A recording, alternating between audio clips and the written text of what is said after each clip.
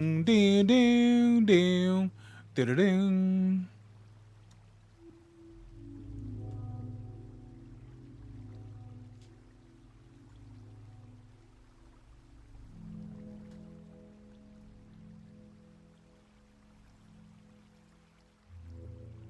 All right, here we go.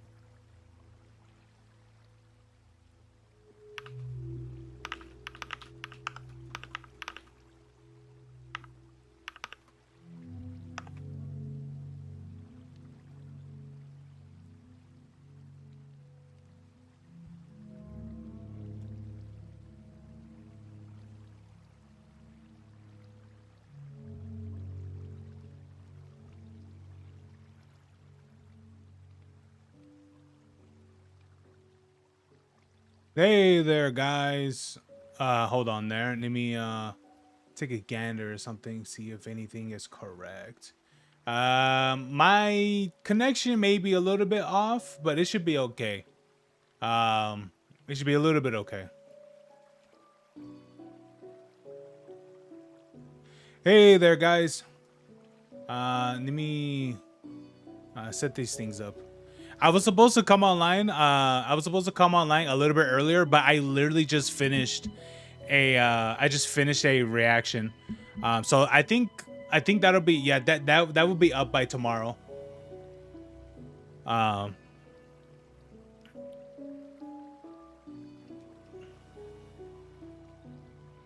me see. Oh, hey there, guys. Hey, Sandman, what's up?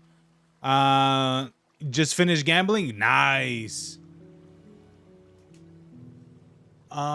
Where's that thing that I've been seeing the other day? Where is it? No. Let me see.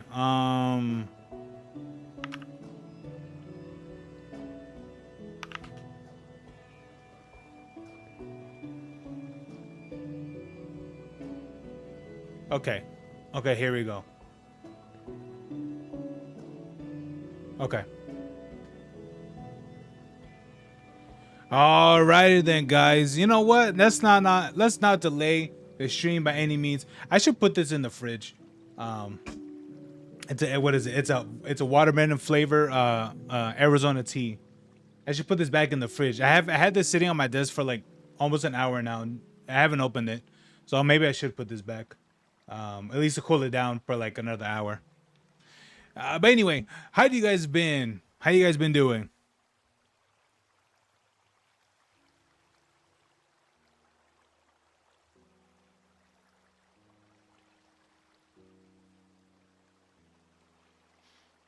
Okay. Okay. Oh, I got that. Got that ready. Yes, I want. What is it? I want to see this. I want to see the odds one out drama because I don't know. I saw this the other day, and I don't know how crazy that this was. So I wanted to see this. I want to see this. Ow. So I'm not too sure which one to pick, but I'm pretty sure there has to be a response from this when the odds one's out directly, right?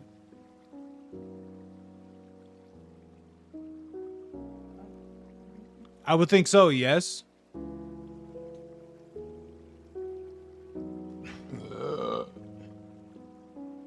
But anyway. All right, you know what? Let's check this out. So maybe I'll see it from Diesel Patches probably, or maybe Pyro. Which one would be a better one to react to? Mm,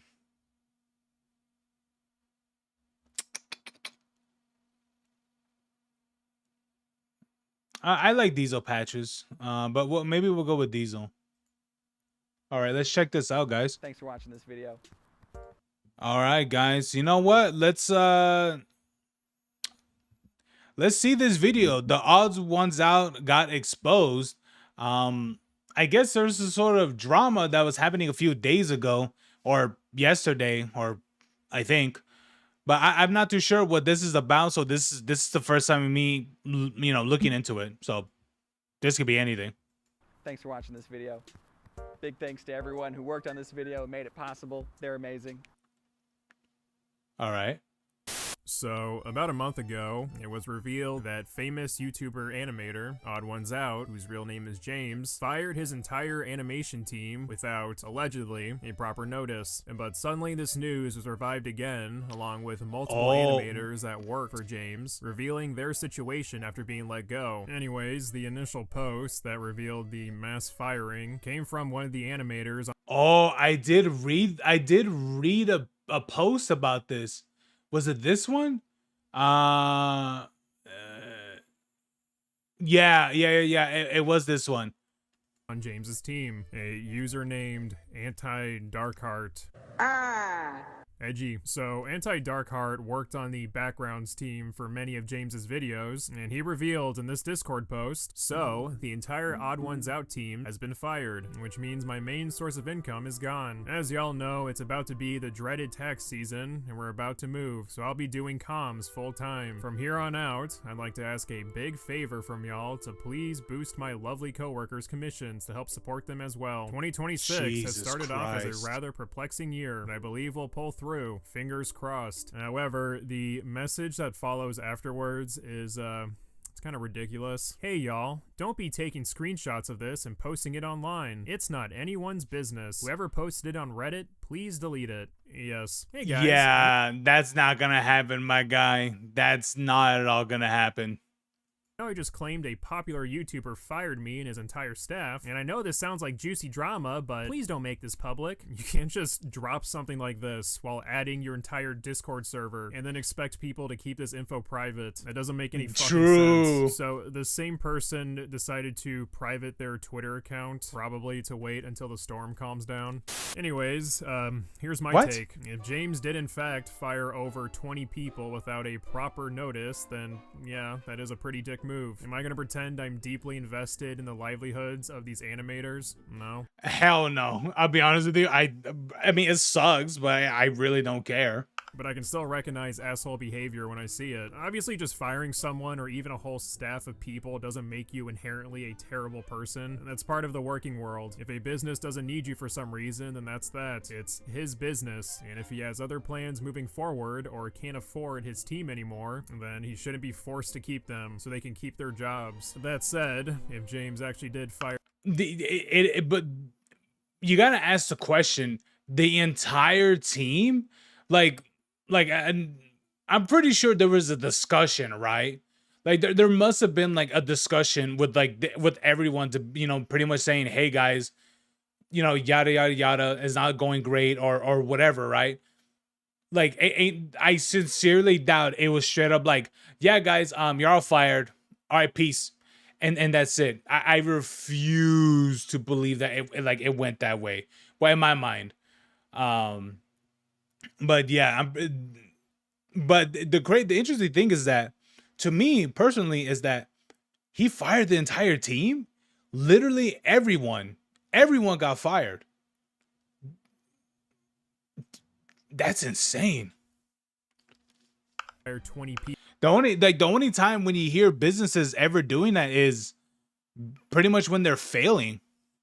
People he's worked with for years without a proper notice, then that is different, especially when these animators are relying on these jobs as their main source of income. The proper way is to give workers time to find other opportunities, knowing they'll be out of a job. I've seen way too many people online ignoring this distinction, like letting people go is the exact same as letting people go without any sort of warning. You also have people just being straight up dishonest. James should have given his employees some sort of notice before this happened, so he should have fired them sooner. Is that the point you're making? Yes, because as we know, giving someone a notice before termination means firing them on the spot, not giving them time to prepare. That's not how that works. works. Of income. Good one. Before I give... Oh please! Like, here's the thing. I never had a normal job myself, but Jesus Christ, bro. Like just tell me that you never worked a job without telling me that without you working a job. That's not what that means. It just means that it gives people notice. What is it, to get another was it to get another employment until they are officially fired. That's literally what that means. more of my take, why don't we go ahead and see what the other animators that were let go have to say about the situation. An animator on James's assets team, named Loveless Kia, noted a month ago, when the animators were let go, "Yesterday I lost my job. It was very abrupt. I was the breadwinner of my household and paid most of the bills. With this income, I no longer have. I'll be pivoting to commissions immediately, more proper with more typical options and such." And when the news of James allegedly letting people go without any sort of notice came back to light, she offered more insight. "Yes, this was my job with the odd ones out, since this is pretty public knowledge now. Yes, this was my primary income. I worked 30 to 35 hours weekly for the channel, so the sudden layoff was pretty devastating, to say the least. I am very open for consistent illustration or asset work." And David Toons, who was part of the 2D animation team, stated, "So yes, I was part of the odd ones out retiring team, but I am doing just fine. I still have plenty of animation jobs under my wing, and I ask you to support all the other artists and animators on James's team. Retweet their portfolios, demo reels, commission pages, etc." Viscuvania, who was part of the assets team, claimed, "I am getting a lot of questions about the odds out situation. Please understand that I am just as lost as you guys are with why exactly he dropped the entire team on a whim. We were left." Wait. They are all literally saying this. They're all saying this. They are all confirming, yes, this was just a sudden firing. Like, he didn't even give them a notice, a warning, or anything like that. It was all just, "Hey guys, you're all fired," like that. I can't snap my fingers loud enough, but you know what I mean. Oh my God, did it actually go that way? Oh my God. I think I was just, what I said earlier was like thinking like worst case, or I guess you could say more like dumbest scenario, but Jesus Christ, I did not think it was gonna go in that damn route. With little to nothing to go off of. We had no idea this would happen. We were not given any heads up about his decision, and neither was anything alluding towards it. We don't know what's up, and I'd really appreciate it if you do not direct the blame on the team for any of James's decisions. And based on the wordage and phrasing from both of these animators, along with Jess, they're all claiming, or at least implying, James let them go without much notice, and are still just as unsure towards why they're out of a job as everyone else. Anti-Darkheart and David Toons both made it clear they will not be answering any more questions about the matter, which again kind of indicates they're just as much in the dark as everyone else. And David Toons even went as far as letting everyone know he's not under some sort of non-disclosure agreement that would prevent him from revealing what happened. He genuinely just doesn't know. It seems like he doesn't want to drag James's name through the mud any more so than necessary. And many of the animators seem to not have any ill will towards James, despite claiming they were let go out of a whim. For the record, I do not condone any kind of harassment or Yeah, I'll be honest with you. Like, I think it'd be very justified for them to be pretty pissed. To be honest with you, if one of them was like really upset about it, like maybe even angry, I can understand that for sure. Because you're telling me that the one source that you relied on for income and all that stuff, suddenly it's like, yeah, you're all fired. Peace. It's like, well, how do you take that? hate sent James's way. It is what it is. What is worth mentioning, though, is that these animators could all be freelance workers and not full-time employees within James's business, meaning the freelance animators were just hired for independent work, such as YouTube videos. What I'm trying to say is that this could be a situation where these animators weren't necessarily fired, but were more so told they wouldn't be rehired for any more future projects. It might sound like semantics bullshit, but only having a set contract for certain projects and not being hired back for a new contract is different from being fired as a full-time employee without a notice. With that set contract, there is a date where you know you could possibly lose your job. There is already an understanding. But everyone all at once? I mean, I sincerely doubt everyone had to like unanimously like filled out their contract all at once. I doubt that. That there's a chance you might not be rehired. Another contract isn't necessarily guaranteed for freelance workers, while being a full-time employee is considered more secure. That said, I don't know for sure if these animators were full-time employees under James or freelance workers. I would say most likely the latter, based on the direction some of these animators are going after being let go. And regardless, many of these animators, like Anti-Darkheart, who made the Discord post, have been working for James for over 4 years. Even a lead animator that worked on 54 of James's videos was given given the boot. So even if the animation team was made up of entirely freelance work, getting booted out of nowhere after that long of service. I think in he's in California, right? Yeah, I think in California, I think they made contractors and full-time employees, because from what I can remember, oh man, what was it? I think it's for DoorDash in particular. They had it where that if I think it was something like it's more difficult to get fired in DoorDash in California, because they tried to get away with saying, oh, because technically they're not employees, they're contractors and stuff. But in California, they make it where that no, you may, like, you're not exactly contract. It was like you're not exactly contractors, but even though yes, you may be contracted, but you are working for said company, you represent the company and all that stuff. So that would technically make you an employee for said company. So I think I do remember they made this like a law. I think it was about a year ago or something like that, or maybe like 2 years ago. But yeah, it was mainly done to protect, like, gig contract workers and things like that, gig workers mainly. But yeah, if Odd Ones Out is based in California, yeah, he's kind of screwed on this. Service for the same business is kind of bullshit, because the expectations for a new contract are a bit different. As far as why James let his animators go, that's his business. Some believe it's because he can't afford an animation team that large due to What did you miss? Everyone in the team got fired, and they don't know why.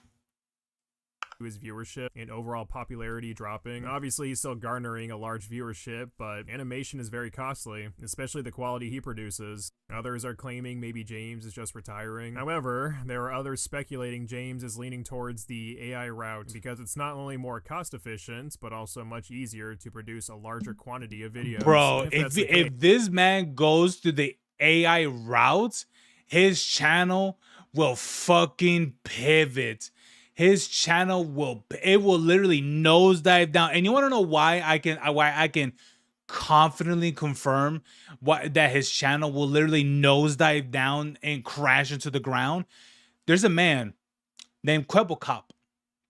Very beloved at one point in his YouTube career. He was massive. He was a big content creator. Where is he now? Where is he now? Yeah, no one talks about him anymore. No one collabs with him anymore, because all of his content is just AI now. No one cares about him anymore. I wonder why. So if let's say that's even a thing, let's say that let's take that into let's take that question into reality, right? That will straight up nosedive what is Odd Ones Out channel. 100% would. But anyway, team got fired. Yes, the entire staff got fired without notice, without anything. I think to sum it up, it was pretty much him either sending everyone a letter, or everyone in the call, maybe a letter at most, and saying, yes, you're being relieved. You're being released from your position, yada yada. Pretty much saying you're fired. And everyone got fired at once. Pretty much everyone did. All the animators.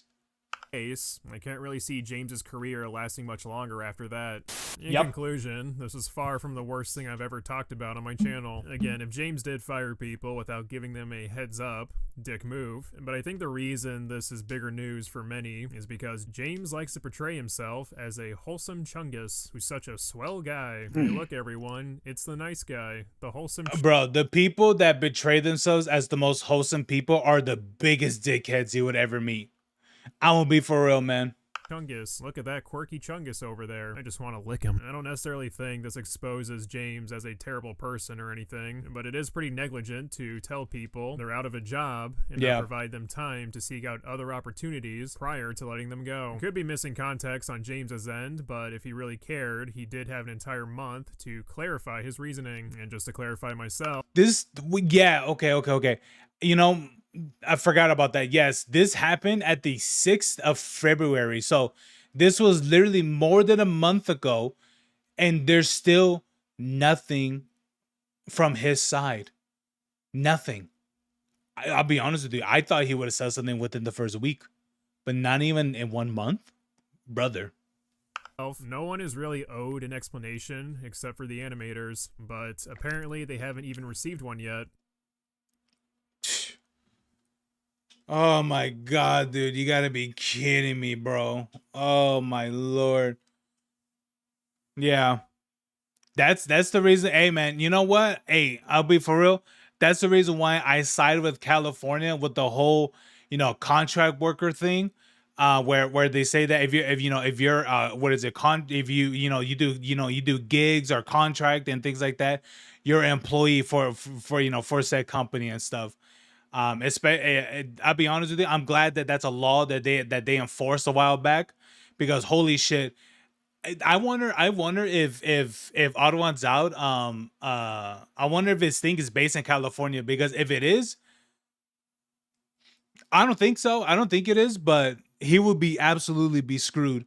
And I think if some of the people even lived in California, I think that would even be. I wonder if that would be um if something like that would be contested, of them of getting some sort of compensation because they live in California, or they are a California resident. But anyway, I don't know, man. I don't know about any of this stuff. But anyway, wow. Uh, anyway, let's see here, guys. Yeah, and yeah, it looks like they got replaced by AI. I think so. I think that's, well, maybe, but let's hope that that didn't happen.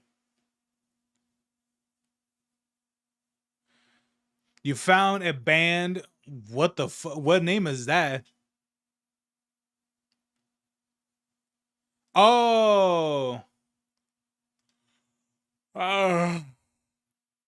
Ah, that is a interesting beginning of that. Devourment. What is that name? What is a band called Devourment? Why do I think that's supposed to be a like a thrash band or something like that? Like that's what I would think, that if I saw a band name and they were called Devourment, I would think they would do like some form of metal, or like thrash or something like that. Like it has to be like fast. They are a Texas slam death. Yep, there it is. Hold on, guys. Hold on, guys. I'll be right back real quick. I'm gonna go put my drink in the refrigerator real quick and get some water too, because I haven't drank a whole lot of water today. I'll be right back real quick. Be back in about like 2 minutes.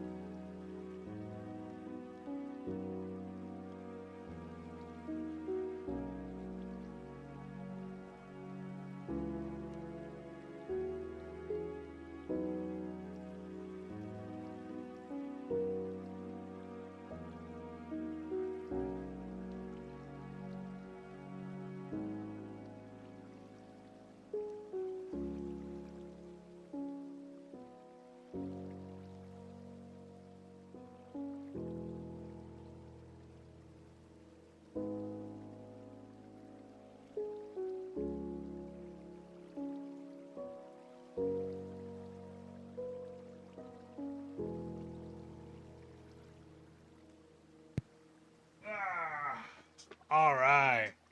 Now, I shocked myself. Anyway, all right, guys. All right. Let's look at the next. Let's look at the next controversy which was, I guess it was a little bit earlier from today.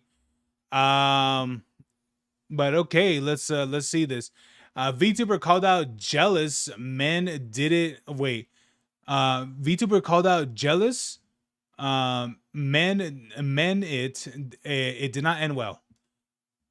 Okay. And of course this is what's her name? What's her VTuber name? What is her name? I'm trying to remember. Something like Rex. No, it's not Rex. I mean, all I know from her is that she just does porn and that's it.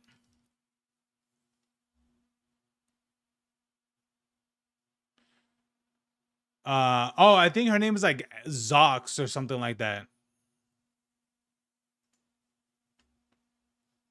Hey, what's up, guys? Ruff here.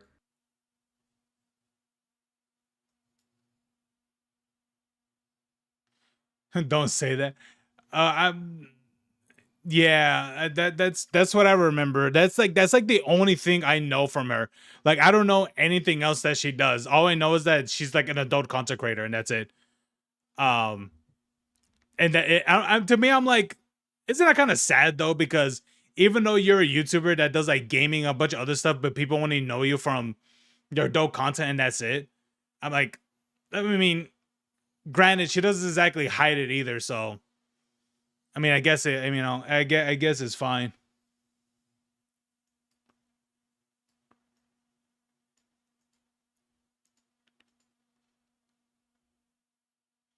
You know, there was crazily enough, there was a time that I posted feed for a while, but honestly, man, I feel like people that do adult content like that are even lower than me. But anyway, let's check out this video of Zox did, or what did she say? But anyway, let's check this out. Play. Hey, what's up, guys? Ruff here. So today we're going to be seeing yet another example of the Rev-approved infinite content glitch, where step 1 involves a VTuber doing or saying something stupid. Step 2, you make it into content. Step 3, that VTuber eventually becomes a hypocrite by their own previous standards they use to judge others. And then finally, step 4, you make even more content out of it, and that's exactly what we're doing in today's video. So what is the context? Well, ladies and gentlemen, it involves this VTuber named L, and you can read their bio. They obviously make a lot of adult-focused content. That's where they get the primary source of their traction from. Now, they shared this on their alt account, and they were trying to make a statement about men and their jealousy towards powerful and successful women. And it did not go the way they had intended. This is the post. It says, "A woman's success should not make you feel uncomfortable. The many times I've met a man who became uncomfortable with me doing well for myself is a lot more than you'd think." Now, this would get a lot of... I can understand like a little, like I can understand a bit of that for sure. But I think once you tell said man that you make, you know, here's the thing. Once you tell that man that you do, here's when you do audio, audio content of the adult variety and other and other. I mean, I'm pretty sure her OnlyFans isn't that different as well, for sure. And something tells me that she does some of this stuff live, like on live stream and stuff.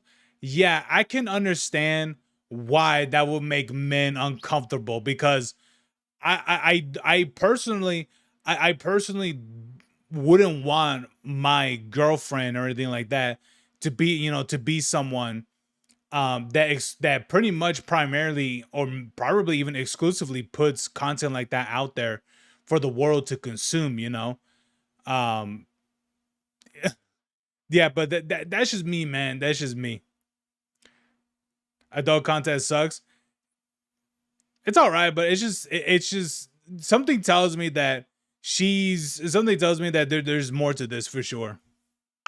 negative responses, but I think the context behind this has to do with the recent move by Twitch to appoint 50 new ambassadors, and there's only been around 200 since the program launched in 2018, so it's a pretty big deal to add on 50 new ambassadors, and one of those ambassadors was this Shibuya individual who's Japanese, and she is now one of the ambassadors. In this tweet, you would see like 10 million views and a lot of conversation because apparently she used to do a lot of adult content in the past, and now she's on the ambassador team, and people are saying, of course, Dan Clancy would hire someone like that, but apparently that's what she did in the past. How much that is relevant to the current time, that's really up to your interpretation, but I'd be much more concerned about the... Honestly, to me, I know about Shibuya Kaho because she has really big, you know, personalities, but I'll be honest with you, I've known about her for years, and the thing about it is that, like, yes, it is true, like, in her past, she has done, like, actual, you know, what do they call them again? Japanese adult videos, or JAVs, or JAVs, or and such.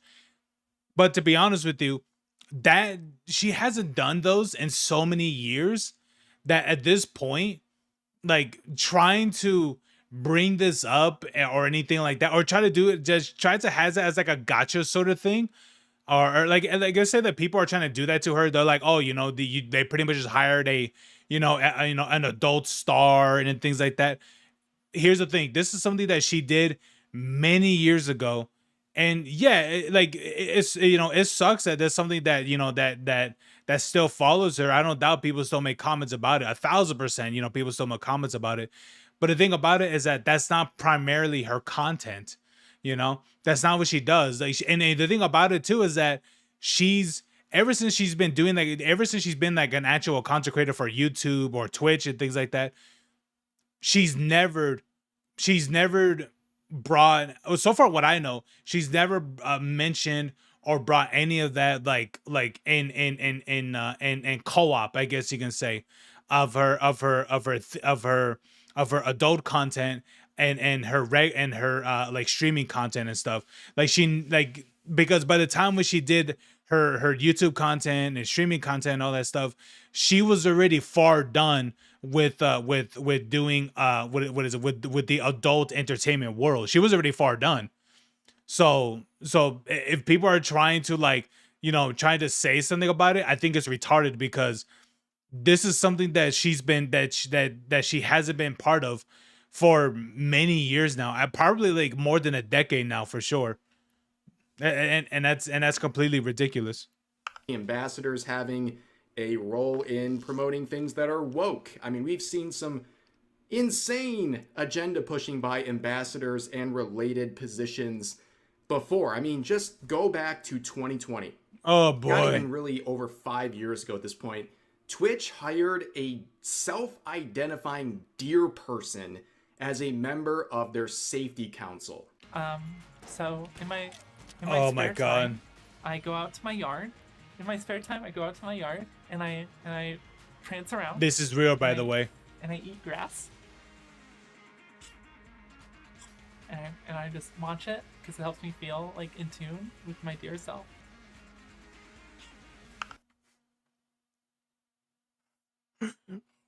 Wait, hold on. Let me go back. Look at this comment. People like you are why I vote Trump.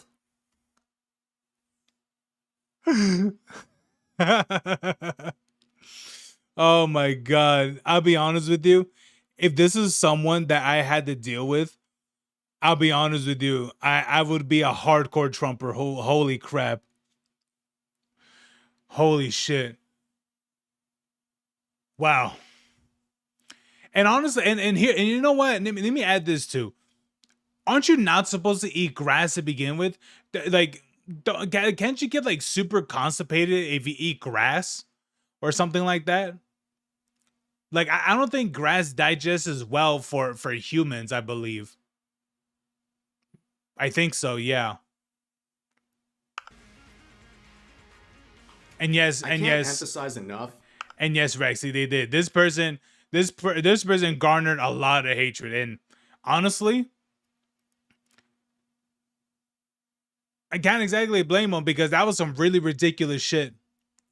That this took place just barely over 5 years ago. This should have been a sign that things were going really badly and we're heading in a terrible direction back in 2020. I mean, this person, a self-identifying deer person, had an infamous clip where they had a, I quote, deergasm live on Twitch when someone was petting their antlers.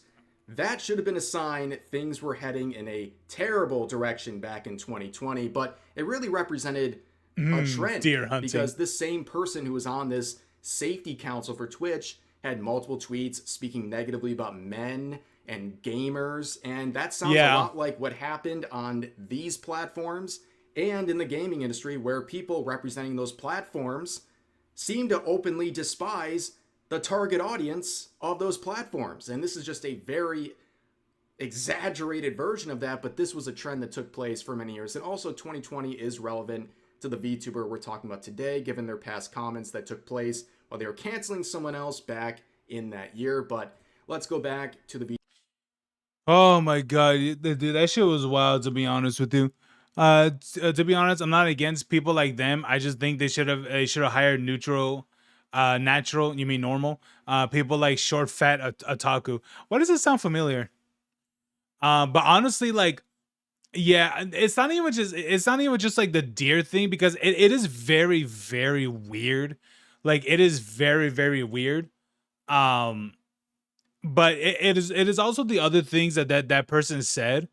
Politically neutral. Oh, okay, yeah. Okay, yeah. Yeah, I can understand that, but I think it was just like the severe, like the weirdness of the person, of like who they are and stuff, which is, of course there's gonna be weird people for sure, but just that was just, I think even other people that are like pretty odd themselves will probably see that and think, whoa, that person is fucking weird. Probably. But and yeah, there is that, but then like the political things that this person was saying and things like that. And you got to remember, this was like at the point where this person was basically the face of the ambassadors. Well, I think they were, because this was the one person that people will talk about. And so I can get why, I understand why that this person got, what is it, got the hate that they got, because I don't believe it was really much that undeserving, because honestly they themselves were a piece of shit too. Like, let's be honest. So far it seems unprofessional to hire someone like that. It is very unprofessional. Very much unprofessional. It's like when Twitch brought forward the it's like when they featured front page of the what do they call it? What do they call that thing again? The diaper baby lover, or the furry diaper baby lover, or something like that, bro. Like, remember what happened with that? People were like, bro, that's weird. And yeah, and and I mean, you know how that goes, or like, you know how that went. So VTuber in question, L, here in their tweets, talking about women's success and how it shouldn't make men feel uncomfortable, and how it's made people very uncomfortable, men in particular, in some sort of a scenario where they were, I guess, interested in her. And people are quick to point out that she's saying this, as a woman, but identifies as non-binary in all of their accounts. And also, people started to ask, well, did these men feel a certain type of a way when they asked what that success was in? Because it's no... Your success is literally adult content. As I said earlier, if you ask any man, just a normal dude, it says, hey, would you want your girlfriend or or partner, or your whatever, right, to be famously known as an adult content creator? I can guarantee you the majority of them will say hell no. 1,000%, a majority of them will say hell no. And also, they had a baby fur on the front page of Twitch. Yes, they did. And I suggest looking that up. Look that up in your own stream. What is it, Rexy? Look that up and have fun with that, because that was a whole journey. Secret that their success is in making adult content, okay? And that's not being like mean. It's being a bit realistic. A lot of people, men in particular, True. if you're looking at someone, you said, I am successful in my career. If you said this is where the success is, they might have a particular reaction to it. And really, at that point, it comes down to preferences. And I don't think there's really anything too crazy about that. People will see, oh, this is where you're getting your success from, and they might feel a certain way about that in the scenario that she is describing in the tweet. And that is reflected in the replies to it, where people say stuff like this. No offense, L, but if you ever disclose to these men how you make that money, like it or not, the reality is that the majority of men these days don't have a problem with women who make equal or more than them. It's how many women make that money that they see issue with. Another one says maybe. That is exactly what I said. Here's the thing. If I found a girl that made way more money than me, I don't care. As long she's should I even say this? You know, I'm not gonna say, but as long she's not flashing her body or anything like that, and not just her body, but like, you know, her privates and everything. Here's the thing. I wouldn't care. I wouldn't care how she's making that money. But if that's your prime, you know, if that's what, you know, how you made your money and stuff, you know, fair enough, right? If that's something that you do, and you find other, you know, men or women that accept that, okay, cool. But majority of people are not gonna accept that. And I could guarantee you, a lot of men denied her, dumped her, or just probably left her on red when they found out that she was an adult content creator. It's your person. Sorry. Like, I don't know what you want me to tell you. And that's the thing. I have no problem if there's a woman that makes way more than me. I don't care. I will care about how she's making all that money. Personality. Why don't you ask the people you harassed about it, right, Miss K? And that name will be very relevant in just a moment. But here's what does that mean, maybe Miss K? I mean this with no offense, but could it have something to do with the fact that you make adult content? This person says, did you tell them how you were doing well for yourself? Like, that's probably more of the reason than being successful. Like, how are you successful probably matters to them less than being successful in itself.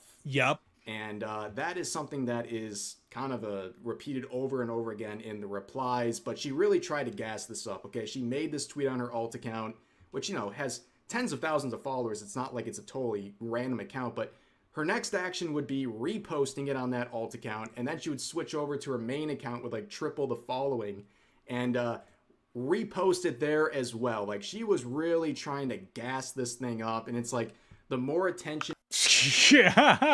What picture is that? He trying to gas it up.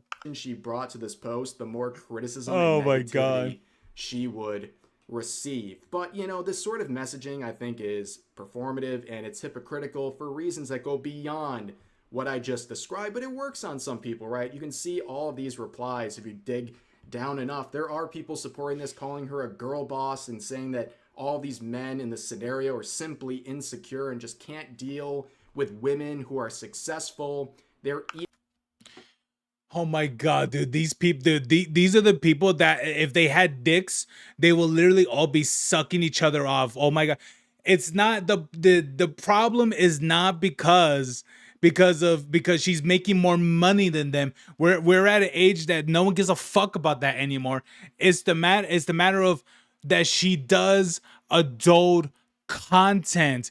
Yes, that is the one part that a lot of men do not want to. Like, here's the thing. Would you want to bring a person to your family and say, hey, let's say this case scenario, right? It's a girlfriend, right? It's a woman, a full-fledged woman, not a whatever the fuck. It's a born woman, and you bring this person home for Thanksgiving, the first time your family introduces you, you introduce them the first time, and they ask what she does, and she says, yes, I pop my pussy for money. You will get all kinds of weird looks and shit. Like, I'm sorry, but that's just the reality. That is just the truth. And here's the thing: a lot of men, maybe, and even some women themselves, don't want to deal with that as well. They have any idea how many women do not want to date a male adult star? Because here's the thing: like, yes, and it may be true that there will be like self-conscious reason, or maybe religious reasons, or just old school living reasons, or maybe it's a combination of a lot of that. But a lot of people, and I mean like the majority, I don't know to what percent, but the majority of people will see this type of thing and will be like, nah, I don't want to deal with it. Even with the existence of yes, she makes more money than them, but we are at an age that men don't give a damn. They don't give a shit. They're like, all right, cool. She wants to be the bed renter. All right, go queen, make that bread. I'll be the ones flipping the pans, wearing the apron, and taking care of the baby. All right, cool. And that, that's it. But as soon as you bring in what she does for her career, that she does all of that, a lot of men will say no to that for sure. Even though that even though you have the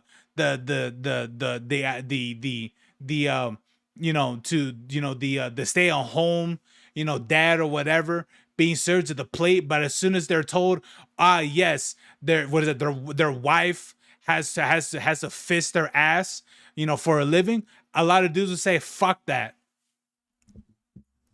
A lot of dudes for sure would say hell no. I would too. I'd be like, nah, I'm good, man. I'll stay broke. I'm good, man. Eating this up. And yeah, you're right. It's a lonely existence, 1,000%. But one of the quotes point out something very important. Funny you say a woman's success shouldn't make you uncomfortable, yet you joined in on the harassment Kirsha received and another VTuber named Kyoto before you rebranded, and you never apologized. Maybe it's not men, it's you. You're the problem. Now that is some ancient lore, ladies and gentlemen. So Elle used to have former accounts under different names, and right now she is on the rebranded accounts. Kyoto. And unfortunately, the skeletons haven't really left the closet, right? They're still there, and they get brought up every time she wants to start talking about things like jealousy, because her attacks on other VTubers in the past seemed like they were born out of jealousy. And that Kyoto situation goes back to 2020. If you want to talk about like kind of the OG I don't know days who this is. of the Western VTubing scene becoming what it is today, at least on social media, a non-stop cancellation fest that's obsessed with virtue signaling and policing people's behaviors.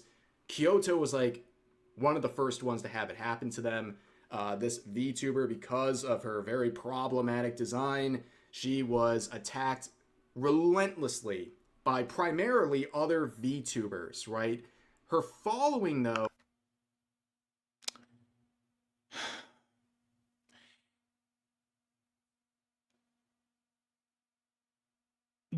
Was this? No.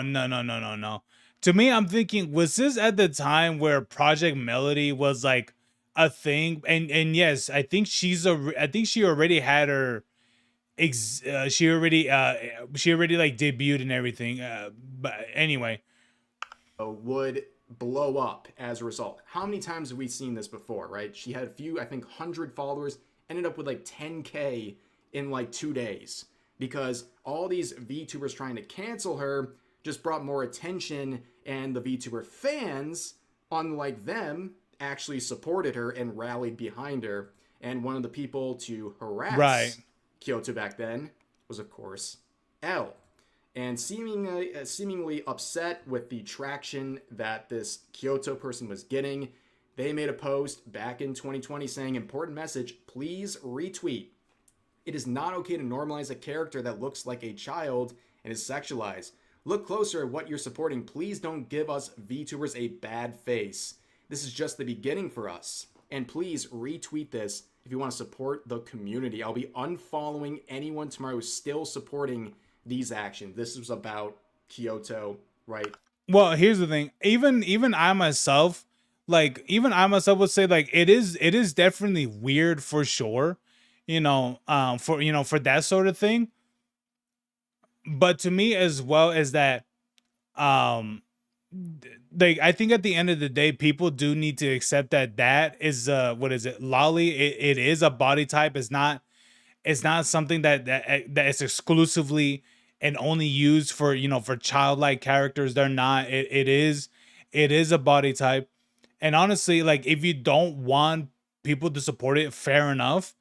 But but to say that but to say that that is something that would destroy VTubers is like, no, it wouldn't. No, it wouldn't. It would have to take way worse than that for sure, for that to happen. What about skinny flat boot women?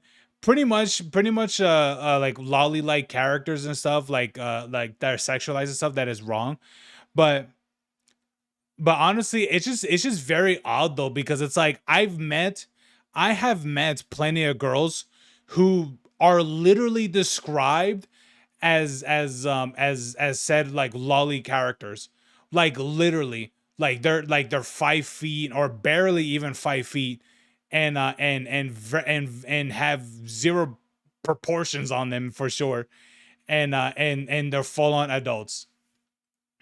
Bro, you know what's crazy to me is that I was, what's funny is that I was literally not well, I wasn't tricked, but because I didn't talk to him or anything like that. But there was one time, and I shared this story before, but there was one time I was waiting on a this is back when I was doing DoorDash back then, and I was waiting on a delivery at a what is it, at a place. I won't say where. But and I remember where this place is located, like the neighborhoods and things like that. It's not that far from there. But and the crazy thing that I was thinking, and I always see is four kids right in front of me. And to me, I'm thinking, man, it's like 10 o'clock. I think this is when I was doing like the night deliveries and stuff. And I think it was like 9 o'clock or something like that, 9 or 10, but it was sundown. So it was like pretty late. Um, so it was sundown and everything. I'm pretty sure it was like 9ish or maybe almost 10. And so I thought, man, what's up with these four kids? What's up with the, like, why are they out here and stuff? Like ordering so late and shit. They should be home. Because it's already dark out and stuff. But I mean, at least for me, like when it's dark out, you go home and stuff. Um, that's the time to go home. And so I can, I see two faces. Actually, no, I see three of them, because one of them is a boy and three of them are girls. And I see the two, and I'm like, oh, okay. I could tell that the boy's the youngest. The other girl is probably the second child, and the other one's the first. And then I see one that's a little bit shorter than the firstborn. The firstborn girl, I could tell that she's a bit older. She's probably like, I don't know, like 12 or some shit. I think. And so I'm just guessing. And I see one that's a little bit shorter. And then I'm like, and to me, and I didn't really think nothing about like the others, because I just saw, the four, and I'm like, oh, okay, or whatever. And so I see the fourth one, the third girl, turn her head to ask the others what they wanted. Bro, and here's the thing, the hair, maybe you could tell by like the hair or something like that, like someone's older.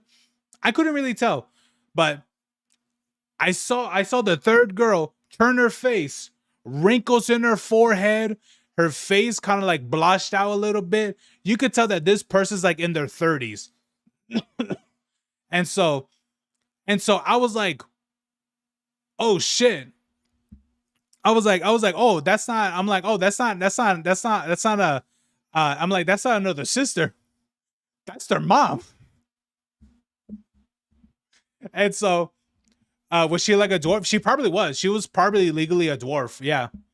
Like she wasn't like not like, you know, like clearly she wasn't suffering from dwarfism, but she was like very short and that's it. And yeah, and so yeah, that's when I realized, oh, they're here with their mom. Yeah, it was one of those like it was one of those oh shit moments. I was like, oh, okay. All right. So yeah, I've seen people like this 1,000%. Um I've seen I've seen people like that 1,000%, especially if you do especially if you do like door dashing and things like that. You see all kinds of people from different stores and all that stuff, and all that just in the passings. I'll be honest with you, I have seen from me doing that, I have seen a handful of dwarfs, actual dwarfs, that you can very much tell that they're, yeah, you know they're dwarfs, you know. I've seen at least a handful of them now, because of doing that. Because I'll see them like in you know, in the store waiting, or passing from a gas station, whatever. I've seen them. I was like, and I'm like, oh my god, they exist. But anyway, but yes, like to confirm, like yes, there are adult women, and hell, even adult men, that absolutely do like this, they do look like this quote unquote childlike lolly character and stuff, or whatever the fuck. It's like, yes, adults can look like that as well. Some people just don't, just what is it? Some people just don't grow, and that's just kind of how it is because of genetic reasons, or whatever reason. There's you know, there's something behind it, but it's just how, you know, and that's just how it is for a lot of those people. But yeah, it's crazy. Um, uh, but yeah, man, that's one of my stories of what I experienced in what is it, door dashing and stuff. It was definitely a journey, to be honest. Um, isn't the basis of cuteness based on, or bias or something like that, for cuteness based on childlike traits? Yes, absolutely. Anything that's cute like and such is absolutely reinforced with childlike behavior, 1,000%.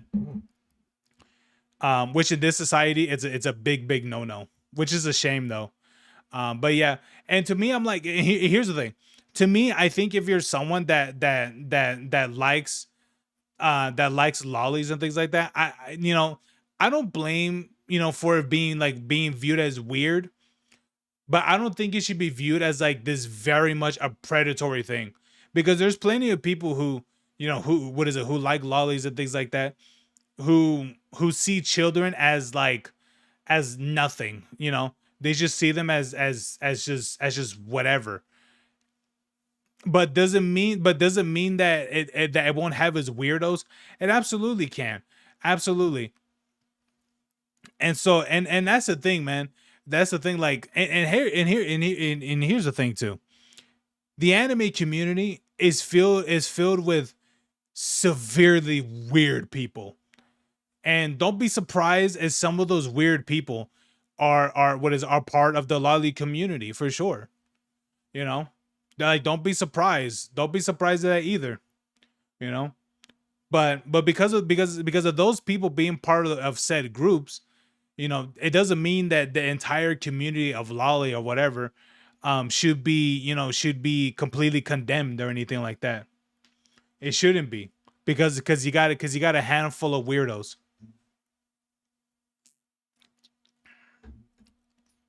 For me, I don't really have a problem with it. I don't really consume it. I really don't. But I don't have a problem with it. Because I don't really care, because I know what is real and I know what is fake. And here's the thing.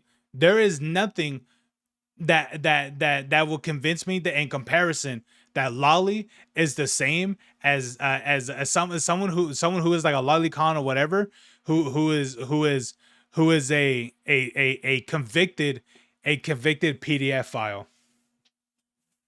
I will not, I cannot view that the same, because one is a drawing of like a character and shit, and the other is a living person, you know, for whatever young age, from an underage and such, being taken advantage of and such. It's like I do not view both of those the same. I can't. I've heard way too many horror shit with the actual people, you know, than the whole lolly stuff. I'll be honest with you. I can't. It's like it's I can't view it the same. Like it's I cannot view it the same at all. I can't do it. I've heard way too many horror stories and things like that, that of like the things that happen to actual kids. You know, it's fucking horrific. But anyway, let's continue this. She was follow policing people. She was saying that we're going to set the standard for the community. She got roasted for this back then, right? She was trying to be the one under this different name back then, trying to basically speak on behalf of the VTubing community, which of course, there's really no such thing as a VTubing community. It's more of a scene and a medium, but I digress. As pointed out by Curry Renji here, she was very active, and many were very active back then. A lot of them have deleted their posts, or at this point, because it's been like 5+ years, their accounts have completely disappeared, or they've retired, or what have you. But you can see K, which is now L, going through various people thanking her for the response, right? The call out post saying, no, thank you for retweeting this. And this person says, you know, I'll be honest with you, with someone that has pre-debut on their thing, this is someone that's never, I'm pretty sure this person has never debuted. Something tells me that this person has never debuted.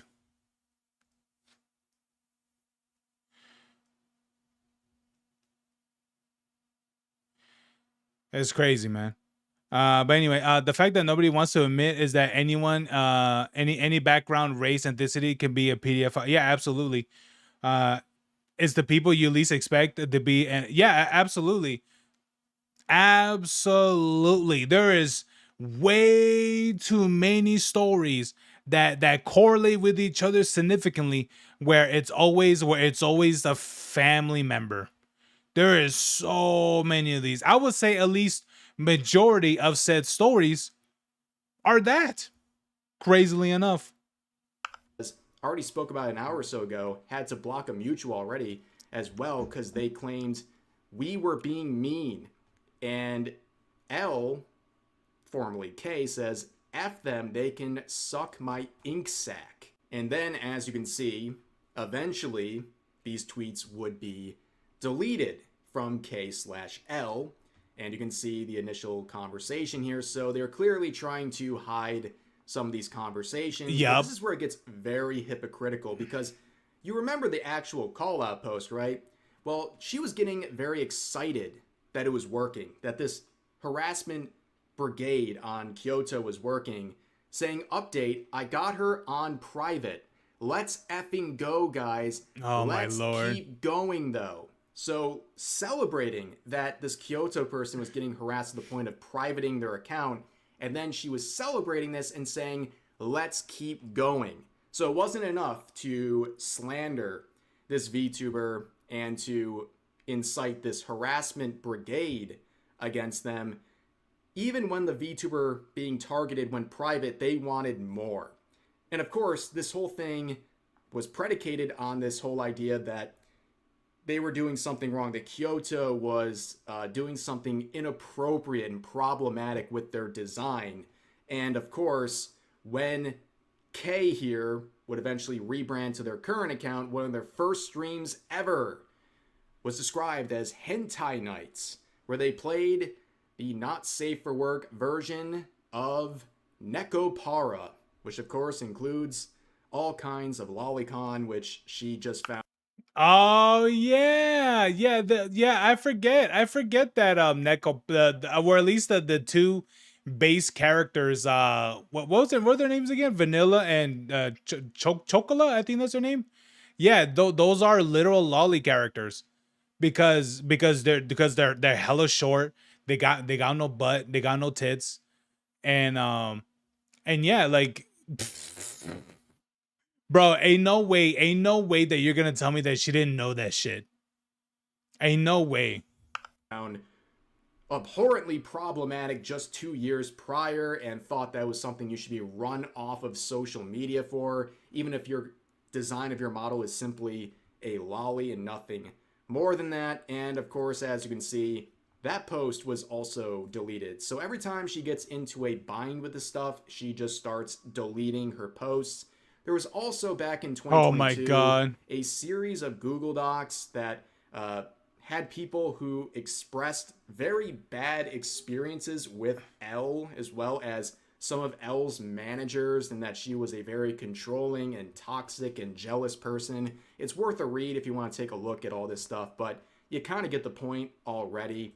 Now, going back to the post in question, well, the sort of jealousy and the unapologetic nature of her involvement in that previous harassment campaign came into question back in 2024, where Kirsha, many of you know her. Yeah. I had a guy call me out for being weird, even though they themselves are into the same weird shit I am. Bro, those are the worst. Those are the absolute worst. Oh my God, yeah. Those are the worst kind of people for sure. Yeah. She was removed as a guest who had her own panel at a convention called Offkai. And one of the guests, of course, was Elle. And people thought this was very ironic that they thought Kirsha was so problematic and awful she had to be removed. But someone like Elle with an unapologetic history of harassing people, other VTubers in particular, had this panel ready to go. In fact, Offkai would hide replies, bringing up her former harassment campaign, which looked very bad. And in case you're familiar with this whole thing, I talked about it in a pretty long video back in 2024. Crazy situation involving Kirsha. She really got completely screwed over by this convention. Damn, that's what her model used to look like before? Damn. Cool. Here's just like a small taste, a small rundown. Offkai would try to provide an explanation as to why she was removed from the panel, or her panel was removed, and they basically said this is a volunteer-run event, and your name coming up made some of our staff uncomfortable. So the staff being uncomfortable, I guess, is a reason to remove someone from a convention. But don't worry, they said you're not blacklisted from the event. You can still come as a paid guest. Yeah, she didn't go, obviously. But eventually, in a conversation on Discord, someone involved with Offkai would provide the evidence of why they removed. Kirsha's model has this weird bounce to it. I think either that the bones that's connected of like her, either that her from her chest is like really weird, or she has it like really amped up, which that's probably the case. Or there could be some cases where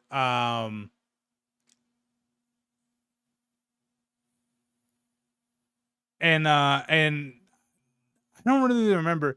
I remember I heard a long time ago that where a lot of people where it was easier for them to make what is it, when it comes with them like shaping the chest of the model, they would basically take like, I think it was like the butt or something like that. I'm pretty sure that's what it was. They would take like the butt physics and apply them to like the chest, but it wouldn't work exactly because both don't move exactly like that at all. So that's kind of the reason why like some of the earlier models tend to look kind of weird, especially for some VTubers. but I don't know. I mean, is it like that for Kirsche? I don't know. But yeah, it's her mouth that moves a lot. It's both. Her, and this is again another sign of how things just come full circle with this cancel culture stuff back in 2024, listing off the reasons, and it says a lot of it comes down to gender identity and DEI type issues in these tweets right here that Kirsha would supply, and you can look at them. They are hilarious. Here's just one example of the problematic tweets. You can see when Discord seemed to roll out a pronoun feature, she made her pronouns Burger Queen. That was something that was evidence to justify her removal from Offkai as someone with a panel at that convention. Absolutely crazy times, ladies and gentlemen. But that's kind of the that sounds retarded, here, right? It goes back to the rev cycle here, the infinite content glitch. You have L saying stupid stuff and starting harassment campaigns against other VTubers, seemingly out of jealousy for their growth or the attention that they were receiving. And then we made it into content back then and in other scenarios. And then eventually, this VTuber L, for example, comes out with a virtue signaling post that makes them pretty hypocritical by their own standards. And what do? We make more content out of it. That is the infinite content glitch, ladies and gentlemen. But that's going to do it for today's video. As always, feel free to share your thoughts about today's topics in the comment section down below. Hope you guys enjoyed the video, and I'll see you next time. Yeah, oh my God. Yeah, that's what I'm saying, man. It's just that if you're someone that's going to be making like, here's the thing. All right, I'm gonna start that over. Here's the thing.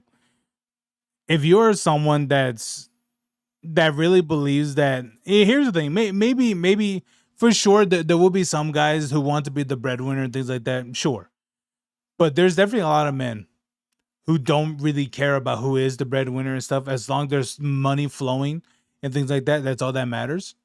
And I'm pretty sure there are a lot of guys that wouldn't mind being the the house husband and things like that. But here's the thing. All right, here's the thing.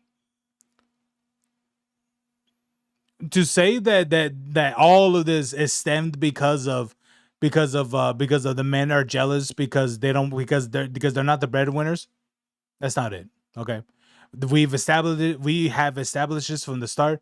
It's because you make adult content. That's all it is. That's not that hard to believe. Okay, even though maybe in your world, maybe this is something that's very widely accepted, right? But here's the thing: when you are outside of that and with the norms, and I mean the everyday people, you'd be surprised how many men and women will say, "Nah, I'm good. Nah, I'm good. I don't want to date someone that is like that. I don't want to date / marry or whatever of someone who does that sort of thing. 1,000%." But anyway, there it is.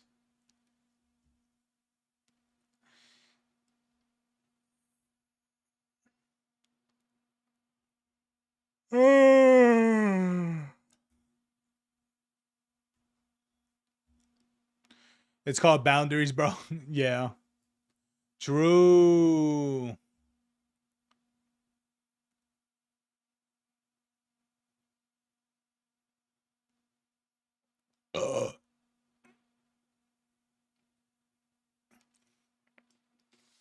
All right. Alrighty. Let's look at something that is not let's look at something that is not controversy. Oh my God, delusional Reddit mod just destroyed his life. Oh boy.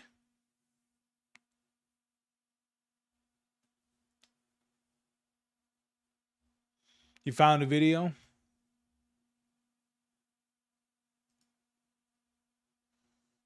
Oh, with the Tozy? Oh yeah. Oh boy. Okay, we got this character back again. This Reddit. Oh boy, guys. Okay, here we go. We got this character coming back again. Here's the thing. If some of you guys don't know this guy was the what was it again? This person was like a moderator for live stream fails. I think that's what it was. And here's the thing. If you can say what a Reddit mod would look like and they look like this, holy shit, this guy fits the stereotype of Reddit moderator. But anyway, let's check this video out, and probably Otozi will break down this person's past, hopefully. But anyway, let's check this out. This Reddit mod just called Congress because he lost his job as a Reddit mod. I Oh have my never God. seen a stereotype more true in my life. This guy's entire life revolves around being a Reddit mod, and he is doing his absolute best to destroy it. Because just within the span of a few weeks, this former Reddit mod went from getting He called Congress because he got fired from live stream fails. Oh my God. kicked off his own community to, I guess, making phone calls to the US Congress like he's uncovering some sort of like online conspiracy. And somehow this Brother, like, here's the thing, man. Here's the thing. If you're balding that bad, and here's the thing, I don't have a, I'm missing quite a bit of hairs like on top of my head as well. Well, because there was a time where I didn't really take care of my hair and it really fucked up my thing a lot. So there's definitely hairs I'm not gonna get back. But here's the thing, man. If you're balding that bad I mean, I don't think he's that old. But dude, if you're balding that bad, just shave your head, man. Just shave your head at that point. Be completely bald, you know? Be like Terry Crews bald. Be AG47 bald. Be whoever else bald. You know? Just be bald, bro. Like, the comb over? Come on, man. This wasn't even a meltdown in his head. This was his mission to make people see what only he could see. Hello, Spez, Mr. CEO of Reddit. I hope you have received this public video that I have created and sent to you via your email. This video is about a topic of deadly seriousness. I was the top moderator of your #1 gaming subreddit, r/livestreamfail, before I was recently removed from that position by the Reddit Code of Conduct team. So, if you spend... Isn't balding a result of stress? It is one of them, yes. But I'll be honest with you, I don't think stress is what made this guy bald. Anytime watching live streams on whatever platform, chances are you've already came across the subreddit called r/livestreamfail. Usually it just goes by LSF. It's been around for years and has grown into this kind of like main hub on Reddit for everything related to streaming. For example, when something goes down on a stream, like a ban, a fight, a meltdown, LSF is usually where it surfaces first and where it gets amplified and then, you know, spread on Twitter and then YouTube videos and so on and so on. So naturally, the people overseeing this, and especially the head moderator, ends up with a decent amount of influence, you know, since they're not just removing spam or enforcing the basic rules, but they're also in a position to somehow kind of like shape what people end up seeing, what gains traction, and what quietly disappears before most people even notice it was posted. And that person, since late 2024, was a guy who goes by Stale2000, whose real name is Brian, but I guess he also has a secondary account called Tarot Card, which, you know, we haven't covered anything here recently that ended badly that was in relation to tarot cards. Absolutely not. Oh, wow. What is that headline? TikTok tarot influencer must pay $10 million to professor over false University of Idaho murder claims. What? But it's safe to say this guy's run as a mod here has been quite controversial way before any of this happened. Because right when he got his position as head moderator back in September 2024, several other mods went public almost immediately, and they asked the community to move to a backup subreddit and accused Stale of refusing to step down after the whole team voted to remove him, essentially citing what they described as a pattern of power abuse. So when you're accused of power abuse, what do? Well, apparently his response was to kick the entire team and replace them with his own people. Bro, that's like oh my out of the god dictator handbook. And even a detailed document outlining his... Yeah, didn't he... I'm trying to remember, didn't he like replace... No, didn't he like remove someone because they criticized about something? Oh, no. That was the art subreddit. Okay, no. That wasn't live stream for us. That was the art subreddit. Yeah. That was interesting about that. Yeah, talk about a power trip. Holy shit.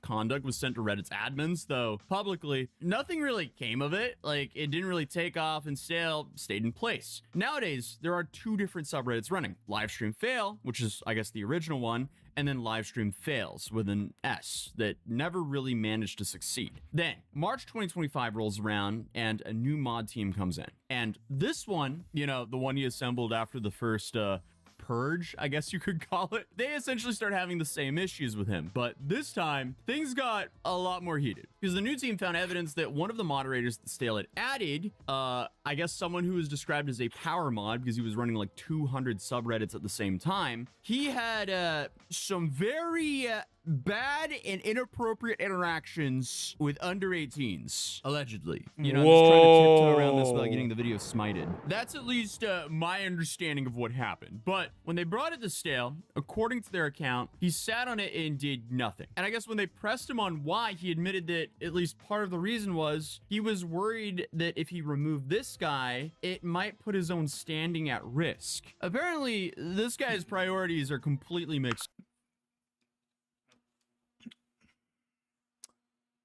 I'll be honest with you. I don't think that would be true at all. And you want to know why? Because here's the thing. I'm pretty sure if people read, oh, lead moderator or whatever, removed whoever because they were, what is it? That this person banned, this person banned the account or whatever, because this person was talking to people knowingly that they were underage. Yeah, I don't think that would have ruined that person's reputation at all. What? Stuff. But the moderators eventually approached the power mod directly and got him to step down voluntarily. Stale, however, responded by thanking him on the way out and then firing the mod team for making a fuss about the whole thing. Excuse me, what? Oh my god. Yeah, that's just not someone you want on your moderating team. What do you mean, make it a fuss about it? So essentially, you have two complete separate groups of moderators who rallied against Stale, who now had the same fate. They just got deleted from the server because they had problems with them. So now we fast forward until early January 2026. Oh and my a new god, project dude. starts, I guess, making noise online. And this is called $1 Million Fan. The idea is pretty simple. A bunch of content creators and their fans would compete head to head in a luxury mansion. It just sounds like that this person just wanted yes men and that's it. Jesus Christ. In Canada with an absolute enormous prize pool of $20 million. It was supposed to be developed for Prime Video with, you know, filming planned for November of 2026. And for scale, I mean, Mr. Beast's game show, which has also been produced and distributed by Prime, had a smaller prize. So right away, the numbers alone are massive. And a handful of streamers got behind it publicly. And on the top of r/livestreamfail, a pin post appeared promoting it. And this was put there by Stale himself. And he said later that he'd reached out to the show's organizers on his own because he personally thought the project was interesting and wanted LSF to be a part of it, but still assured he wasn't paid to promote it. However, given the scale of the project, it was never going to stay contained to LSF. So once the pin post went up, $1 Million Fans started drawing attention outside of the subreddit. And when the broader internet caught wind of it, they began digging. And what they found was definitely not reassuring, to put it lightly, because the front page of their website contained a mansion photo that was an AI-generated stock image. The company behind the show had been incorporated through one of the cheapest registration services in British Columbia, and the listed address was right beside a falafel shop. So it just didn't make sense. Then on top of that, the domain itself was...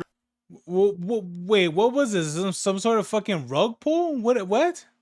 Registered in Iceland. And then suddenly other things started to change. The prize amount had apparently shifted at some point. The main website said $20 million, but now suddenly it was $10 million. There was just a lot of things that didn't line up here. But an interesting find here was the fine print, because a section of the official rules appeared to have just been copy pasted from Omaze, which used to be like this celebrity sweepstakes company that did like a whole bunch of like Lambo giveaways, and they just gave away everything. So it's like, why is this copy pasted from Omaze? And that company was shut down, by the way, for a whole bunch of lawsuits.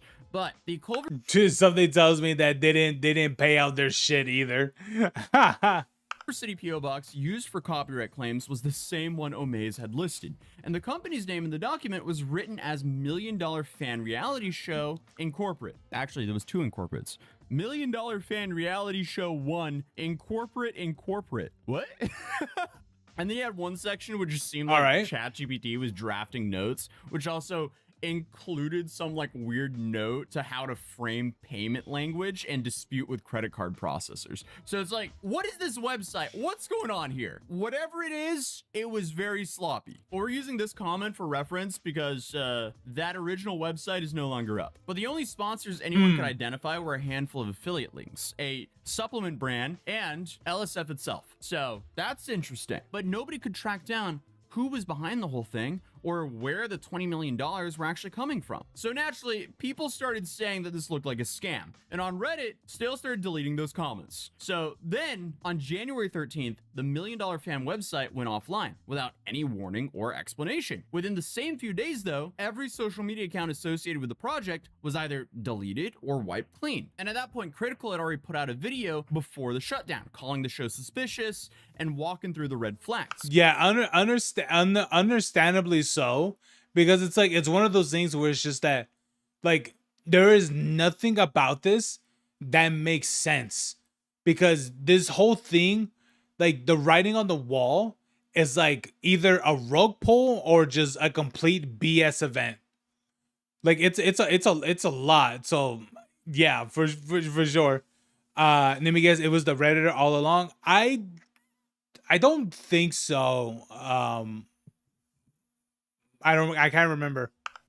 But once the site disappeared, he followed up, pointing out that everything about the collapse was consistent with what he described. And it pertains to last night's video about the $20 million reality TV show called The $1 Million Fan Show. I speculated that it was a big scam, and a lot of Twitch streamers had been publicly put on the website. Some had even made announcements about their endorsement of the $1 Million Fan Show, and nothing about it seemed legitimate. But last night on stream, like 45 minutes after I posted the video, they took their website down. Then I was checking their other ancillary and all of that is removed. Then back on Reddit, the conversation has shifted almost entirely from the show to the mod who pinned it. So people were formally reporting Stale to Reddit's admin team, asking whether he had been compensated and arguing that using a moderator position to promote an outside project was a direct violation of Reddit's rules. So 2 days later, Reddit's code of conduct team concluded the investigation and removed Stale from the LSF mod team. And this wasn't only his main account, this was also his secondary account, which was Tarot Card, and apparently had a third account called the Positivity Patrol as well. All of them were removed. So I guess just after a year, his run on Livestream Fail was completely done. Now, this is where things start going downhill. Because on the same day he was removed, he uploaded a video to YouTube addressing Reddit's CEO, Steve Huffman, also known as Spez. And he, it's safe to say he went viral, to put it lightly. For all the wrong reasons. This is a crazy video. Hello, Spez. I hope you have received this public video that I have created and sent to you via your email. This video is about a topic of deadly seriousness, and that is of Reddit moderation. Bro, when you hear, like, at least some of the context, and then you see that, of course, if this guy being a Reddit moderator, it's like, yeah. And the state of your platform. I became a Reddit moderator for one reason, and that is because I think that Reddit communities and correspondingly its moderators have massive power and influence, and for some reason, nobody seems to notice, care, or take this seriously. To summarize, Reddit moderators should be treated like celebrities or influencers, not because they deserve respect or anything, but because they actually have real power and influence. Again, I have never seen a stereotype more true than this. But for some reason, he also defended $1 Million Fan, saying there was no definitive evidence that it was a scam. And he took a direct shot at Critical for what he felt was irresponsible coverage. And after that, Stale and Critical had this like small back and forth with a couple of response videos. And it was one of those follow-ups that Stale actually made an argument that was slightly more interesting than his original one. Because here he pointed out that he'd been able to run Livestream Fail for over a year with what he described as near dictatorial control. And for the most part, nobody above him stepped in. And that's not a small admission because, you know, dude, imagine saying that the reason why imagine saying the reason why that you are the position that you're in because of basically being a dictator, comparing yourself to a dictator. Brother, you serious? Wow. You know, what he essentially was arguing was, if I had all of this unchecked power, imagine who else does. If we're worried about bias, I can promise you that there are way bigger fish to fry, that I'm not sure that brand deals for community events is really the biggest danger out there. There are no qualifications to be a Reddit mod. You're right. Maybe because there are no such qualifications, this is why we're seeing all the problems that we see. Reddit is a $50 billion company that moderators have power over. Maybe not as much power as an overly invested, egotistical power mod as myself might like to believe, but power nonetheless. And most Reddit moderators are completely unqualified, biased, power hungry, and are doing a bad job. And Reddit isn't doing anything to fix it. Well, I mean, here's the thing. If you know said, if you know about said, power hungry mods, would you like to give a list? Maybe it should. But I guess what he didn't understand was that's what all of the mods previously were accusing him of doing. So it's kind of like, okay, you just proved their point, dude. And to be fair, I mean, Reddit has had recurring issues with moderator overreach for years now.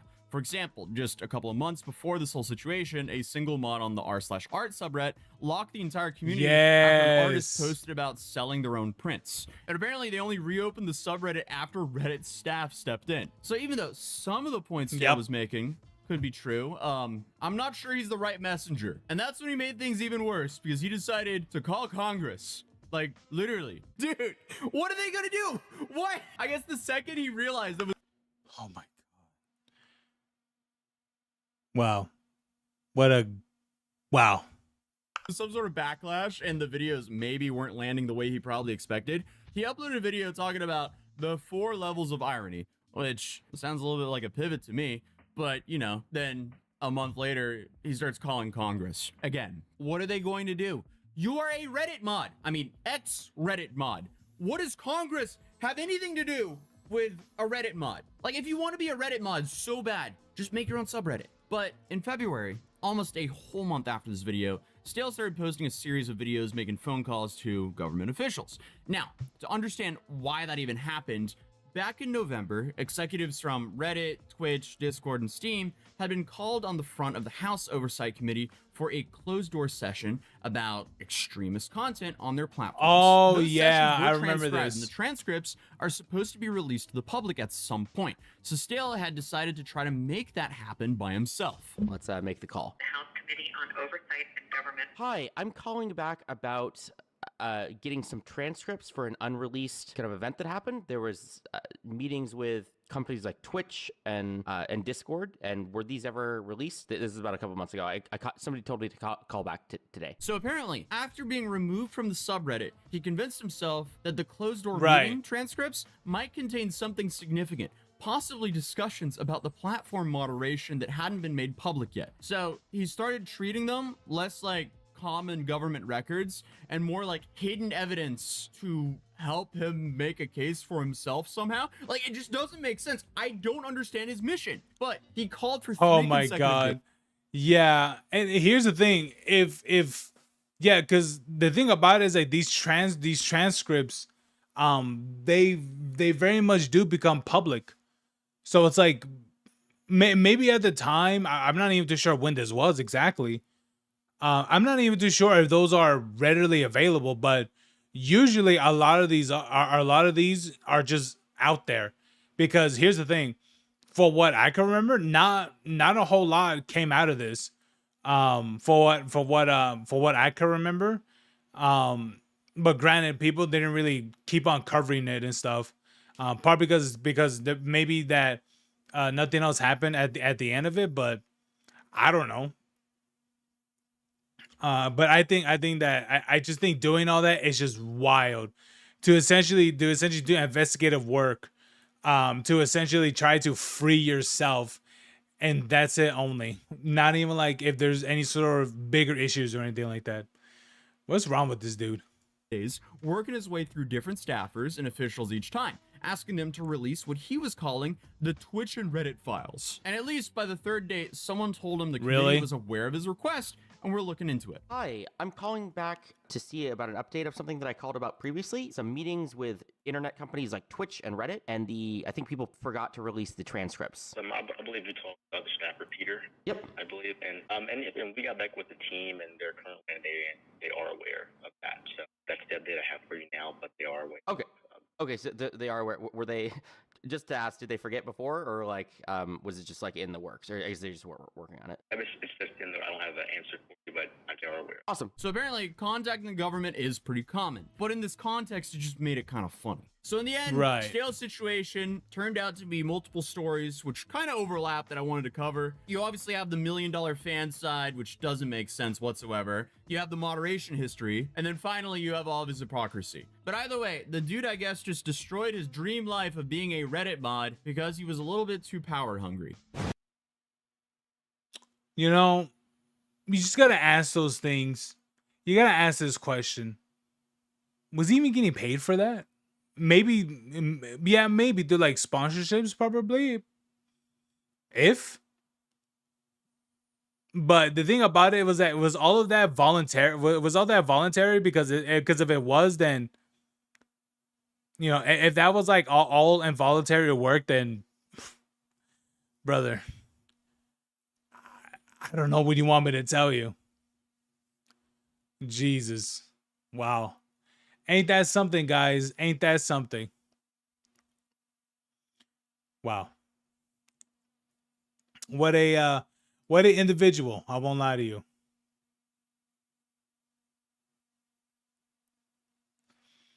Let me see here, guys. Let me look at something real quick.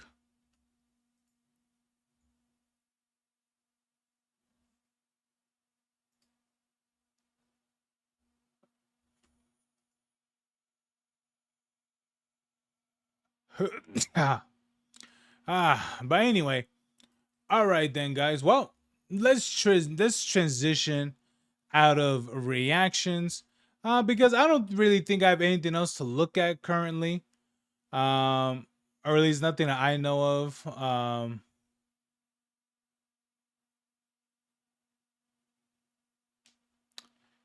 Yeah, I don't really have anything I want to look at. Yeah, there's really nothing else. Yeah, I guess that was all the controversy that I want to see for today, or at least some of the things.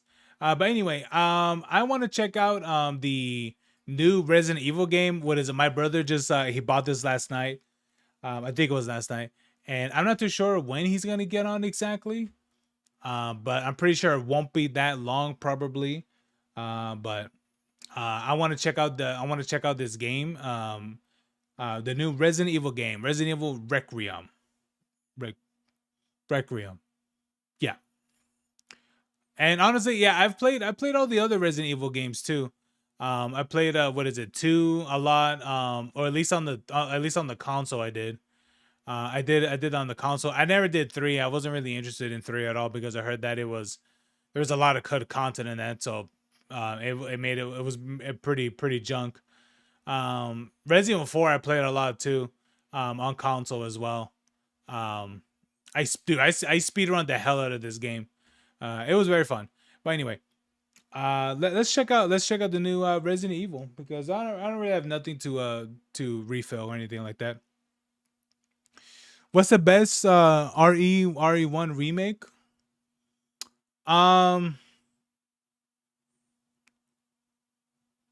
The best remake? The best Resident Evil remake? I think from a lot of these so far, either it would have to be Resident Evil 2, because it really did change a lot from the game, like from the game initially, like at least from like the original.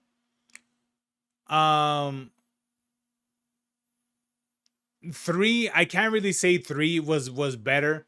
I would say the original for Resident Evil 3 was better. Resident Evil 4 is good too. I think Resident Evil 4 is really good too. But I don't know. It's difficult to say which one is better, because because I know a lot of people like the original Resident Evil 4. A lot of people like the remake of Resident Evil 4. But I'm not. I'm not too sure. But I think I would have to say, probably Resident Evil 2 because the amount that they changed it. Because I feel like you could play Resident Evil 4 like the original and be fine with that, or you could play the remake and be fine with that. But for Resident Evil 2, I think for Resident Evil 2, in terms of that one, how it is, I'm pretty sure some people will go out of their way to play the original of the of the tank controls of Resident Evil 2. I don't doubt that, but I think Resident Evil 2 modernized modernized so much of like the game and everything, where that it's pretty much a completely different experience compared to the original, for sure. So I will probably have to say Resident Evil 2 is probably the best one that they've done so far, for sure. I like 4 because I played it a lot. Oops. I played it a lot. I played it a lot, like a lot. But I would have to say in terms of in terms of like a new experience, a completely different game and all that stuff, Resident Evil 2, I will say is that. It's really good. It's a really good remake. I would say probably the best. I would like for them to do other remakes, like Resident Evil 0 as a remake, and not a remaster, but an actual remake. I think that would be cool because I would like to play as Rebecca, and such. And I'm not too sure about the others for sure. I mean, Resident Evil 5 is good too. Honestly, one of the things I want them to get rid of in Resident Evil 5, if they ever do a remake of it, is the quick time events. I hate those things. I hate them. I wish those were gone. And that's the other thing too. Um and that's the other thing too, is that about the older games is that they all have QTEs, which the remakes completely get rid of, which I'm glad. Fuck those what is it, quick time events. I'm trying to enjoy a cutscene. It's like press X to dodge, and you're like, wait, what? And then bam, you're dead. And then you gotta watch that entire cutscene again. That 5 long-minute cutscene.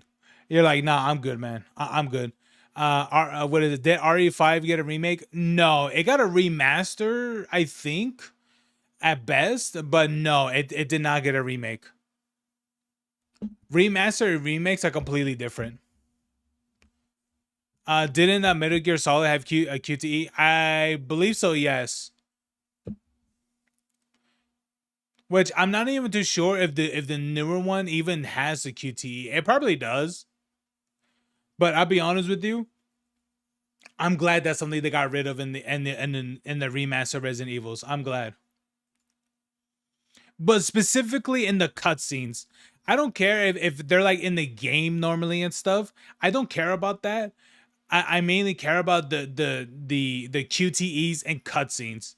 Because I don't want to have it where that it's like, oh, you're talking to this one person and then they throw something at you. It's like, oh, press Y and B to dodge. It's like, no, I don't want to do that in mid cutscene. Let me just watch the cutscene, and if I'm actively playing the game and stuff, and I have to do that, and if I have to dodge, then I'll do the one thing to dodge. Like, is that really that crazy to say that?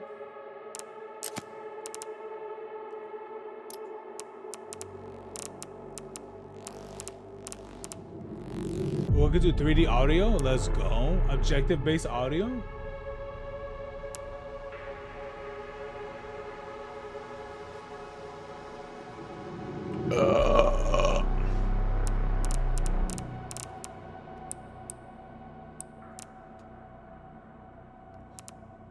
Background music, nah. Menu sounds, nah. That would be fine.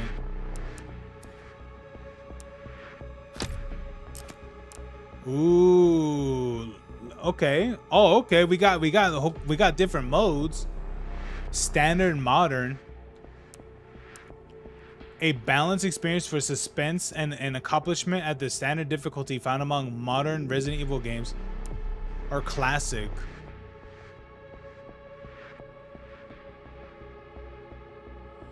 I wonder which one's better. A traditional experience with difficulty similar to classic Resident Evil games, recommended for long-term fans of the series. Autosaves during Grace's gameplay are limited, and ink ribbons are required to save. Maybe I should do classic. Classic will probably be pretty good. All right, here we go. Requiem. What? Oh wait, hold on. I gotta change some stuff. Hold on.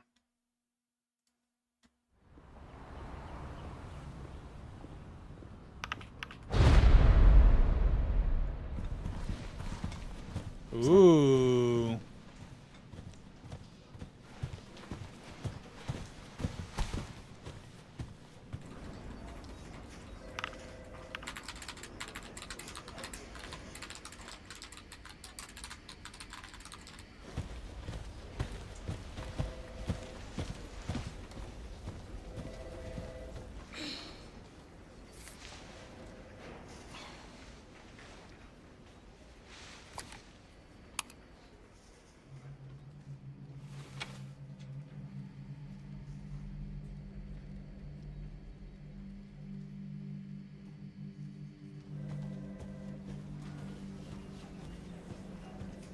Grace. Your chat got blocked because of a link. You know Grace. it.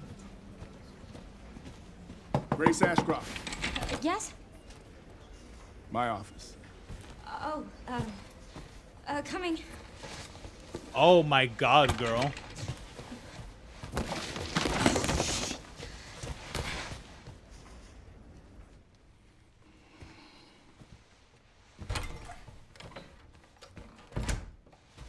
If this is about the report you asked for yesterday, it'll be ready in 3. No, 2 days, tops. Put a hold on that for now.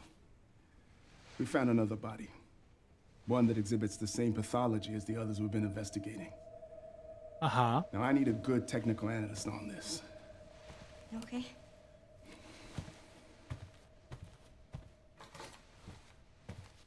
I need your eyes on the crime scene. The Renwood Hotel. Look, I know that's where your mother was murdered. Ooh. And I know it'll be upsetting for you.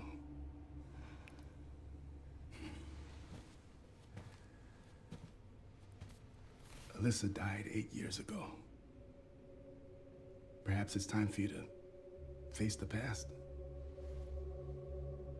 Confront that fear head on.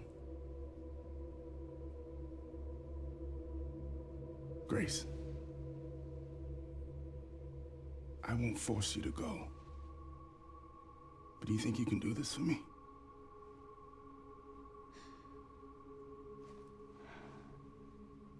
Investigate that crime scene and report back to me with your findings.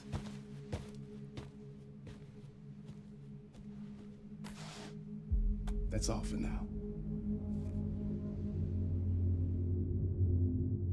Damn.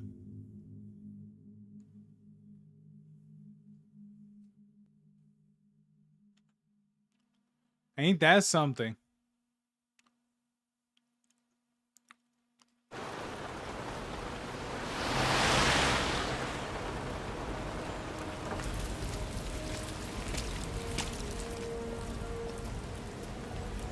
Damn, for a game like this, it's really well optimized.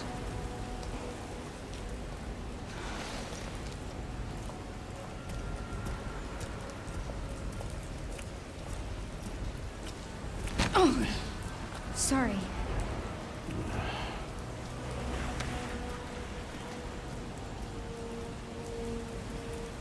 First time, yes. Grace. Yeah, you know. It should be around here. Sorry, I'm late.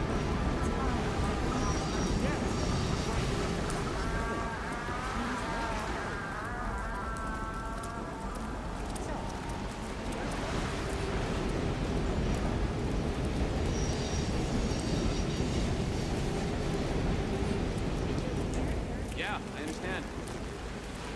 Damn it, I can't go to the barber shop. Yeah, right? He's a kiss ass who goofs off while we do all the damn work.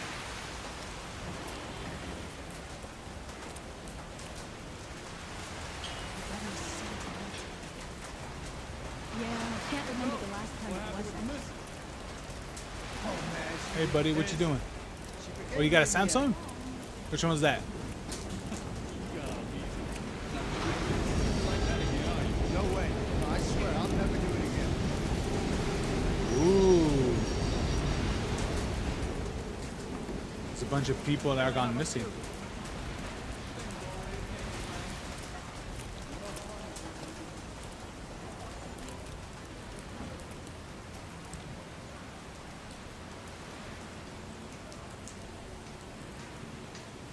Yep, that's it.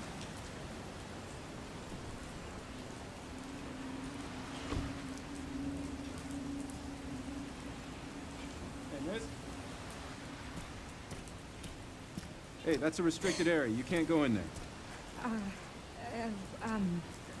Why? It's an active crime scene. Oh, right. Sorry. Just a sec. My God, girl. Oh, you're FBI? Yeah. Investigating all these strange deaths, huh? Mm-hmm. It's the 5th one now, right? I heard they all have the same weird bruises. So you think it's something infectious or terrorism or... Why else would the FBI be investigating, right? Definitely something, to be honest. Hey, are you with me? Oh, there might be answers inside. Yeah, sure, right.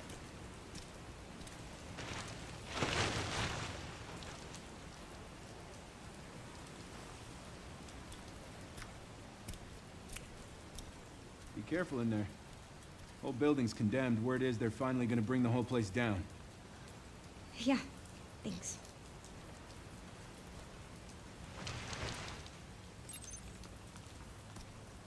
Can I change your FOV a little bit?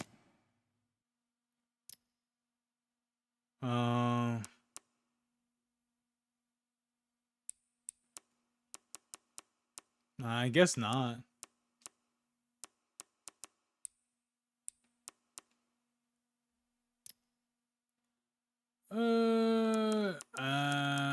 Yeah, for what it looks like, I can't really change it. Oh, that's a shame. Hmm.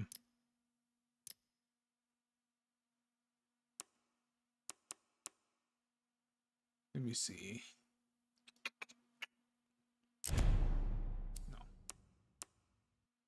No.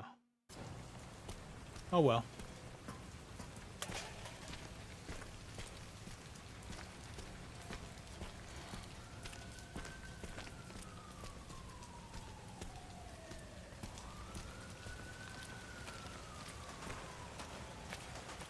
Why am I even here?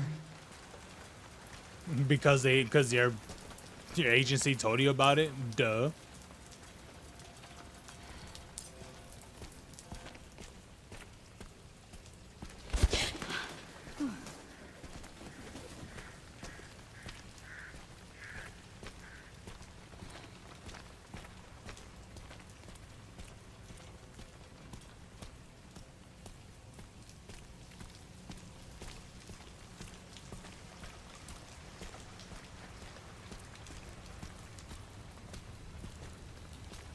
Ooh, TV.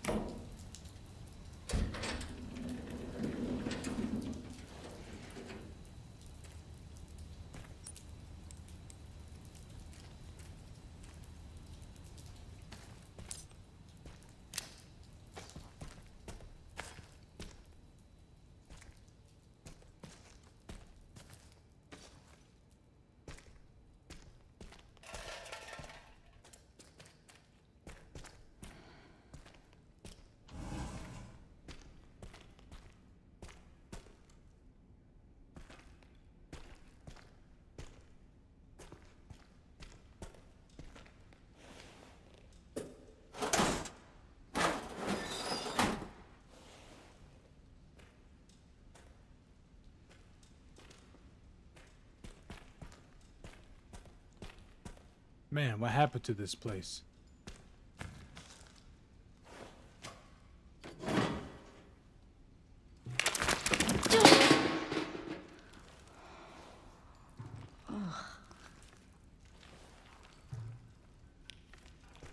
Yeah, that's about right.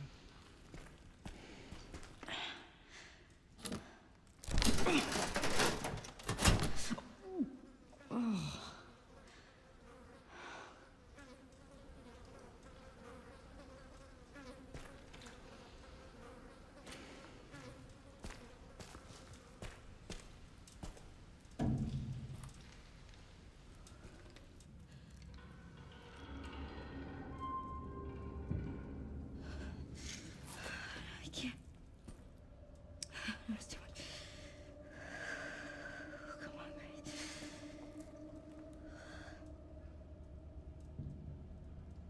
Why would they send her in something like this alone?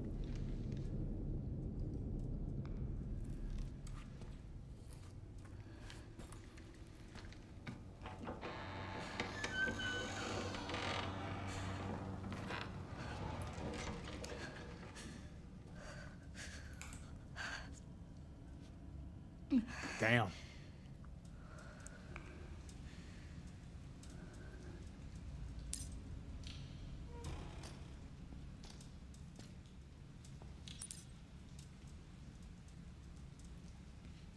You can check your acquire items from the items menu and examine them for more details.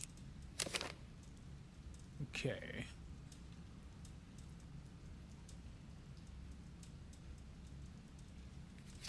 All right. What do we got here? Submitted by Agent Kyle's. Okay.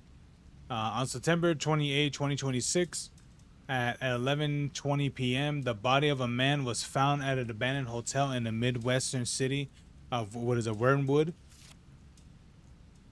The body was discovered in the hotel restroom. Based on the level of decay, it is suspected to have been there for several days. Prior to the incident, multiple cases of similarly mysterious deaths have been reported in locations across the U.S. or United States. Interesting. H. Ramirez, 59, pronounced dead at Stoneville Hospital. E. Wilkins, 51, pronounced dead at a hotel at Denbar.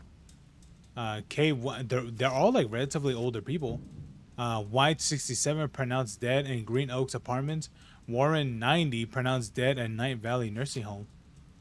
It is confirmed that all identified victims were survivors of the Raccoon City incident. Oh, Lord.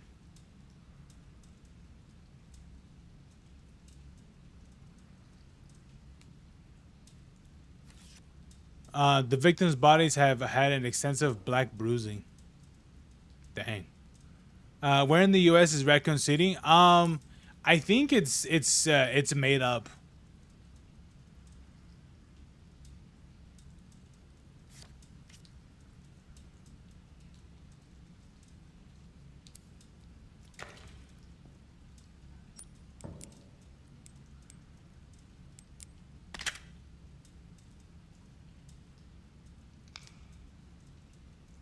Damn Grace is what you're using?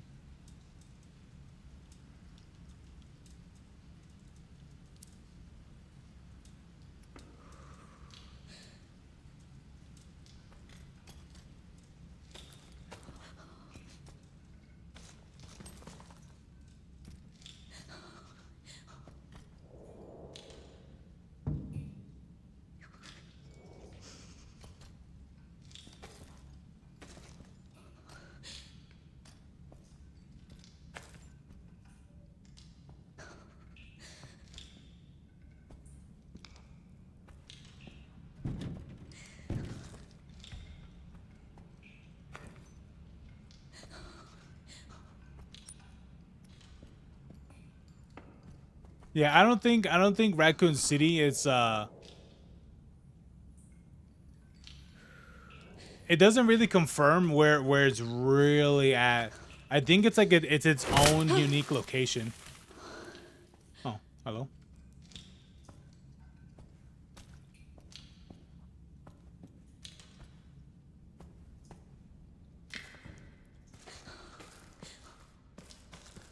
Oh my God, Grace, will you shut up?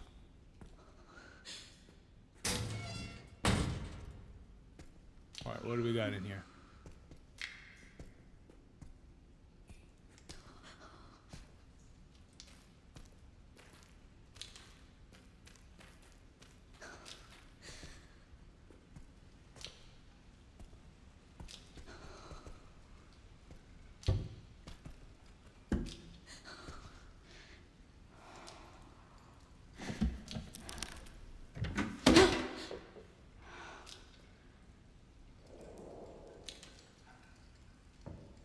Oh no.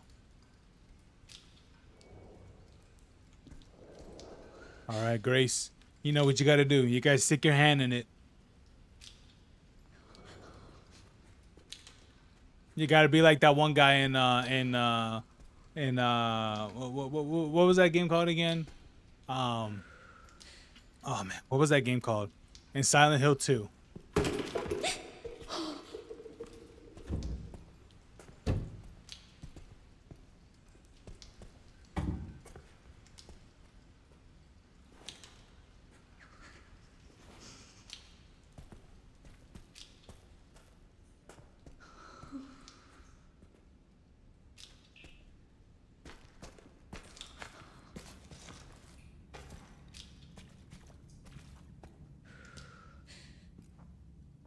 Something is watching me.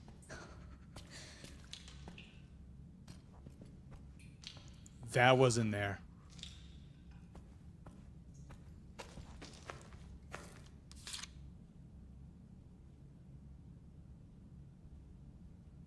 Let's talk. Room 204.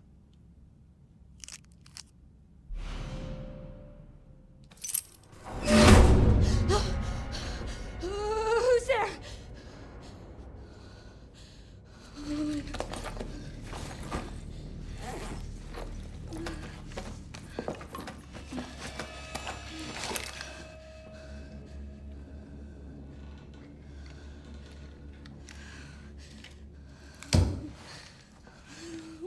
What do I do?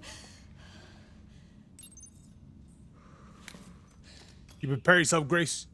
Prepare for greatness. You didn't hear what I said? I think Raccoon City isn't really based. I think it's its own unique location for what I can remember.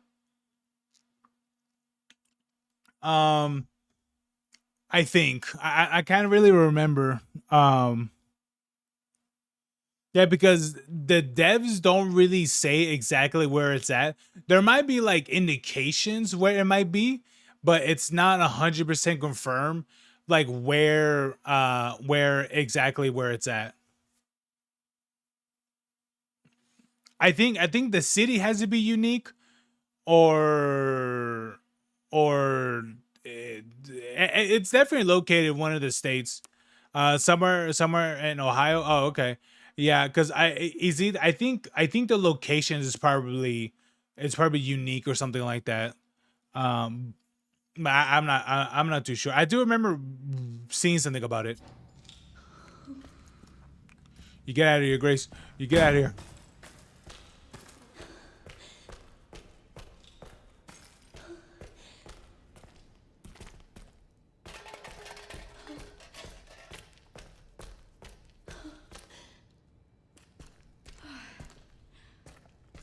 Damn it, it's locked.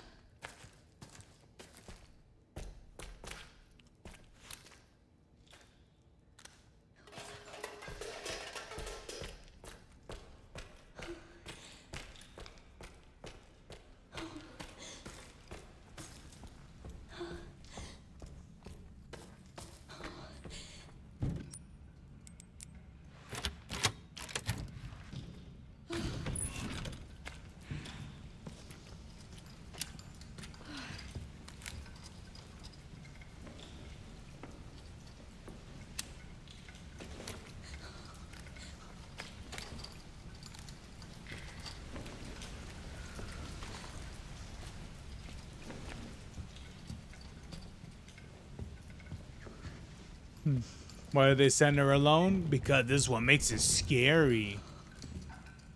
I don't know.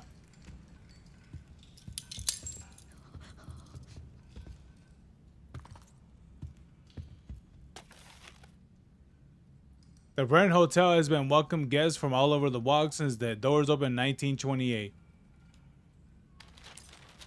Cool.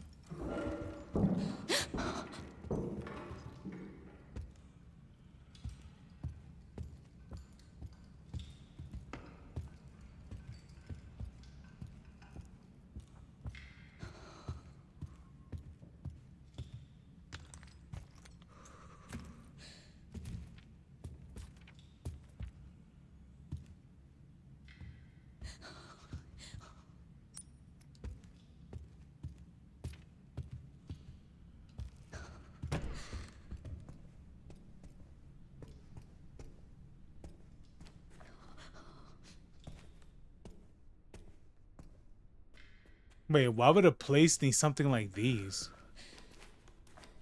The hell?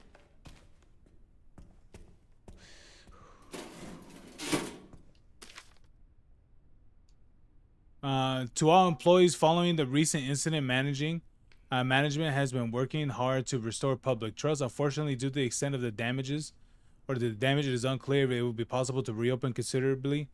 Consequently, it is a great regret that we must announce official closure of the Renwood Hotel. That sucks. Oh well.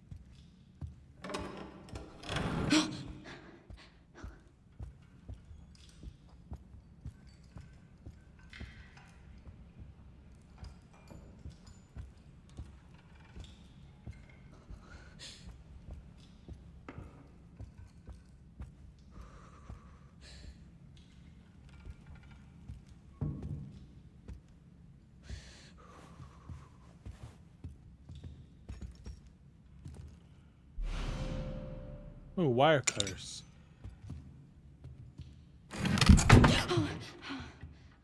Oh. Shit. Okay.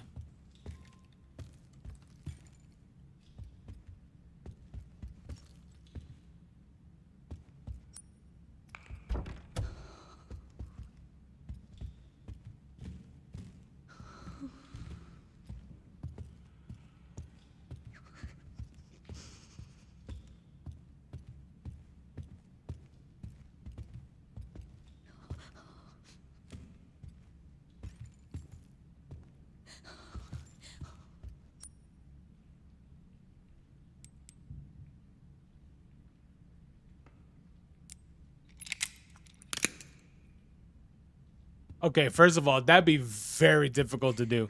Not that you couldn't do it, but it'd be very hard to do so.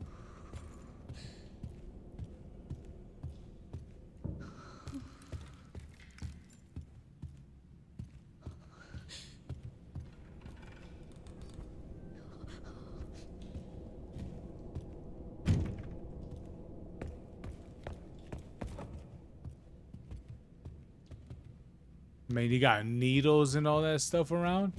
Man, what happened to this place?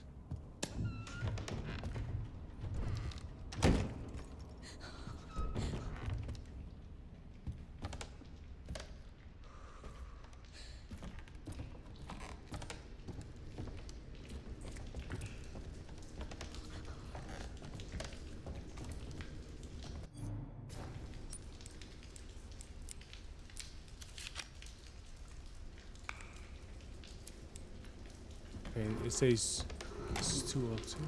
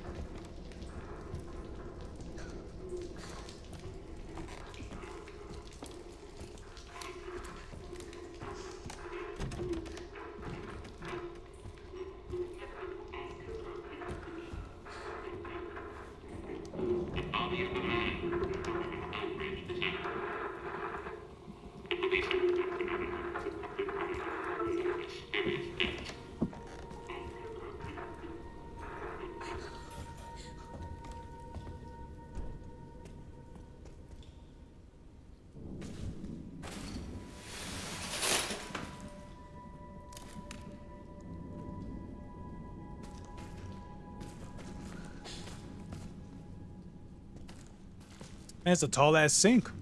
Or maybe Grace is just hella short.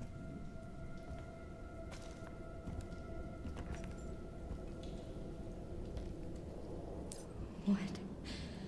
Who?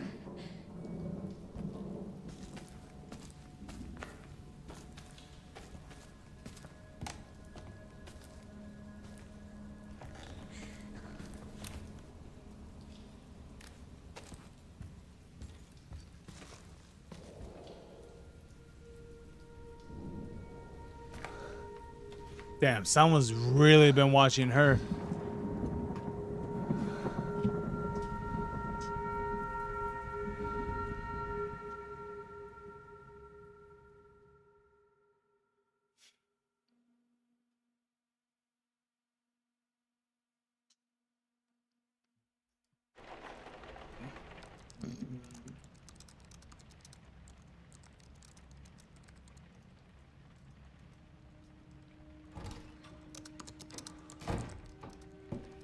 Anne, Hi, Mom. you have been on that Oh my god. Well, if you're gonna work so late. Get some sleep, eh? I'm almost done. Just a sec. What am I gonna do with you? What you always do? Nag at me until I go to bed? Wow, it's really coming down hard. Mom, phone. Mom. It's right beside you.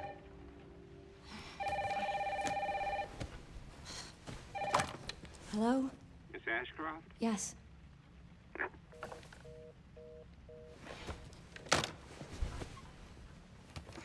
How young was she? Who was it?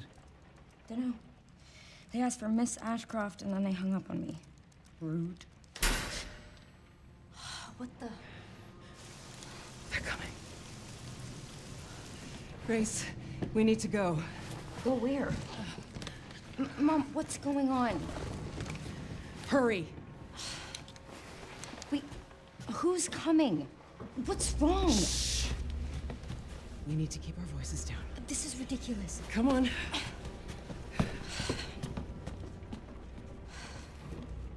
This is the whole sequence? Tell me what's going on. Now is not the time.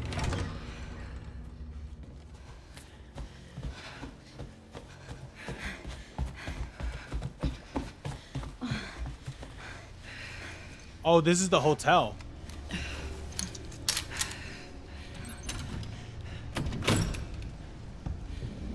Stay close.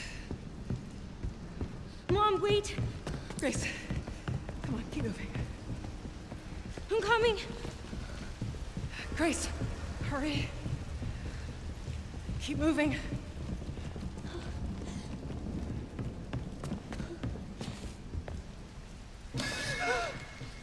Hello? Who's that? Oh, I'm so sorry about the power outage. What happened? Oh, it's probably the electrical panel. It's 40 years old, so it doesn't take much to trip it. It's really no excuse, and I apologize for the inconvenience. Oh, no, it's fine. Yeah, don't worry. I should have it fixed soon. I just need to find my...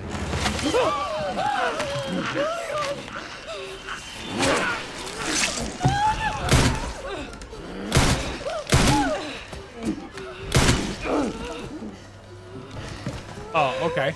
No, Grace. No. Grace, stay close to me. Are you gonna tell me what's going on? Damn. Mom, what are you doing? Something important.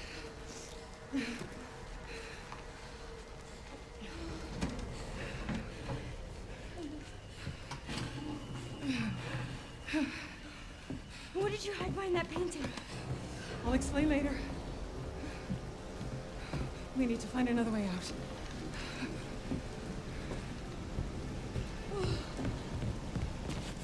Grace, come on.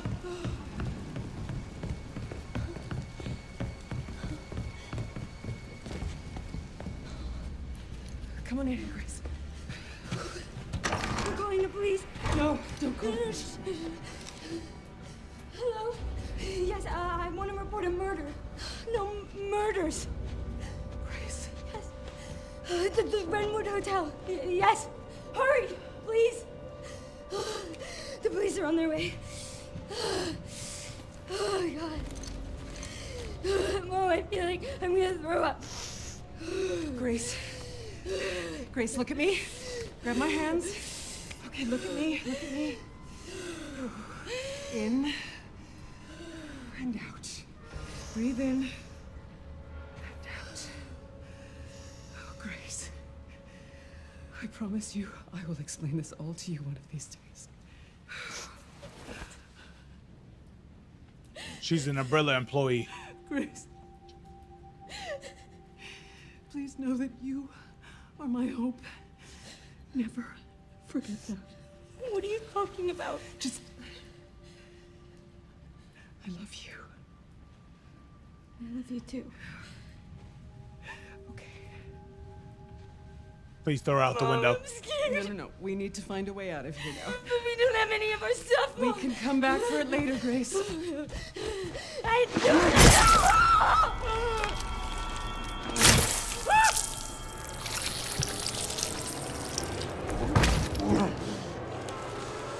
Found you.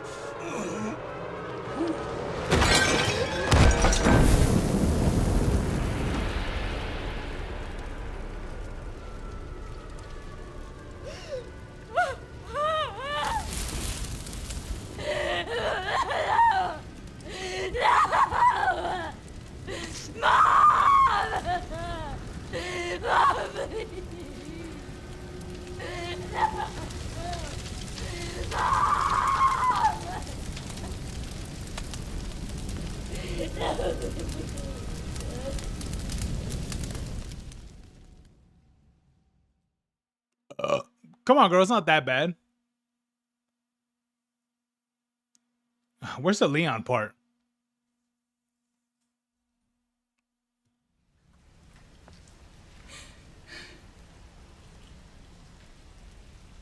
I'm so sorry.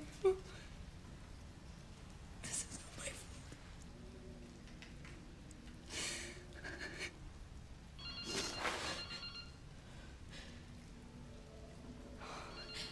All Grace.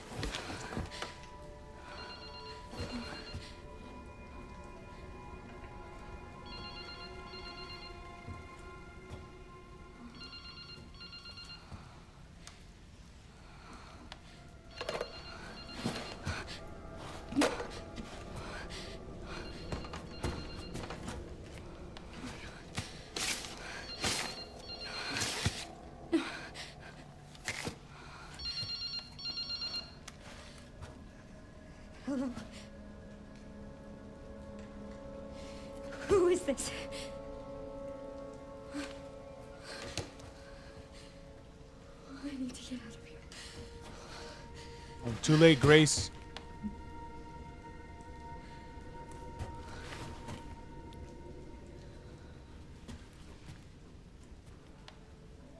Something important. I'll explain later. Where did you hide behind that painting?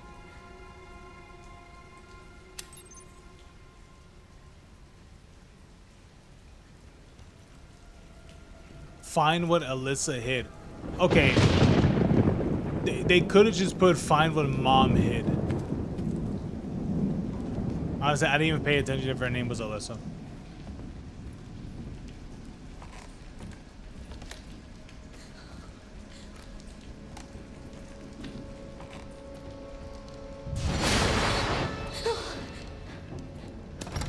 Come on, fool, where you at? Oh, damn.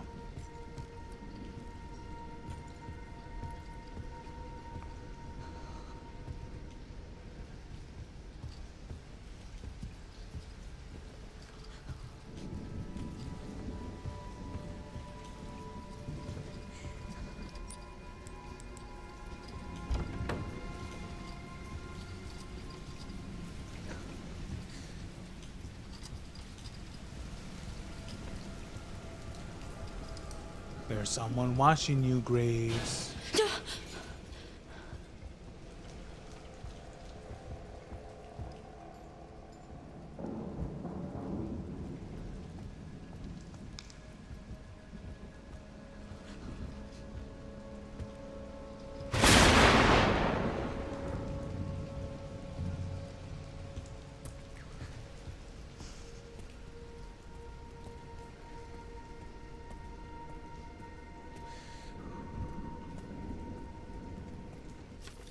Oh, this is the one thing. Is there a key in here? No.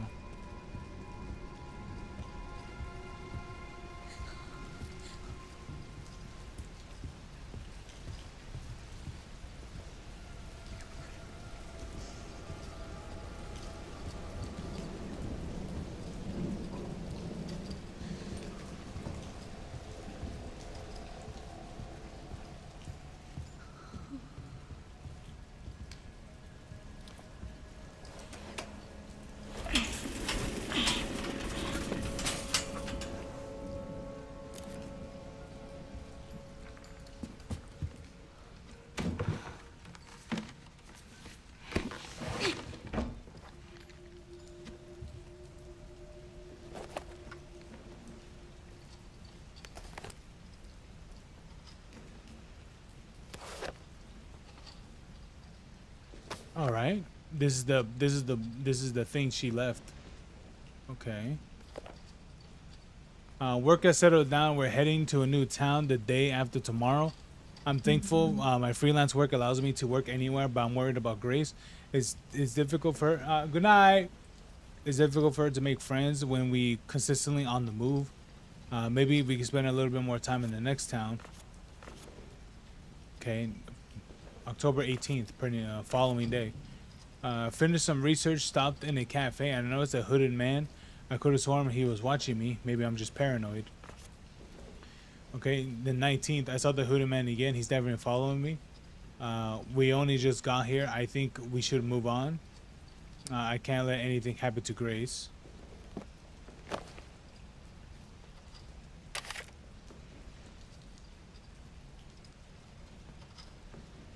Oh, it's a GameCube disc. Interesting.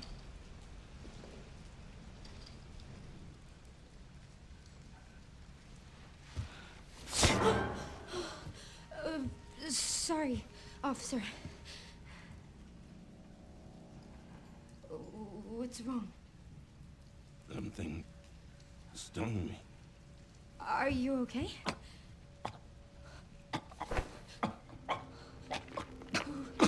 What do I do?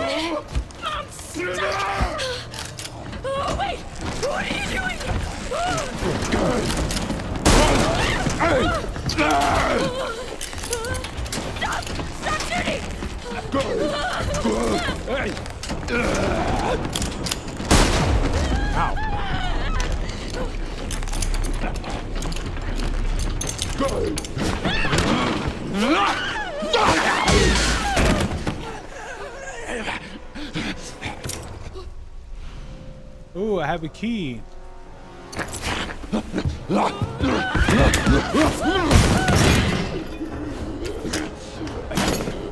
Get away! Get away from me!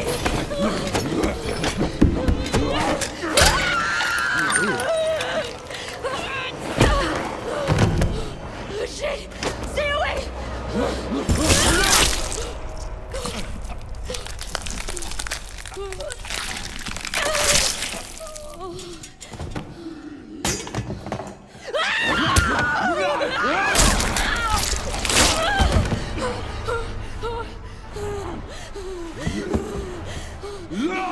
What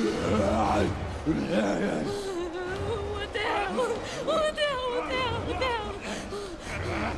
What the hell? I know, right?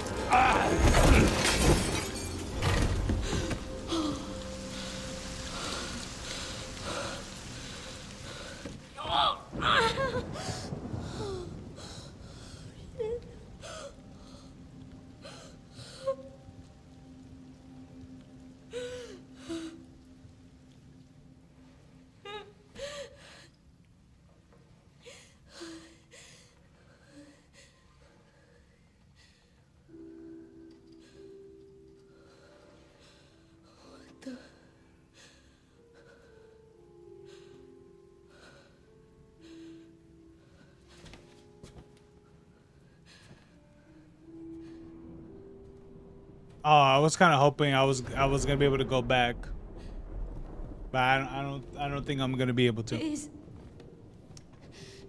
anyone there? Nope.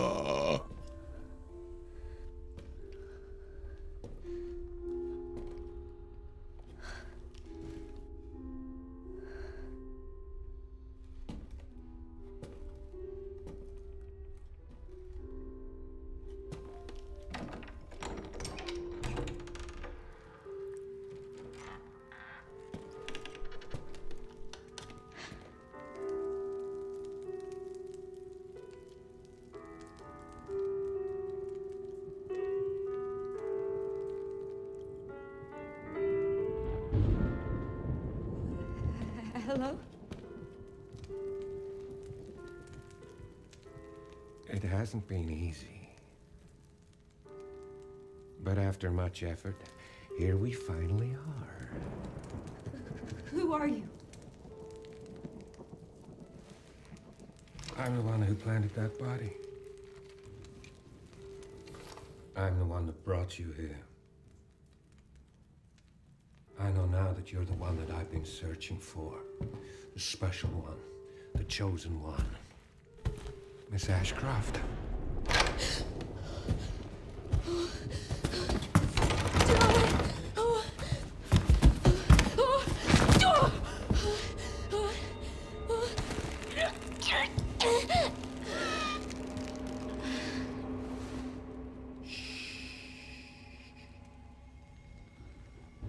Rest now, Grace. We have so much to do.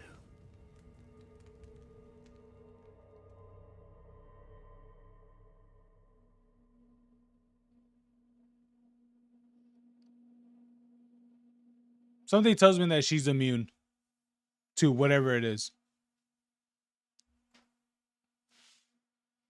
And they probably need her blood either to make whatever it is probably like more enhanced.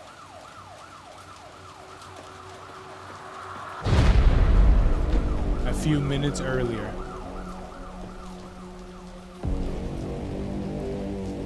Oh, hell yeah. Talk to me. Is this one like the others? Same black blotches. And it's not post-mortem lividity. No. No, this is different. That's 6 now. 6 survivors of Raccoon City, all dead from the same thing. Yeah, that's not good. No. No, it's not. Damn. And they're all from Raccoon City. But I have something for you. The team has settled on a person of interest. Someone with ties to Umbrella. Victor Gideon. Who is he? A former T-virus researcher. Hey, I just got a report of a missing police officer. It might be unrelated, but he disappeared near where the 5th body was found. You there, Leon? Yeah, I'm here. You okay? Damn, dude.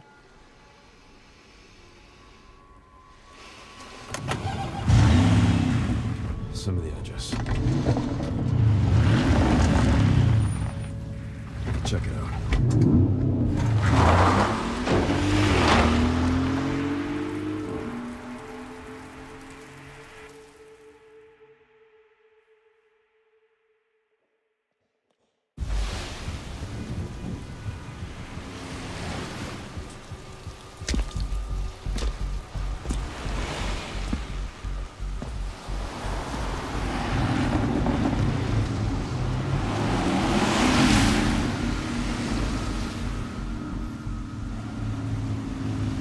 You almost there?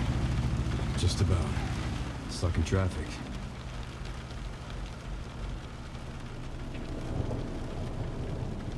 You've got to be shitting me.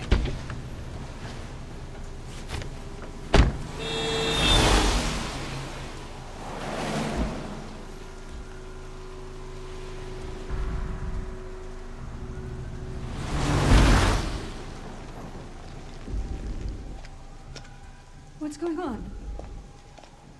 Is she okay? Oh, she's fine. I'm just taking her home. He's gonna be infecting people.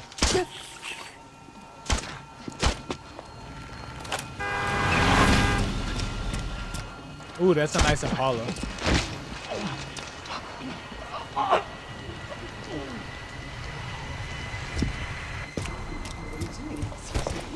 Leon, what's your sit rep? I'm going after Victor. Don't do anything stupid. Me? Never. Whoa. Hey, what the hell, lady? Help me! You okay? What are you doing?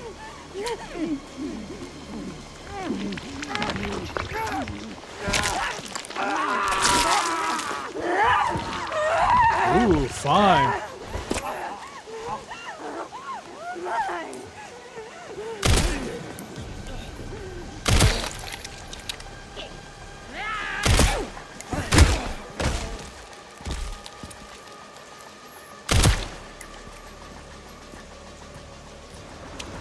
What was going on?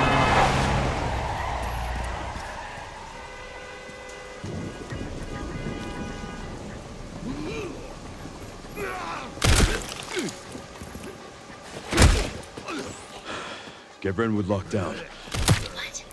Is it something to do with Victor? Yeah. He's the one to thank for all the excitement.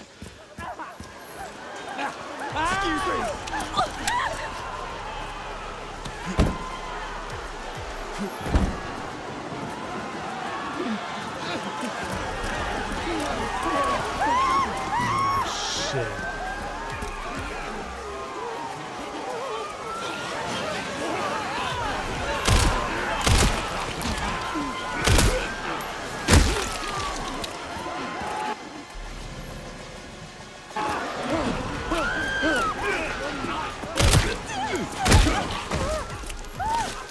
Out the way.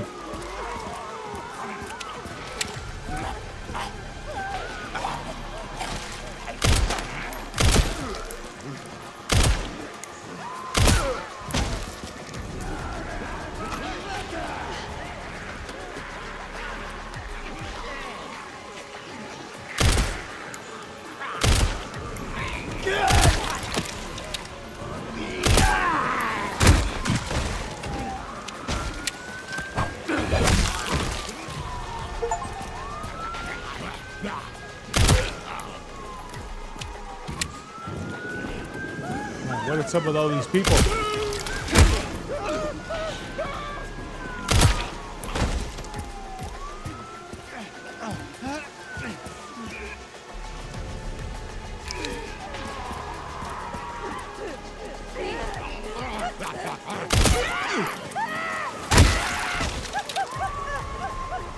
Better keep running.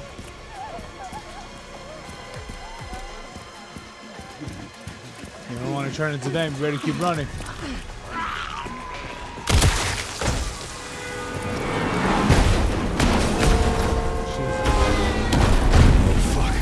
Let's make this quick.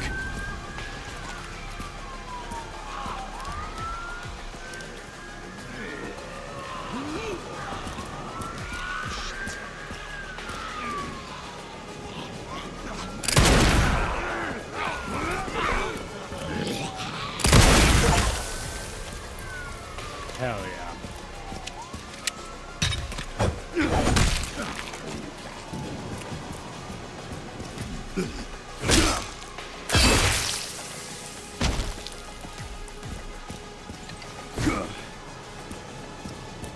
Oh, okay.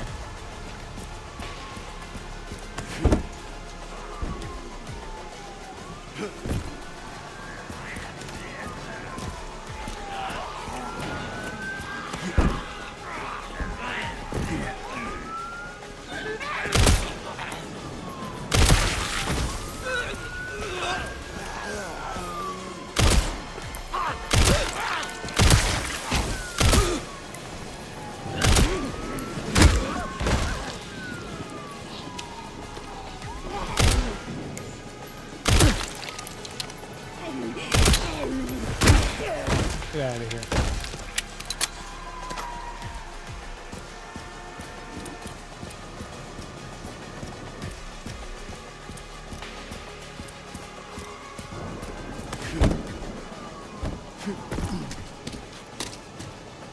He's like, fuck, I lost him.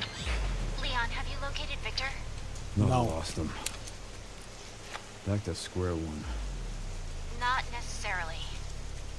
Victor purchased a building after Umbrella went under. The Rhodes Hill Chronic Care Center. I'll send you the address. Leon? We're running out of time.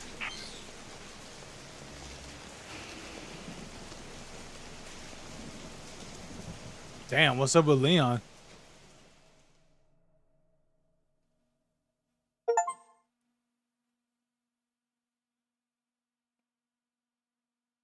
That's interesting. They let you go back and forth between Leon and Grace.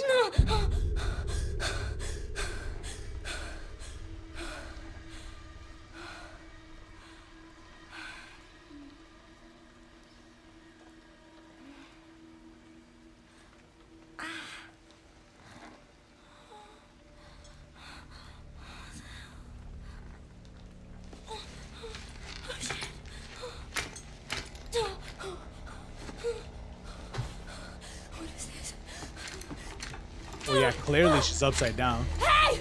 Help!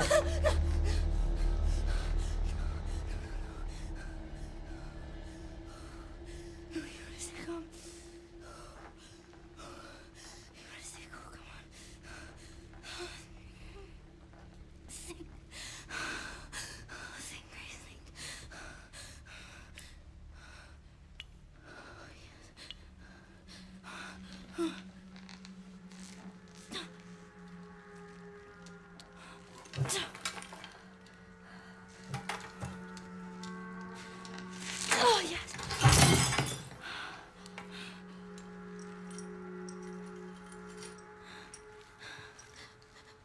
All right, Grace. Now cut your hand.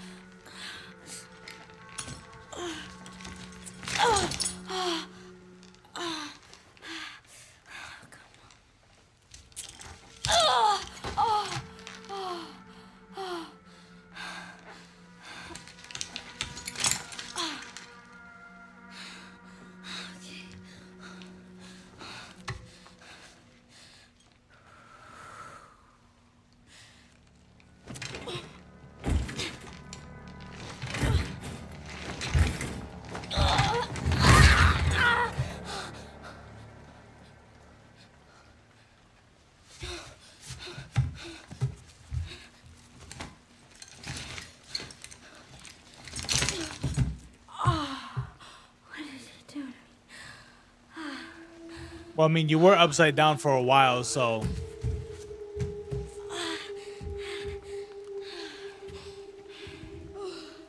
I mean, going right, you know, literally going right side up, you know, that's gonna do something to you.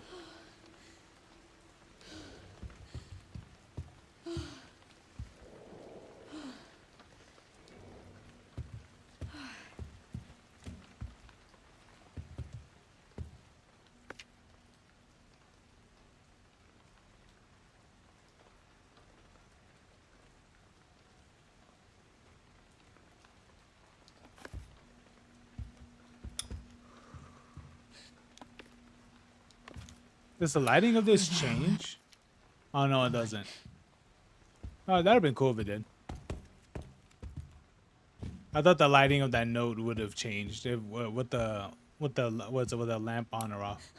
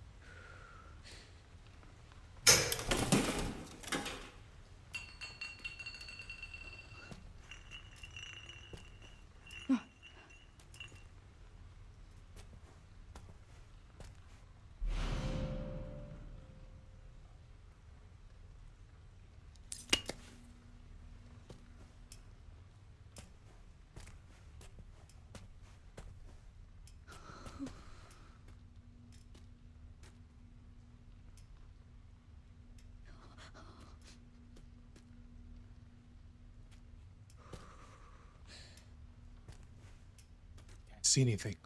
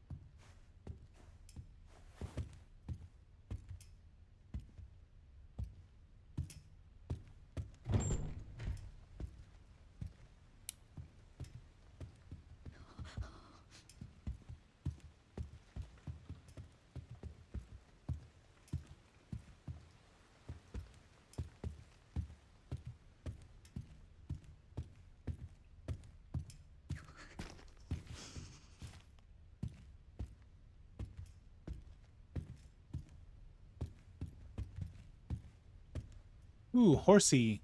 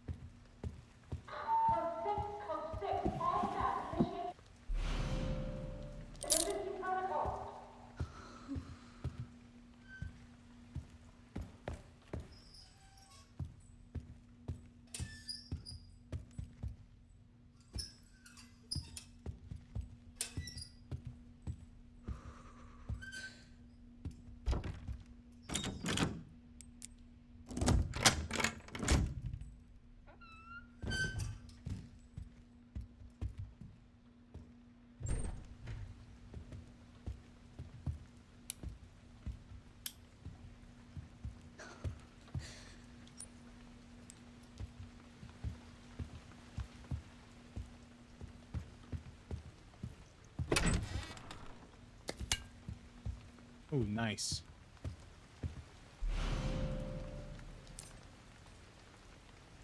When playing on standard class difficulty or above, auto saves during Grace's story will be limited. Ink ribbons are required to save on typewriter. Ink ribbons are scarce, so to make sure to use them wisely.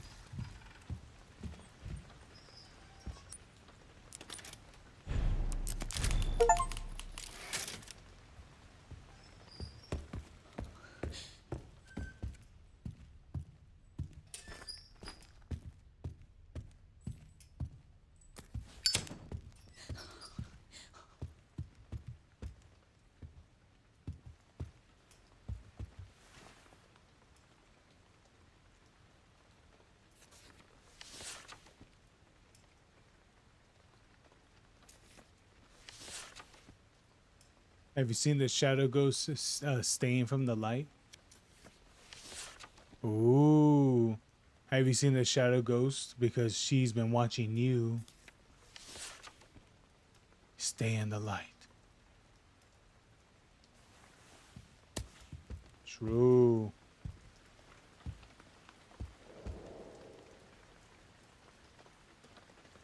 Hey there. Olive water.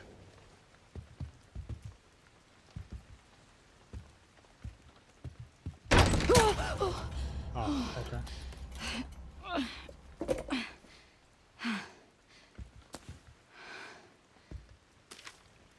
Ooh. The screwdriver's now in a toolbox at the nurse's station. The sewing kit is blurred and ineligible. Oh, cool. That's what I need.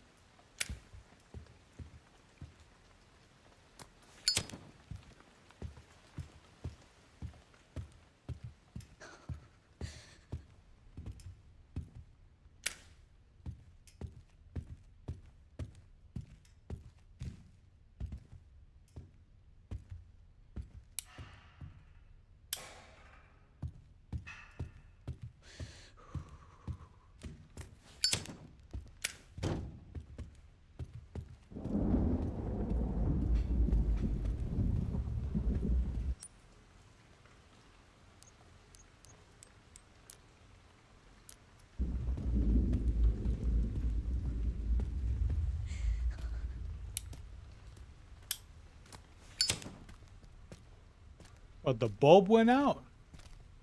Great.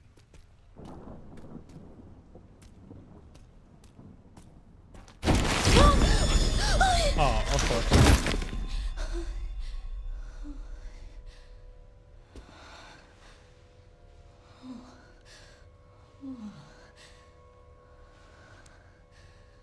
Grace. Look at him. Does he look like he's alive?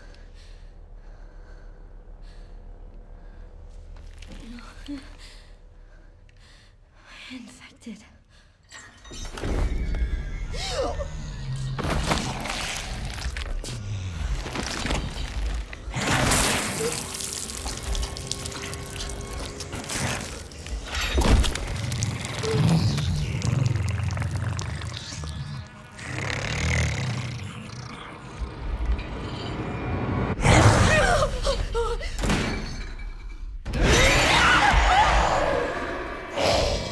What the fuck is that thing?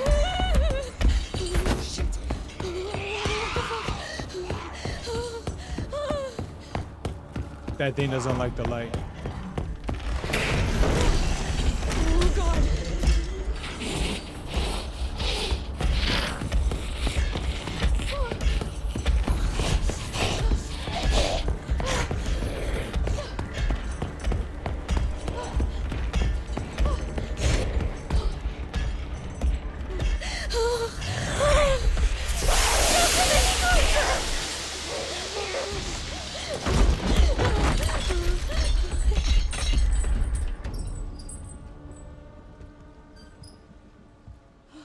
Okay. What the hell was that thing? I don't know. Let's turn this off.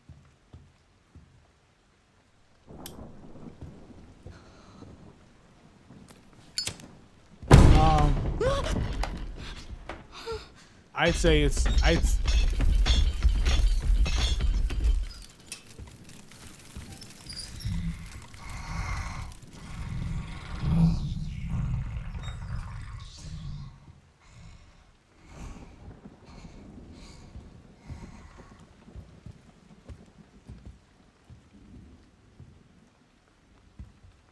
um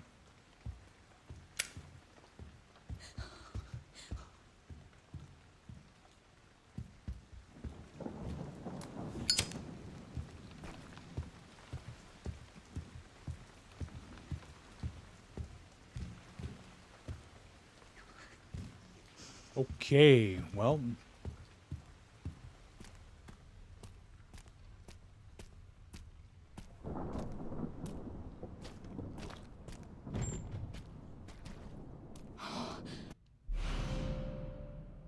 ooh.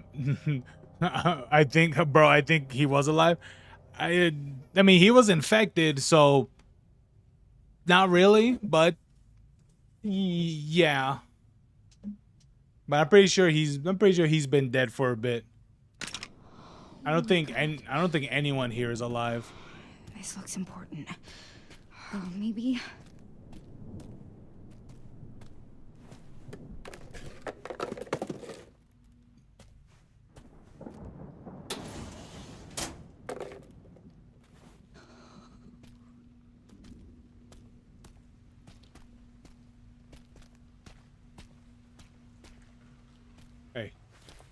Hey, buddy. Can you move? Hey, Sandman. Oh, shit.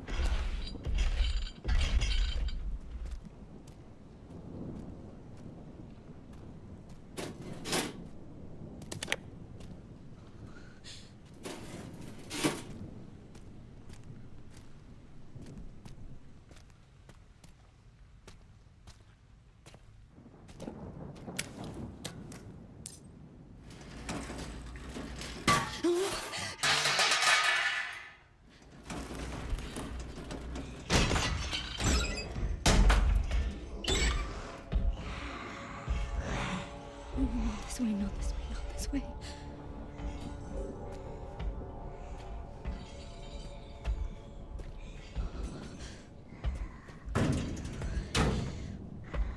It can't hurt to pick some.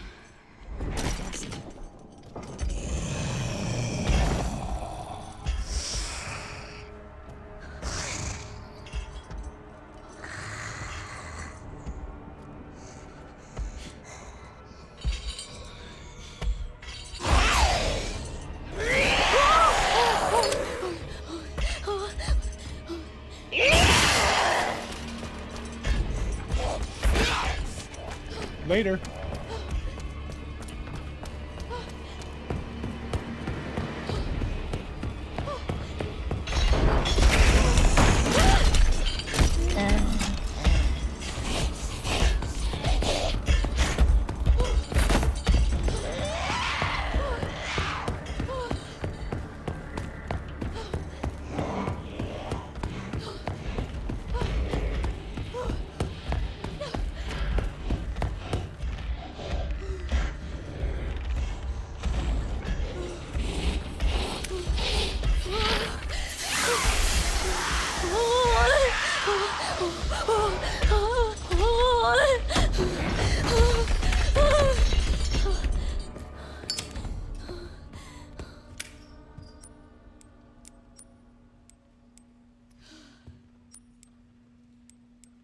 Still haven't gotten the thing yet. It has to be in there. All right.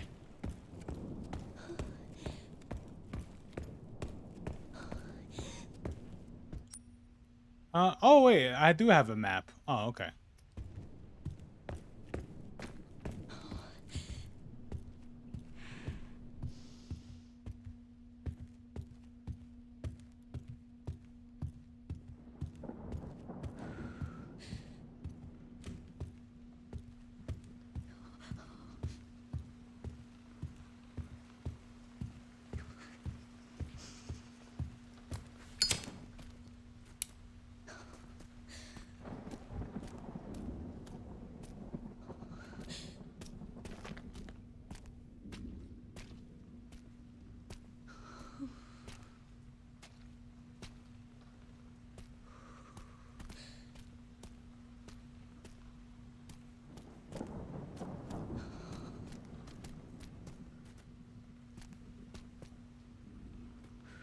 Oh, okay.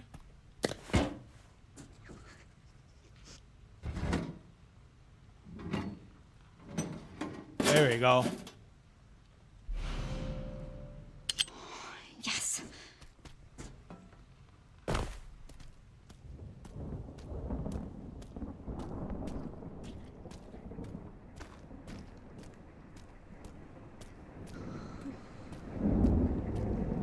I'll be honest with you, I didn't even know that thing was up there.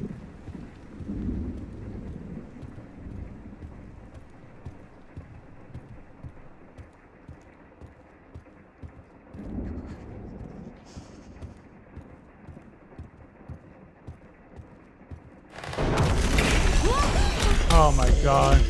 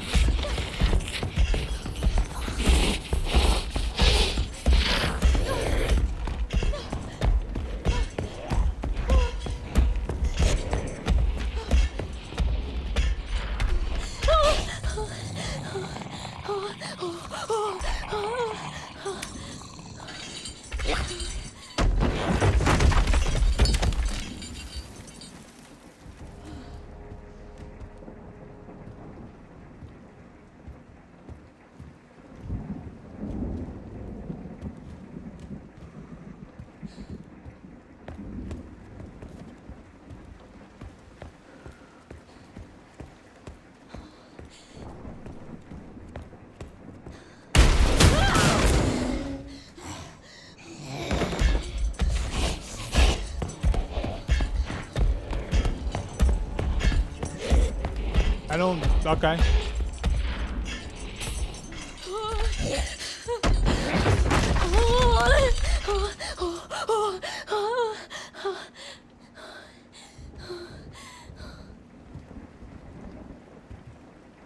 Is it because I'm making a lot of noise or something?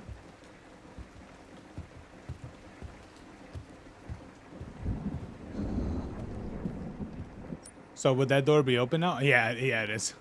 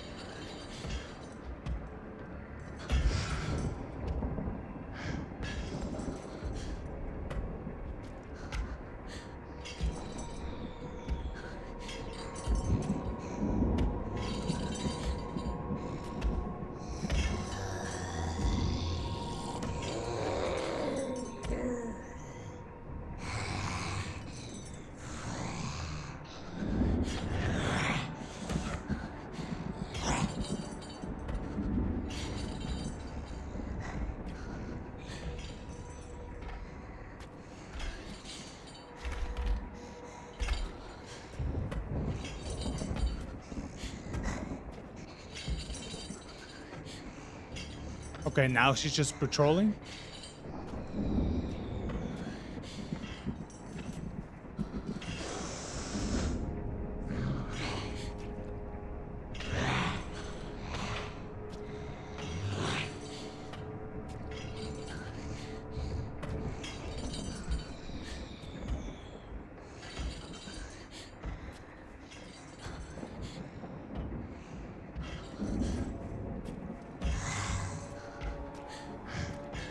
Gonna be coming back.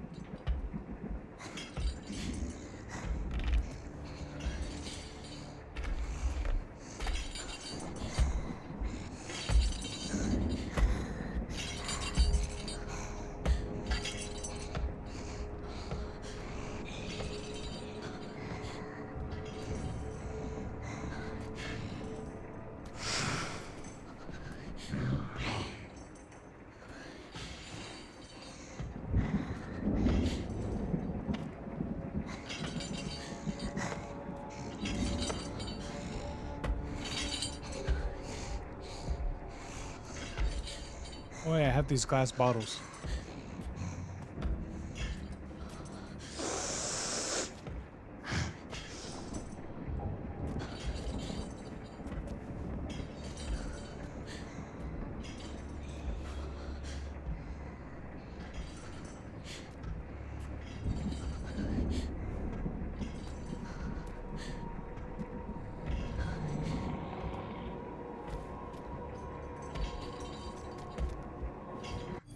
Good night.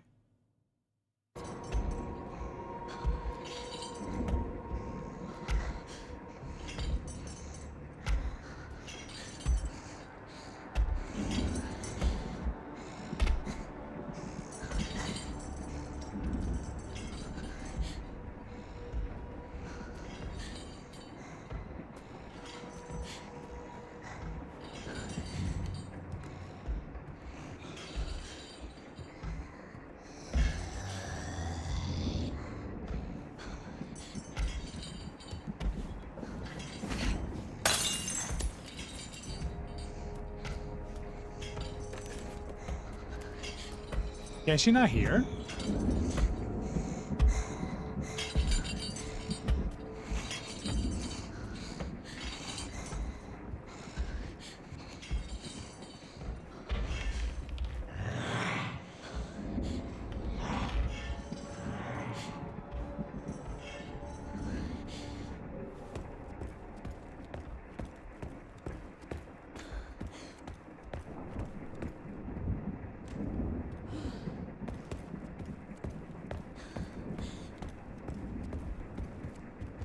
Hey, Jerome, what's up, man?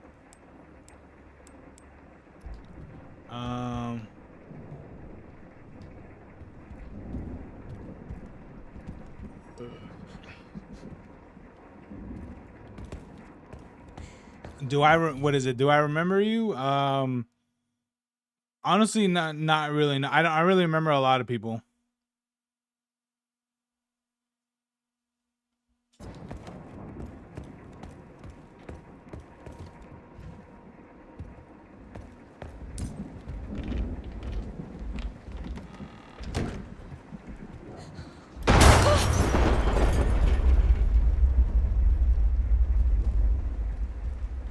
You gotta be kidding me.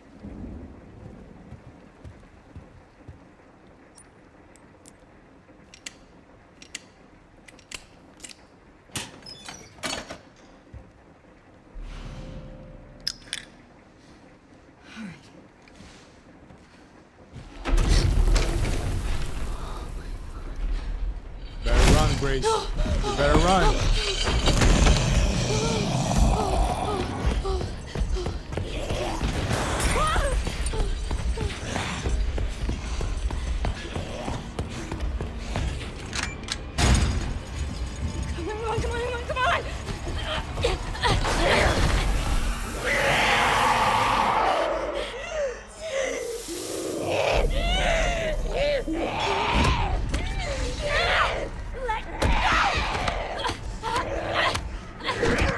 Oh my god.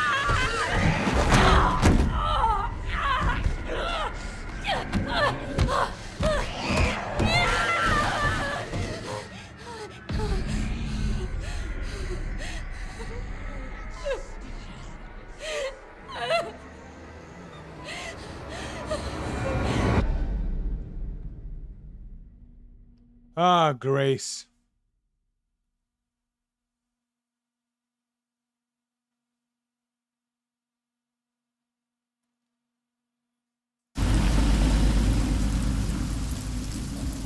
Hell yeah, Leon, let's go.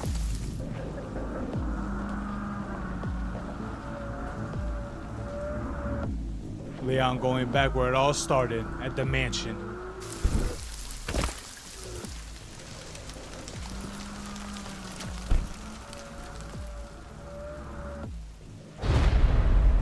Leon.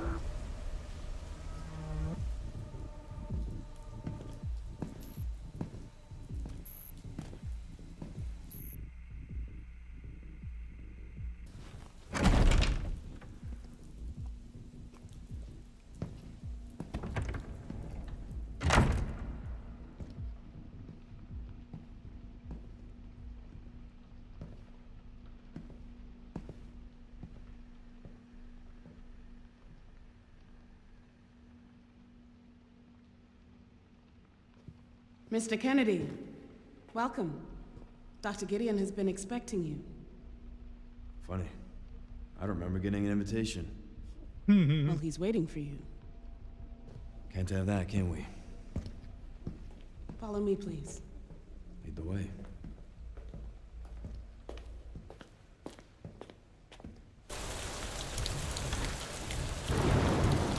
So how long have you worked for, Dr. Gideon? Not long. I just recently joined the team. You know what's interesting? I'm thinking in the back of my mind, you know what Leon looks like to me? He just looks like somebody that's just completely over it. You know, like this dude has been fighting like like with all the different types of viruses probably for at least half of his life now. Ain't that shit crazy?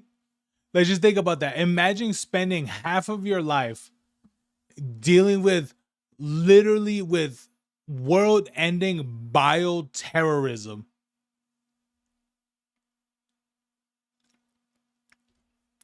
What is it? You do with the the T virus, the G virus. I think the what was it? The Ouroboros. I think there was another one. I can't remember how many there were, but dude, can you imagine having to do with all of those ones, and yet you're like, holy shit, there's still more? Man. We care for quite a few long-term patients here, all undergoing experimental therapies developed by Dr. Gideon. Yeah, and how many of these are actually approved? Experimental therapies. Yes. It's all very cutting edge. The facility keeps a low profile due to the sensitive nature of the research. Oh, I bet it does. Yeah. What do you got in here? You got anything good?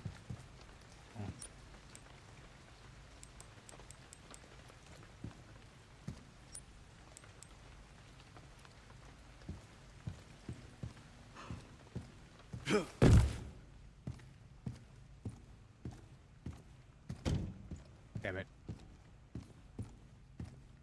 Damn, bam, damn, damn. Damn, damn.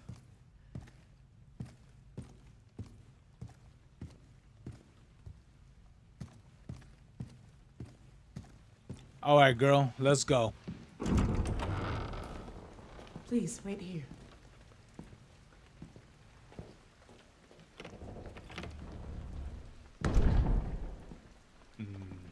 Sure.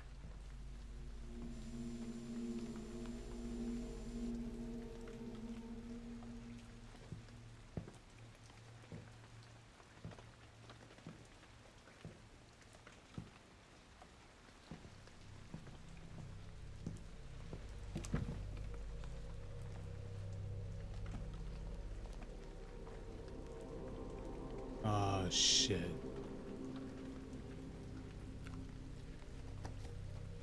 That dude looks like he's been experimenting on himself. Code 6, all staff initiate emergency protocols. And that is?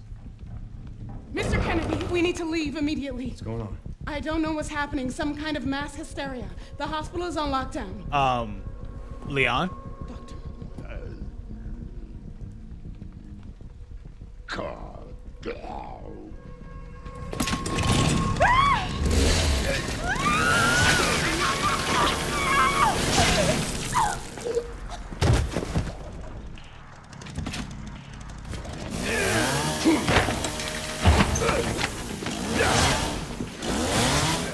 think I want a second opinion. Oh my god.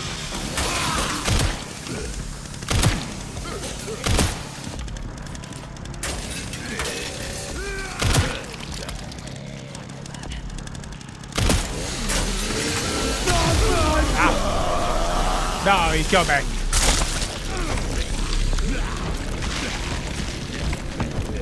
I parried too early.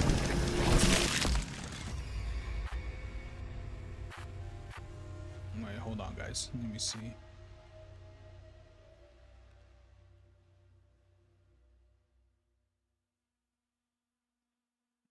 Supposedly, I don't know if it's true or not, but supposedly, Tesla made a semi truck. I don't know if that's true or not.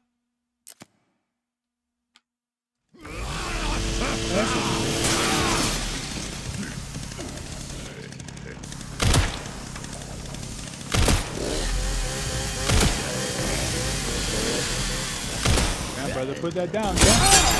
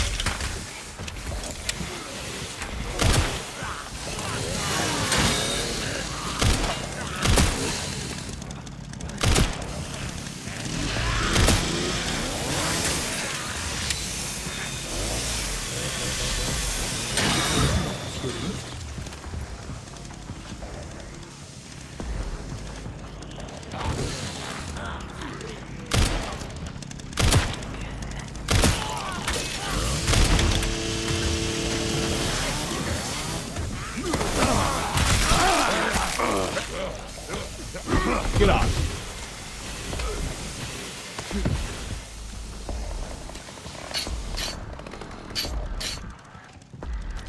That dude, that's so interesting that he just has that.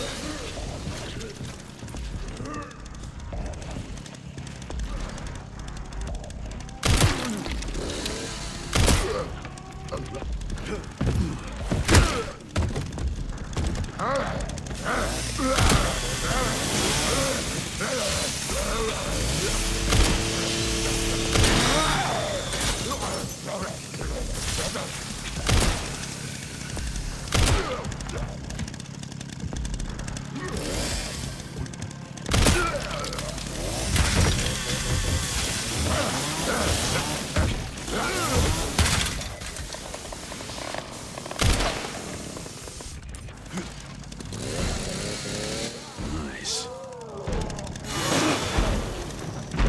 Nice.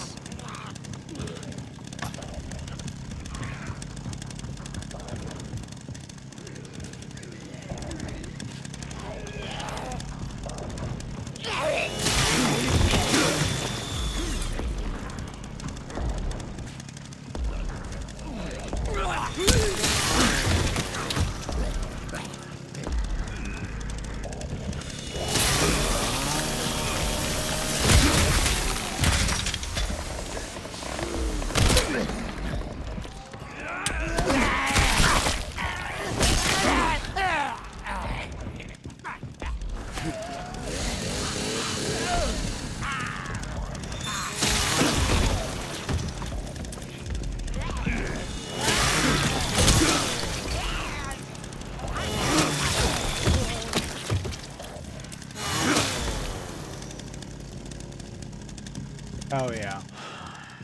Well, that went well.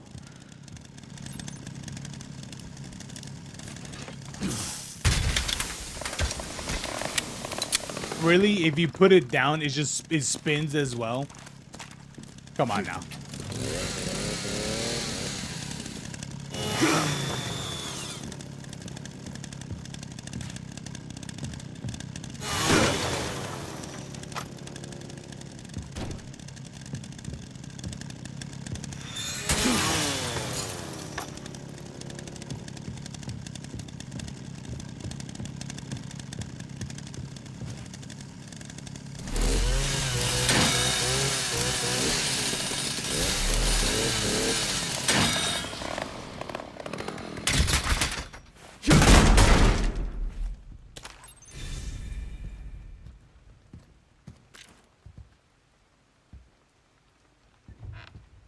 Leon.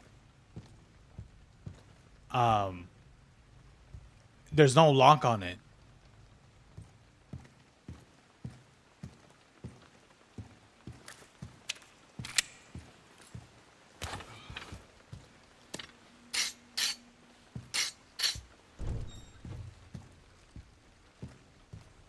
All right.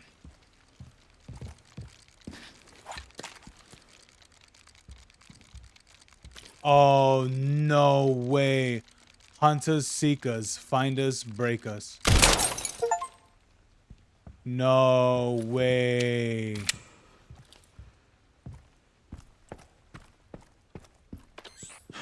That bastard did it again. How are things on your end? I just hacked into the center's network. Good. Good. Can you find me the floor plan? I'll see what I can do. Well, in the meantime, I'll try to track him down. Keep me posted. Will do.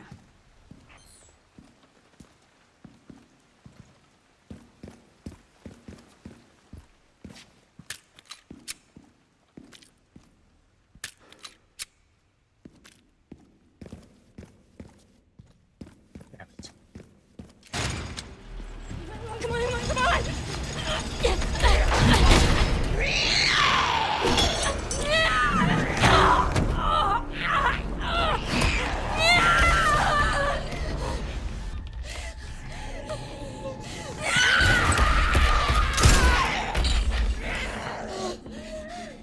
Hey, over here.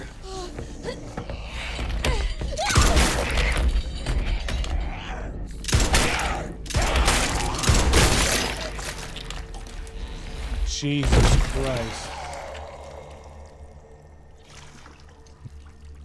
He actually kills that thing?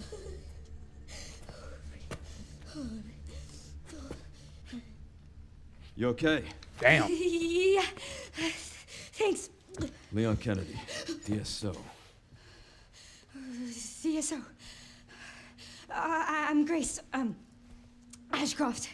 FBI. FBI. What are you doing here? Someone kidnapped me. Victor Gideon. I don't know. Well, we should leave.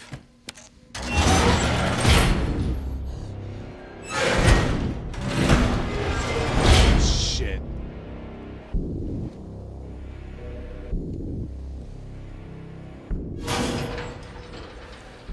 What does Victor want with you? What? Grace. What do you mean? He grabbed you for a reason. Wait, you're DSO. That's the counter bioterrorism agency, right? Take this. You're sure? He might need it. Now go. Get out of here.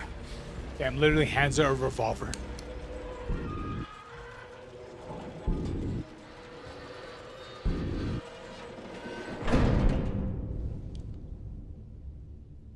She won't get away, you know.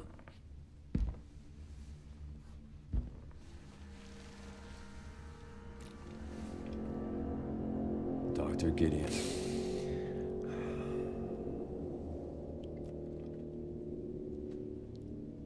Yo. So nice to finally meet you, Leon.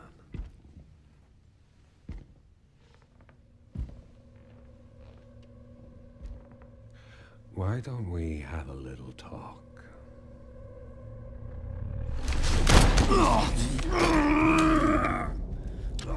Too slow.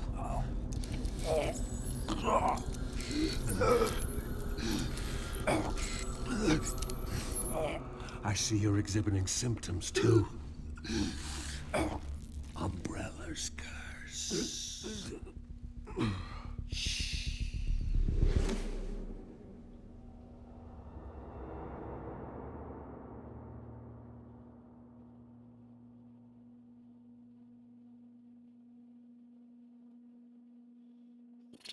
Damn, Leon, you too slow, man. You gotta fight like a 50-year-old man, Leon. Shoot first.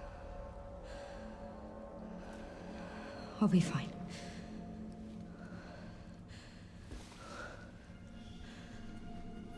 I hope.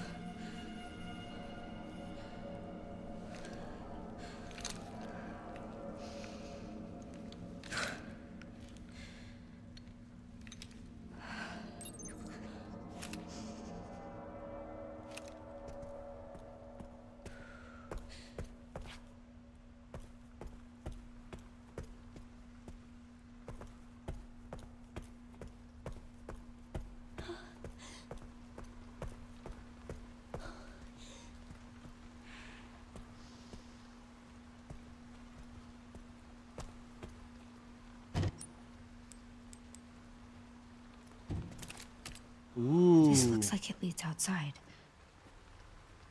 Sun, moon, star. All right.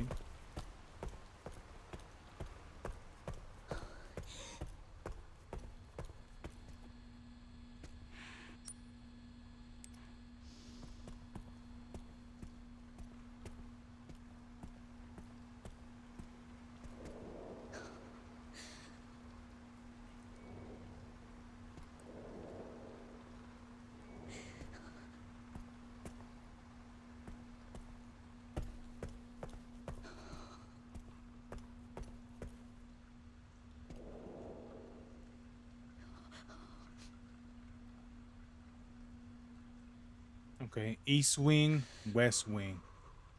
The other, okay, that goes to the courtyard.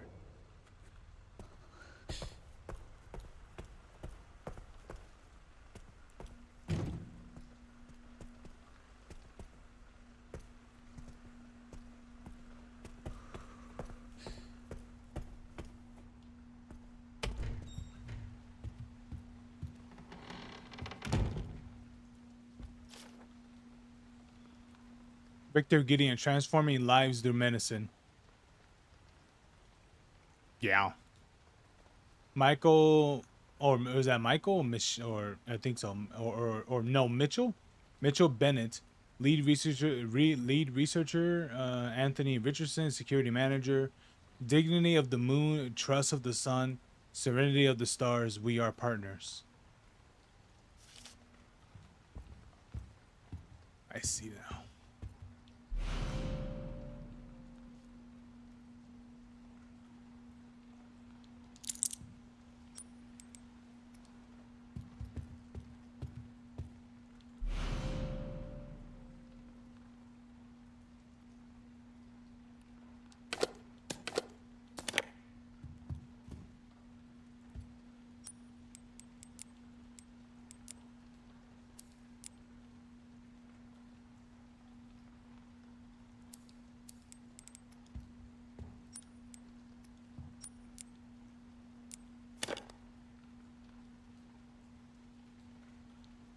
Someone messaging me?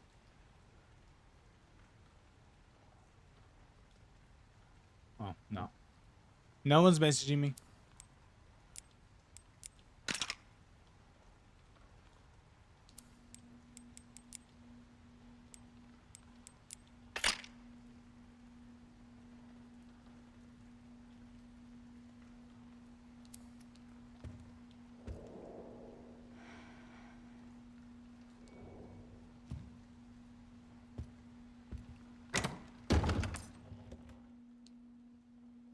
There's a limit how many items you can carry around, so if you don't want to leave anything behind, store items you don't need in the item box.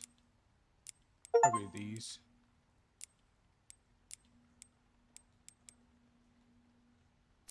I'll keep the little coin with me just in case.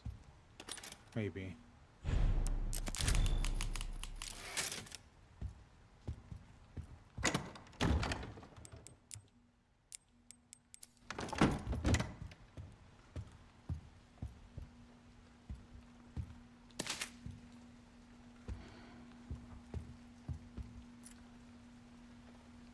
Unauthorized personnel are not permitted past this point. In case of irregularities, contact the lead researcher in emergencies.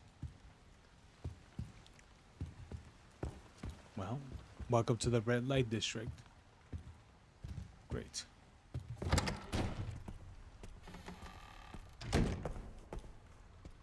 Oh, okay. So all these other ones require... Okay.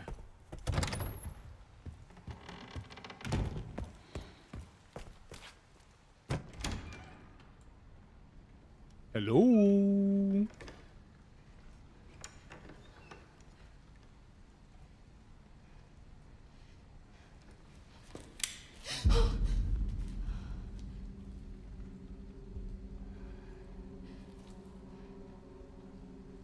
God.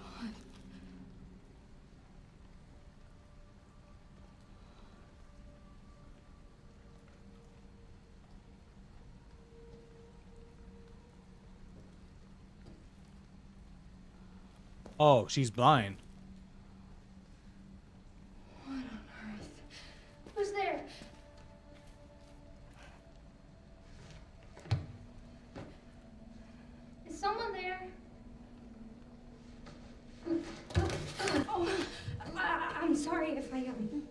surprised you.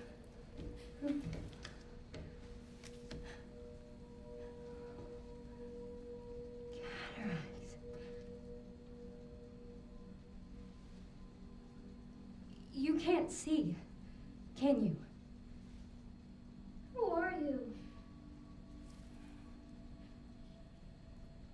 Really, Grace?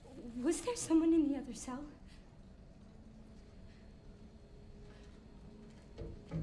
Why are you in there? Everyone's gone. Stay away from that! Are you alright? Get away! No, no. Hold on. No. No.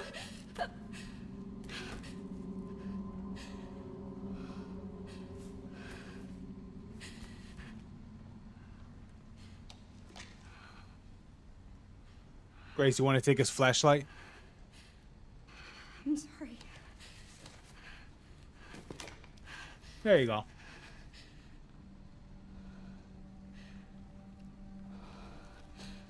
What is happening here?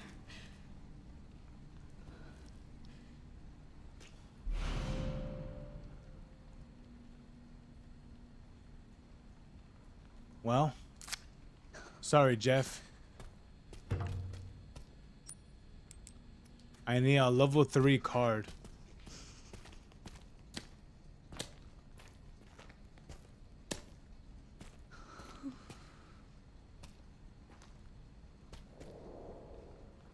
The skin was gouged. It something sharp.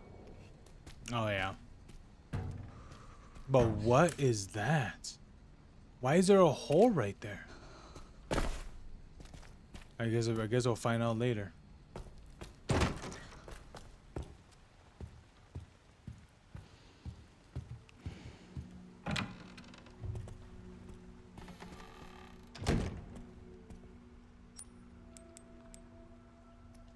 West Wing. West Wing was what? The left side? Yes.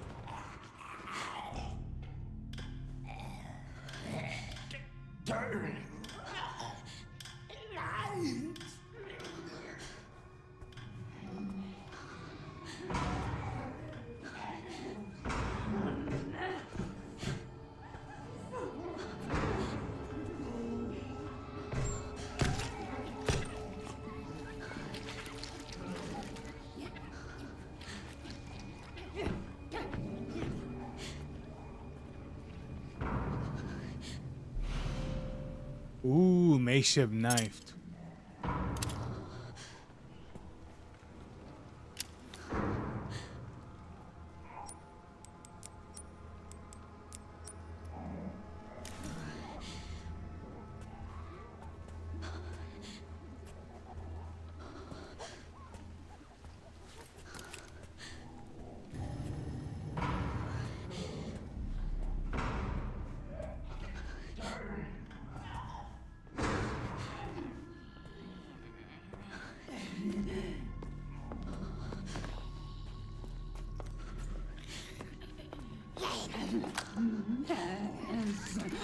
So messy. Damn, she is not okay.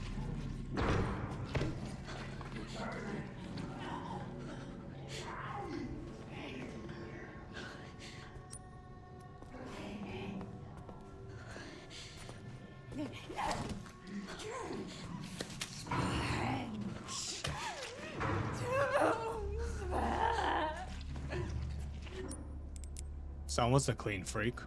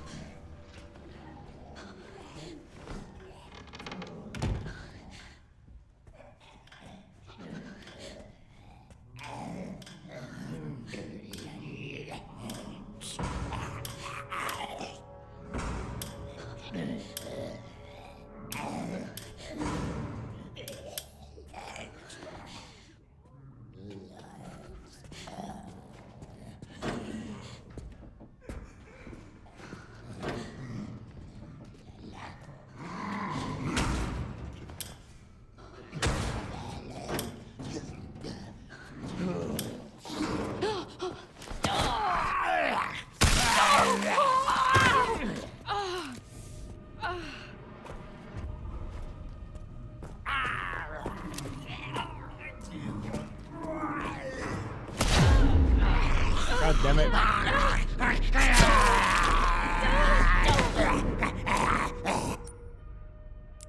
Hold on, let me use this.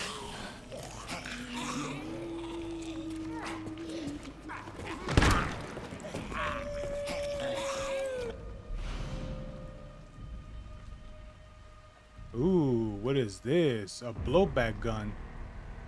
This thing looks like it would shoot a 22.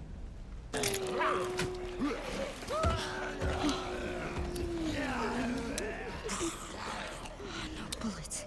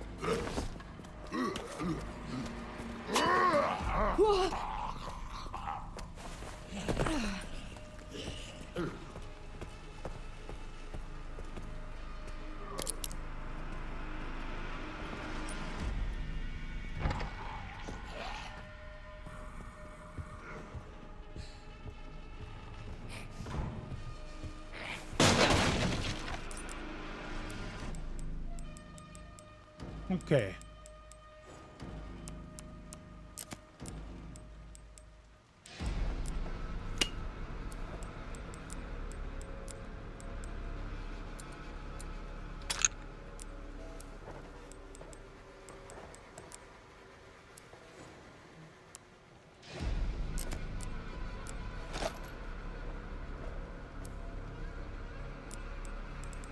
Oh, okay. I have to do it like that. Item management is key to survival. Avoid throwing away items by storing them in the item boxes or utilizing the hip pouch.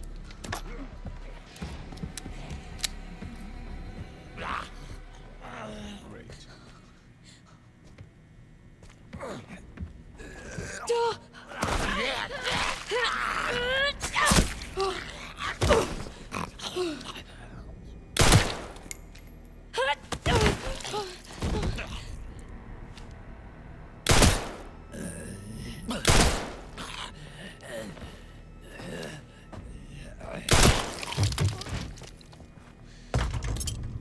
Take back my knife.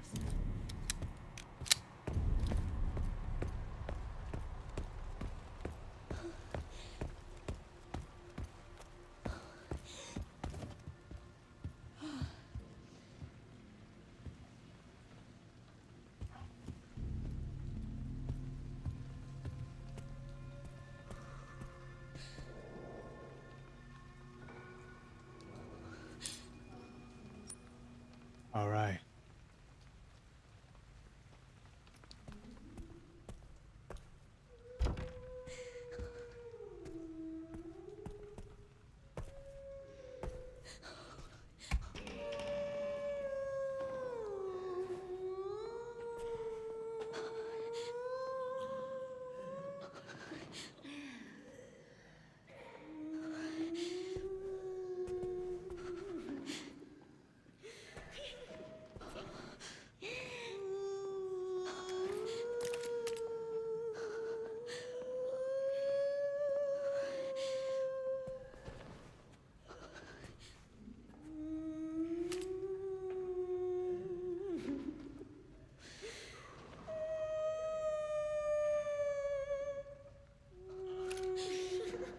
You have to watch out for those ones.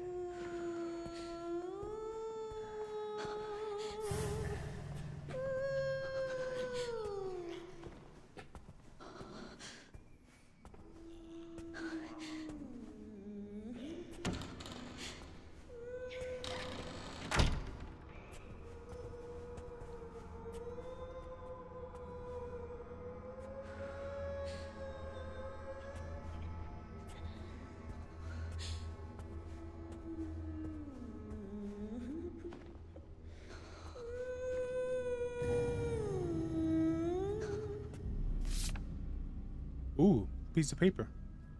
What do we got? I have to get the hell out of here, but the whole building is locked down. I need to ask the chairman to get his quartz for me. I heard the scream. My colleagues are killing each other. What is going on?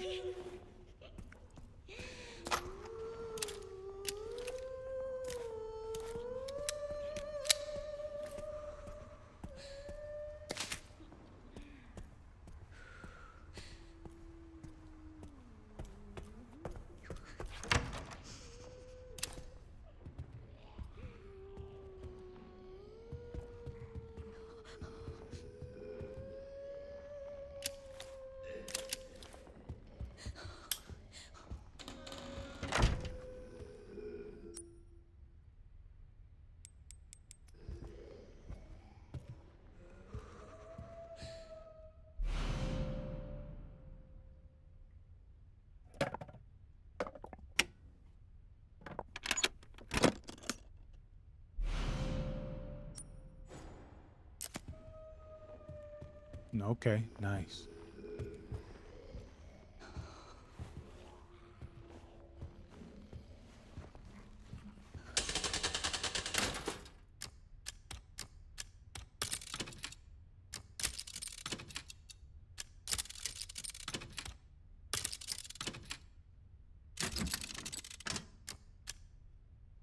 Okay. So either this has to be balanced.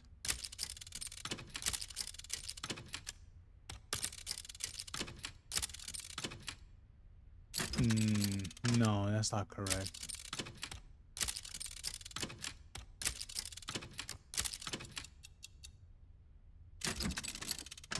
Okay. Don't know how that works.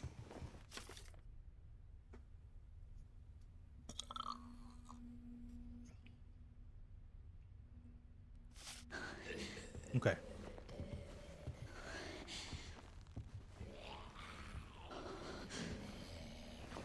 Yo.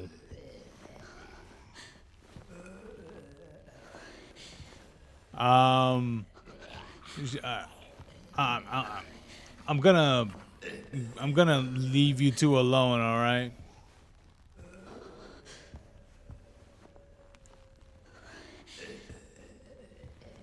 It's not for me to judge.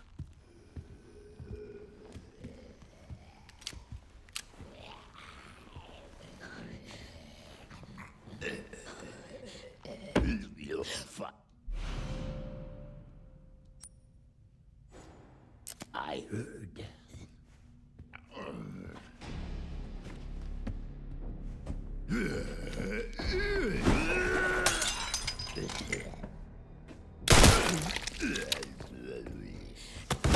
Get out of here.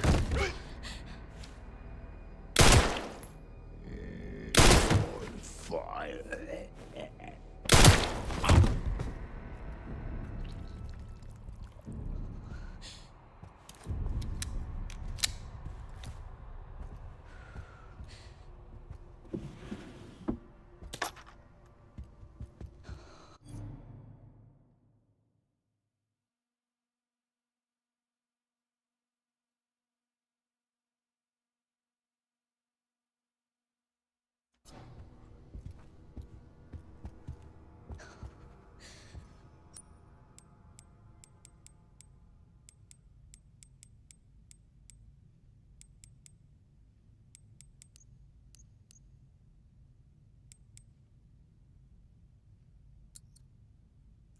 Oh, I could turn this into scrap?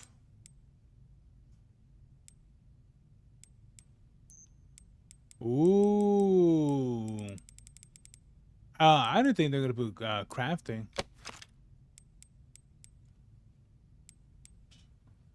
Oh, okay. Ink ribbon. What is that red stuff?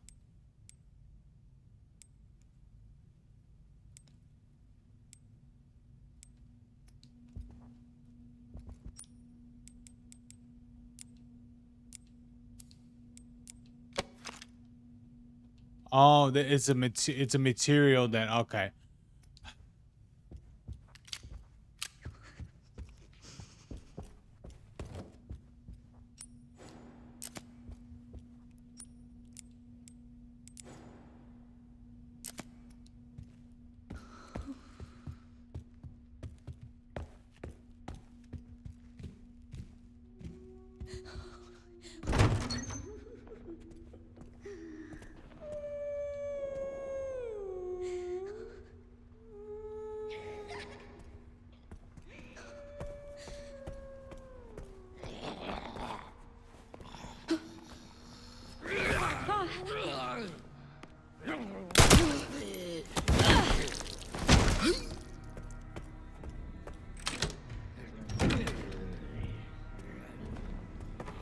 I hate this place.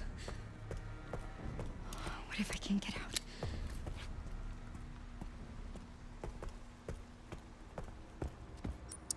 Well then, Grace, I don't know what I can tell you.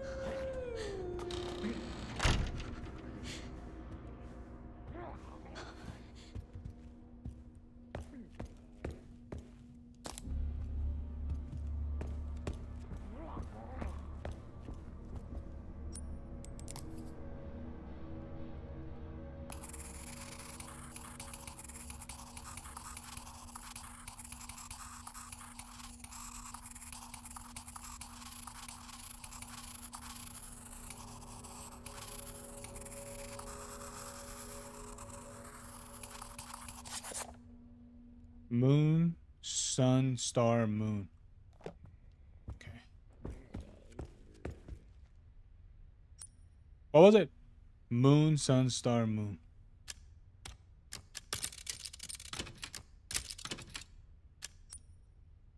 Oh no, it was moon. Why I keep reading that star? Sun, star, moon.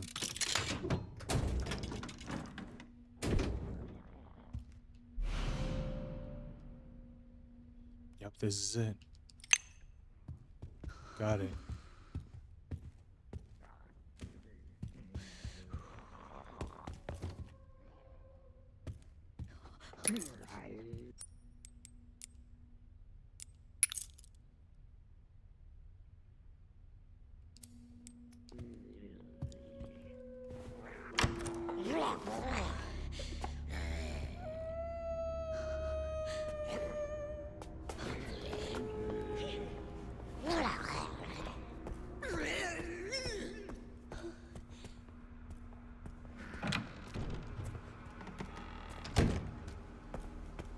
I'll be honest with you. I hear that I hear that one person in the in the background, the woman harmonizing, and I just kind of want to shoot her in the face. Perfect fit. Yes, I need 2 more.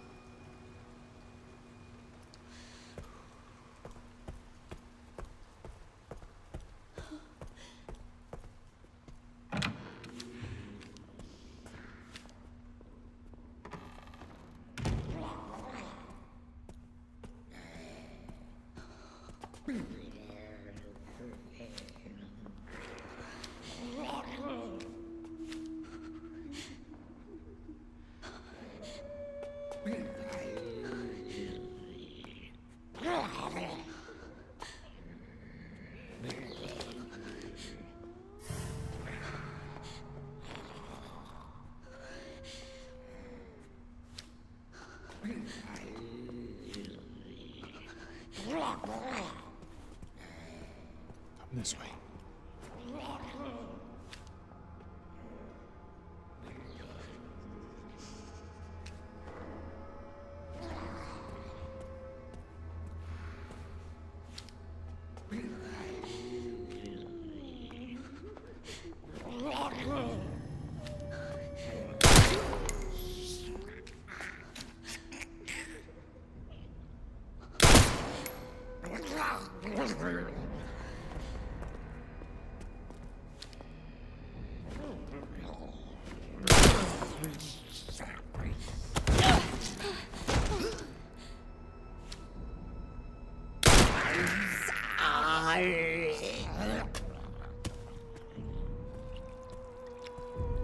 Sorry.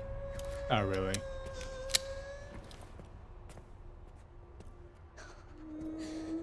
Ah, now the place looks more better.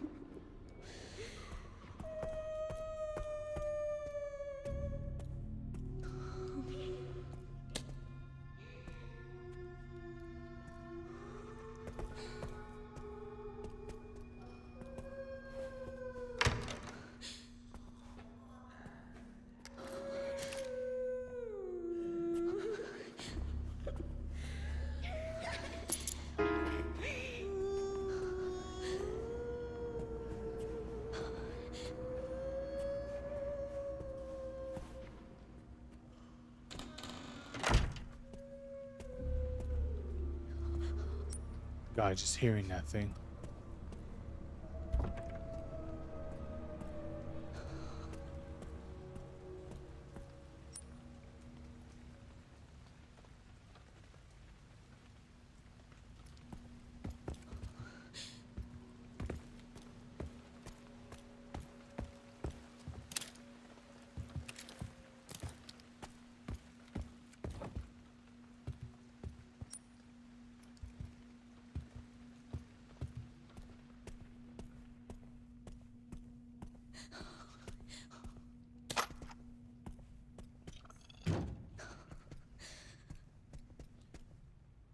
Oh, these are for Leon. 1000%. These are for Leon.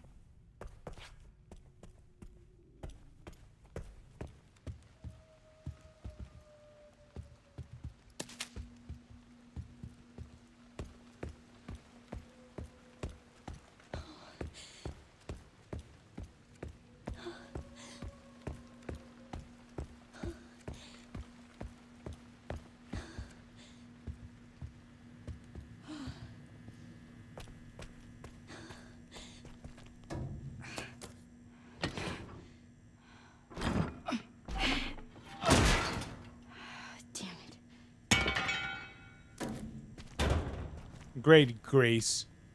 Great job.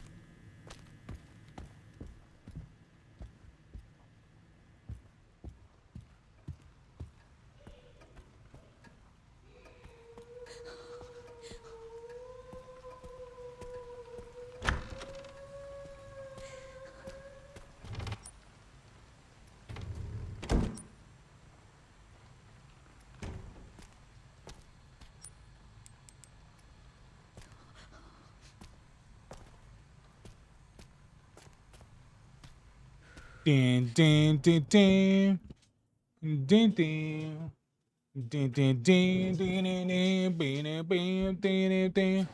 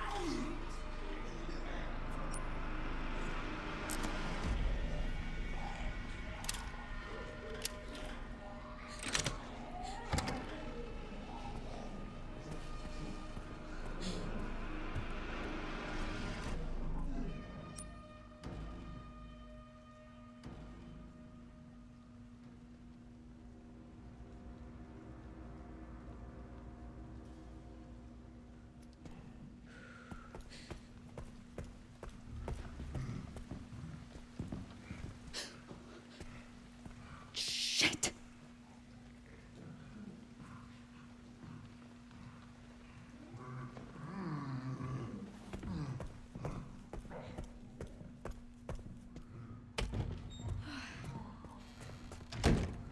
That dude's roaming around now?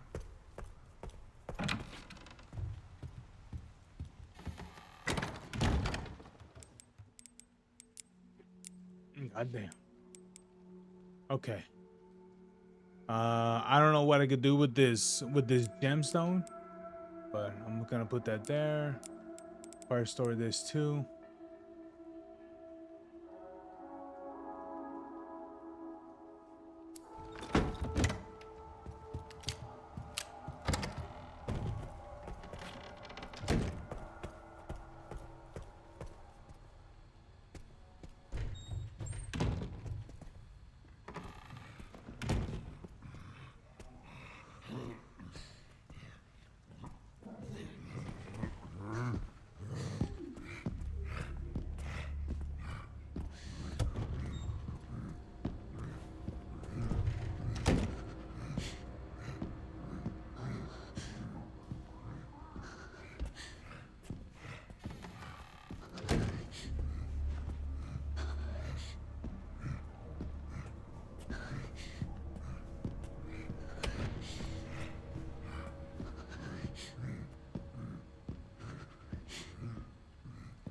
Okay.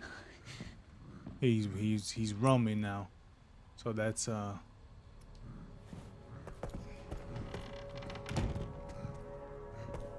bad.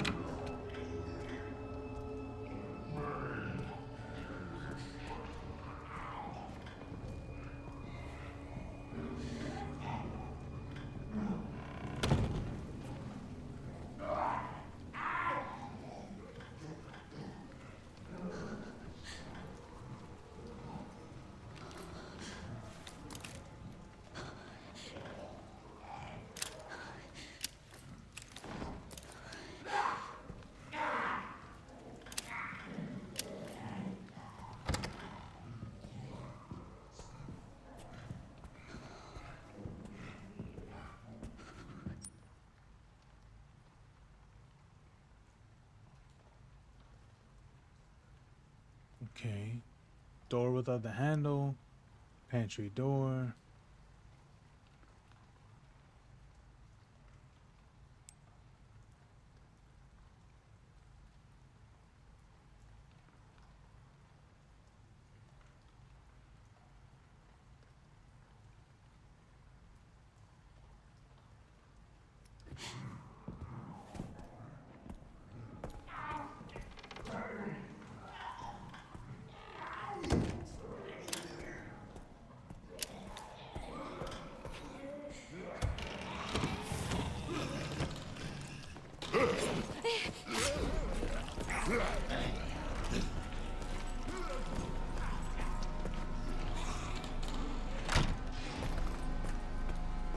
Okay, let's go this way.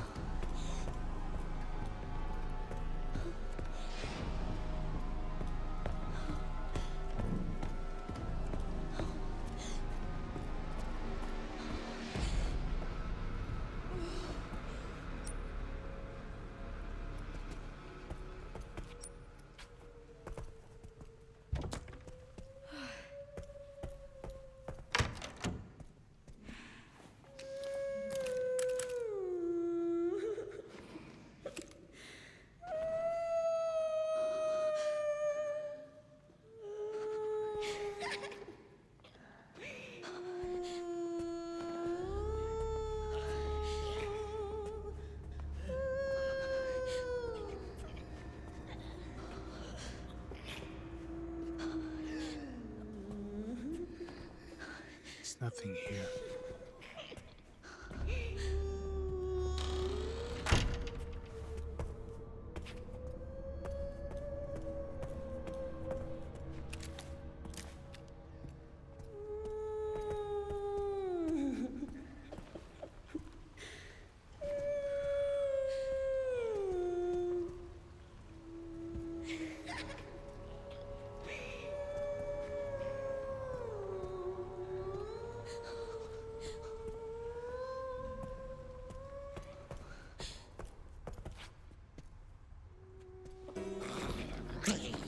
Oh, hell no.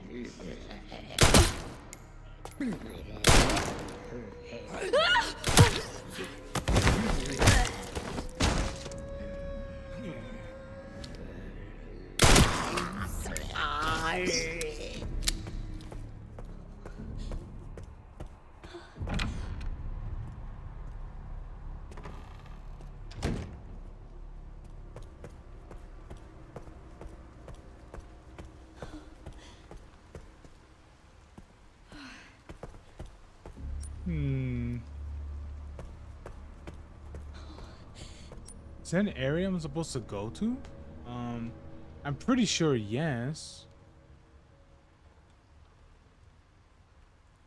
Pantry door? Oh, maybe to go to the kitchen.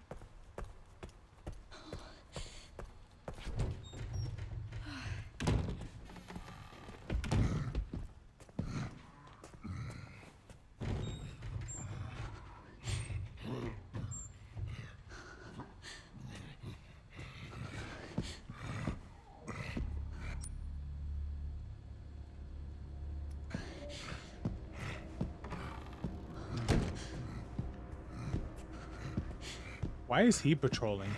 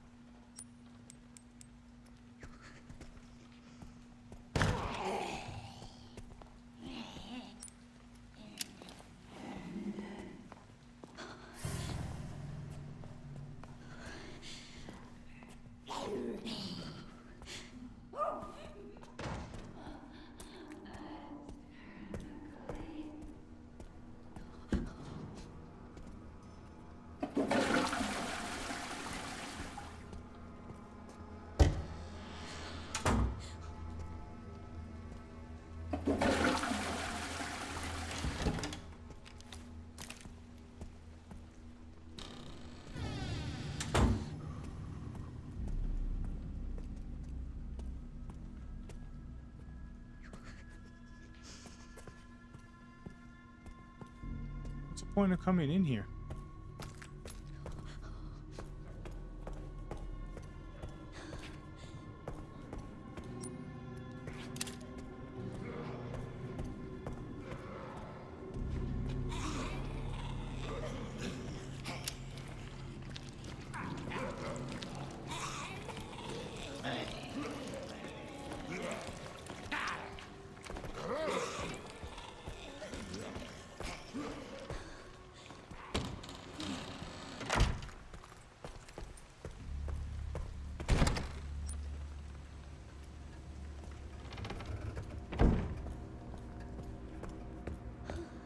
Oh.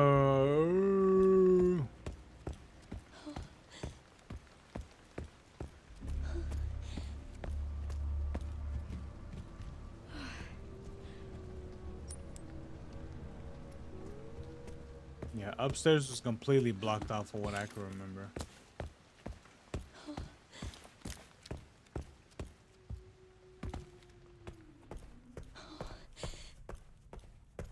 Yeah. Indent section. Definitely for Leon.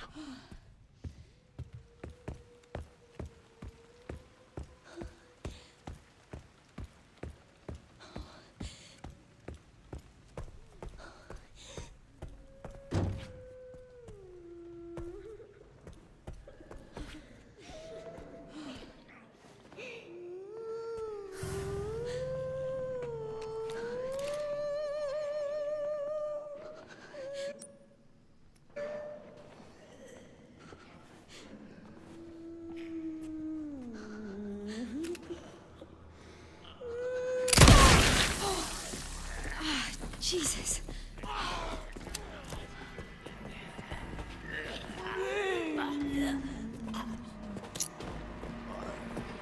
Sorry.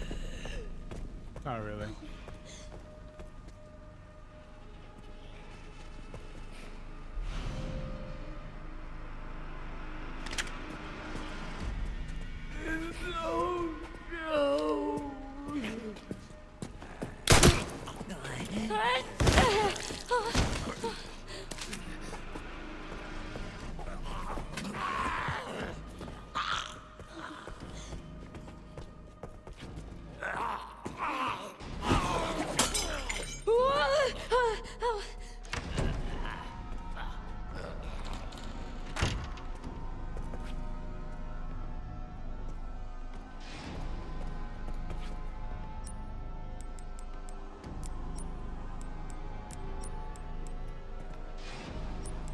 Oh, which one do I like more?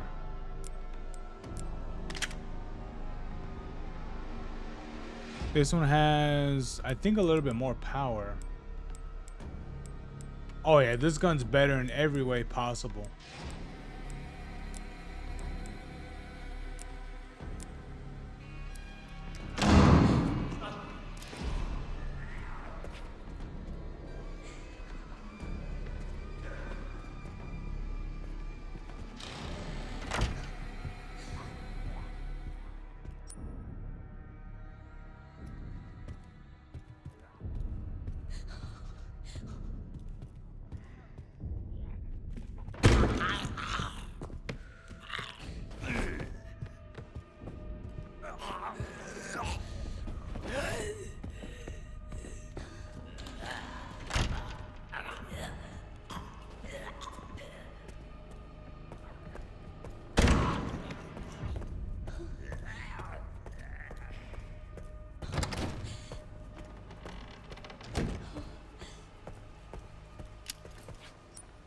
Okay, so I got a new gun.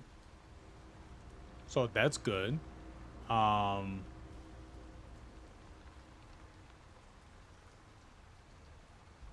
just don't know what I'm missing.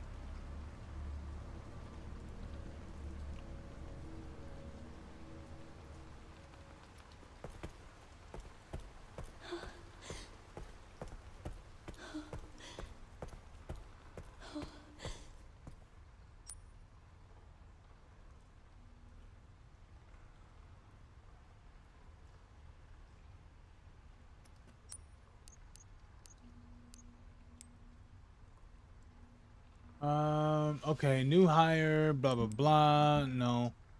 Chairman asked to get the chairman to get his quartz. That's highlighted for a reason. Okay.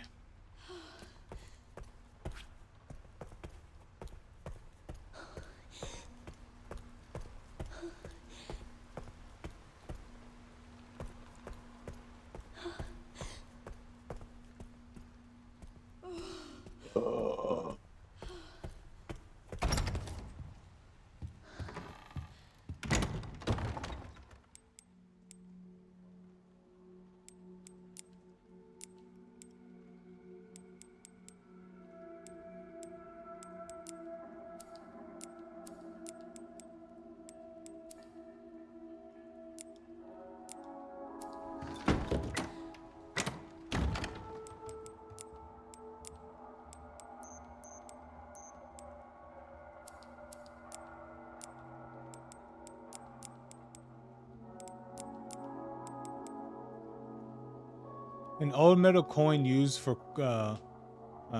games and can be exchanged for prizes in the parlor.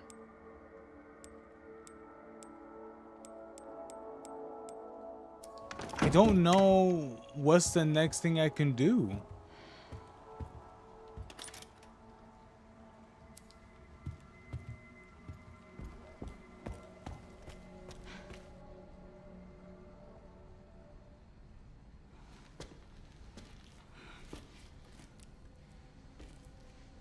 Oh shit.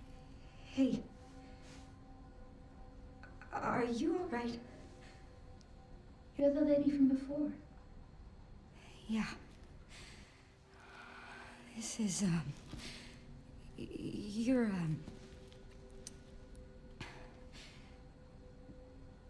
did anyone hurt you? Because I can't see? Oh, no, that's not what I meant. It's not my fault. The doctors gave us both medicine. It made our eyes go bad. So there was someone in there? There's Ow. another bed in this, My friend, Marie. One day she just disappeared. I'm sorry. When it happened, I was happy it wasn't me.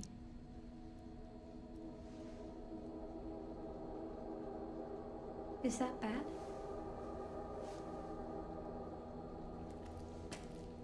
I'm just gonna keep looking around.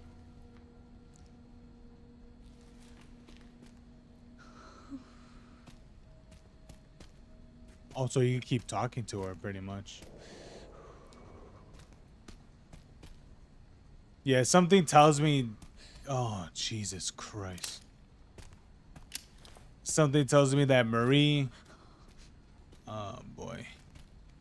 Something tells me that Marie transformed, probably, and became whatever that thing is.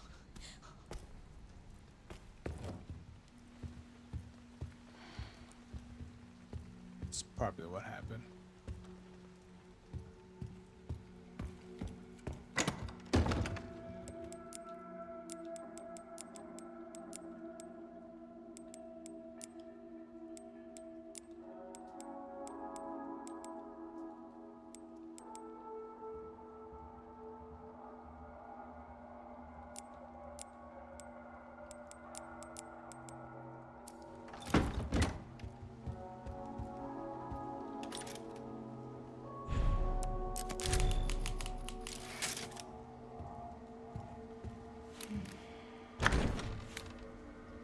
I think this is the gun that she had in the beginning. Okay. So I need to get the security card. I don't know where I can get it. There's a pantry door that I need like a key for, which I don't know what I can get. Okay. So I went through the entire first floor pretty much. Nothing I can find.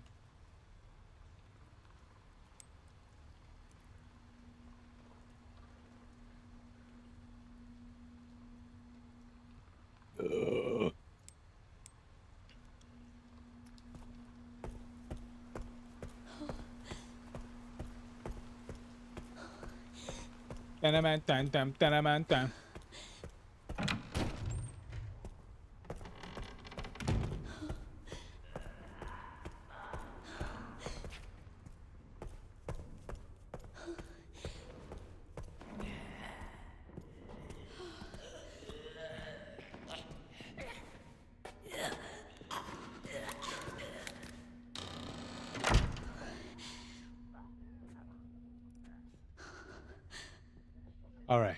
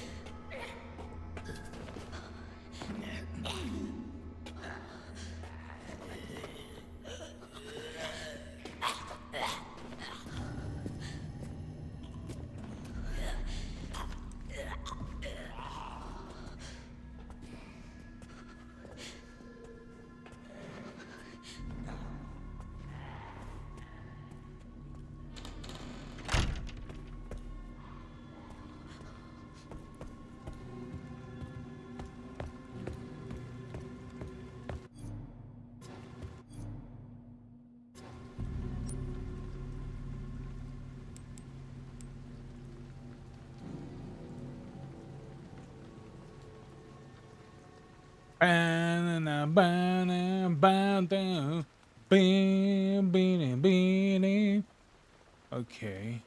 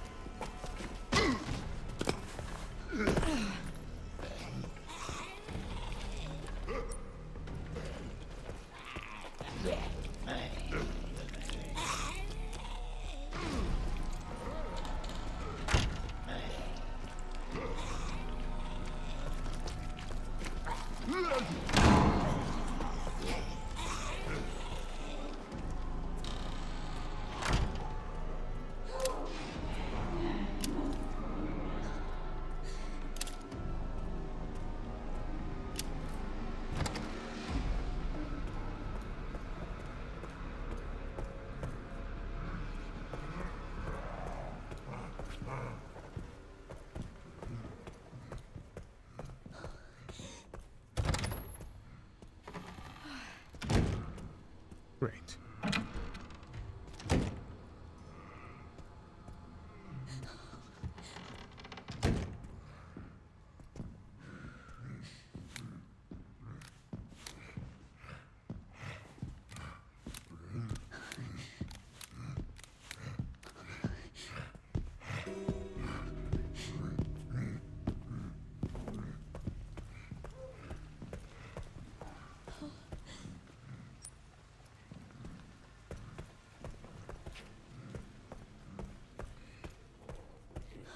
Oh, right. That was the Ruby 4.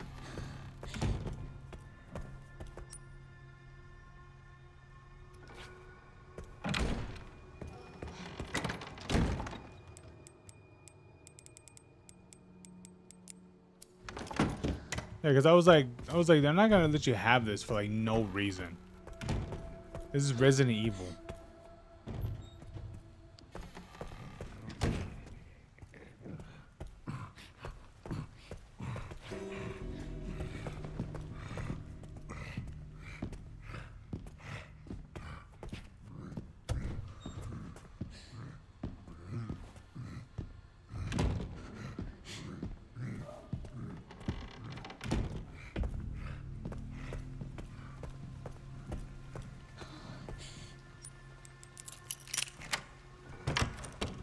Weird. How do people normally get in here?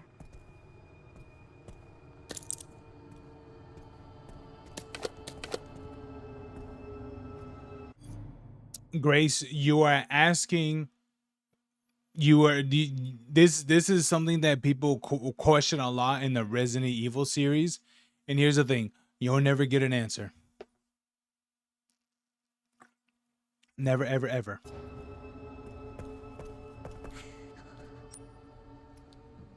Ooh.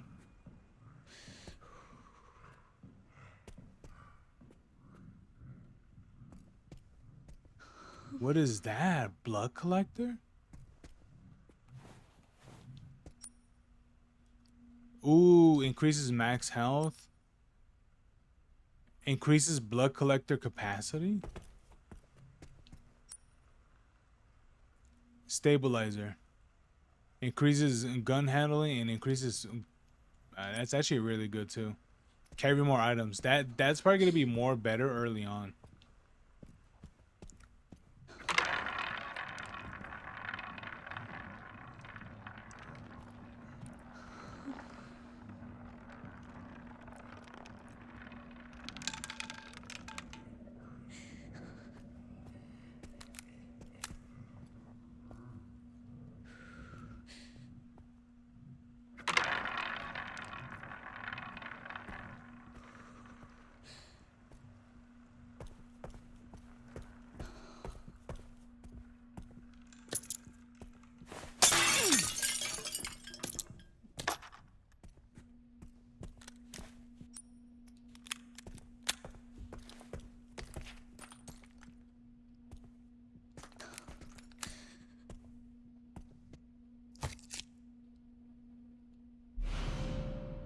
Oh, sorry about this. Hey, buddy.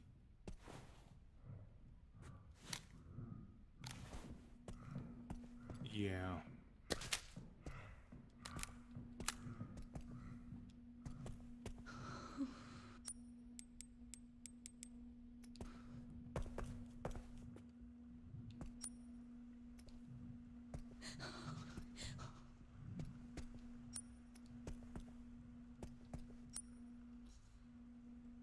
Increases blood collector. What do you need this blood collector for? What is this?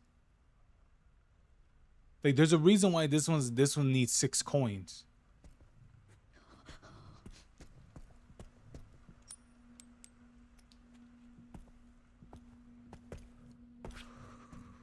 Hey man, do you know? You don't know.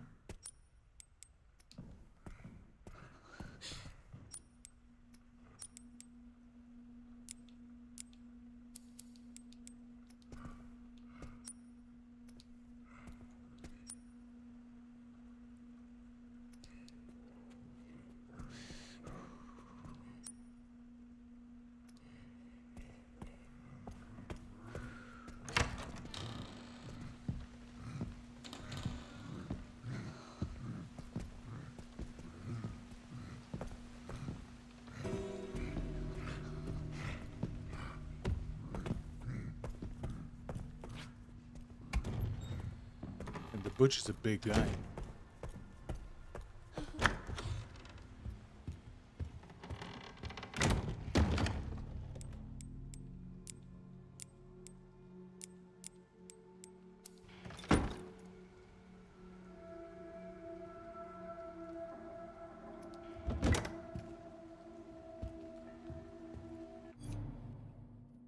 Oh, okay.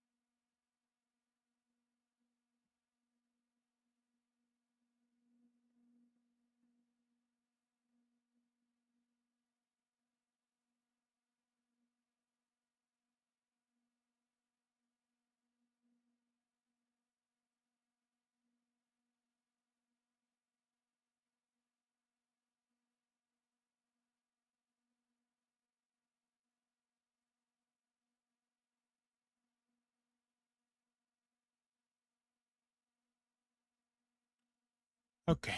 All right. Let me see.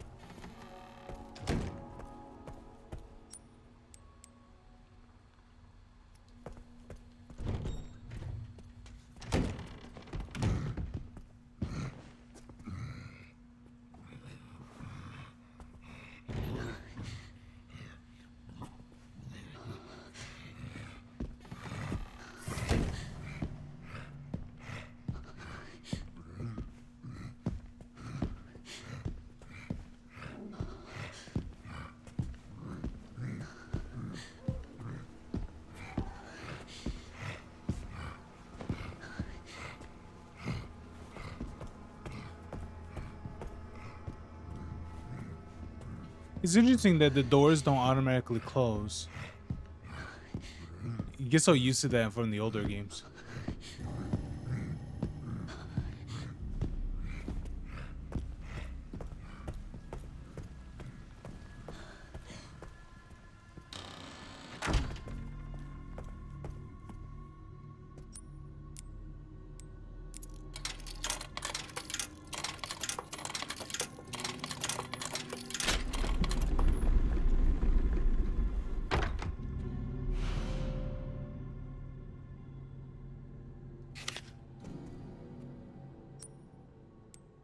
Heck yeah.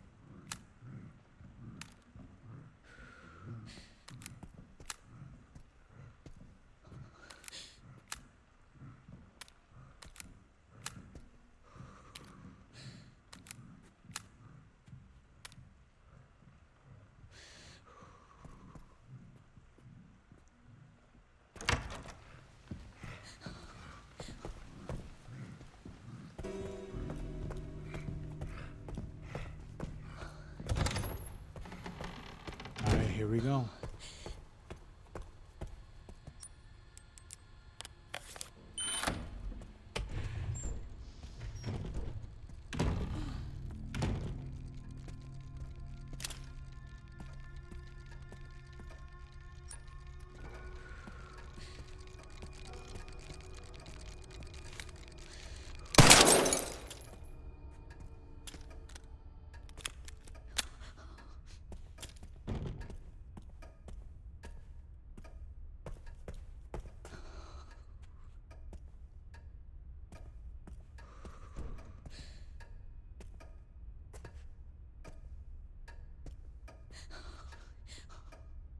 Tick tock, tick tock.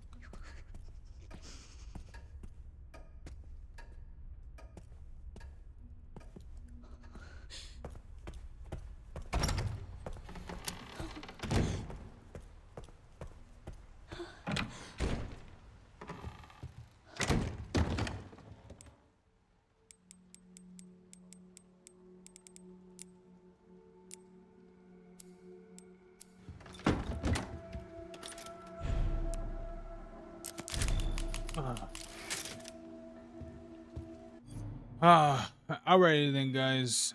I think I'm gonna call it here. Yeah. I've been up since like 4 in the morning, I think.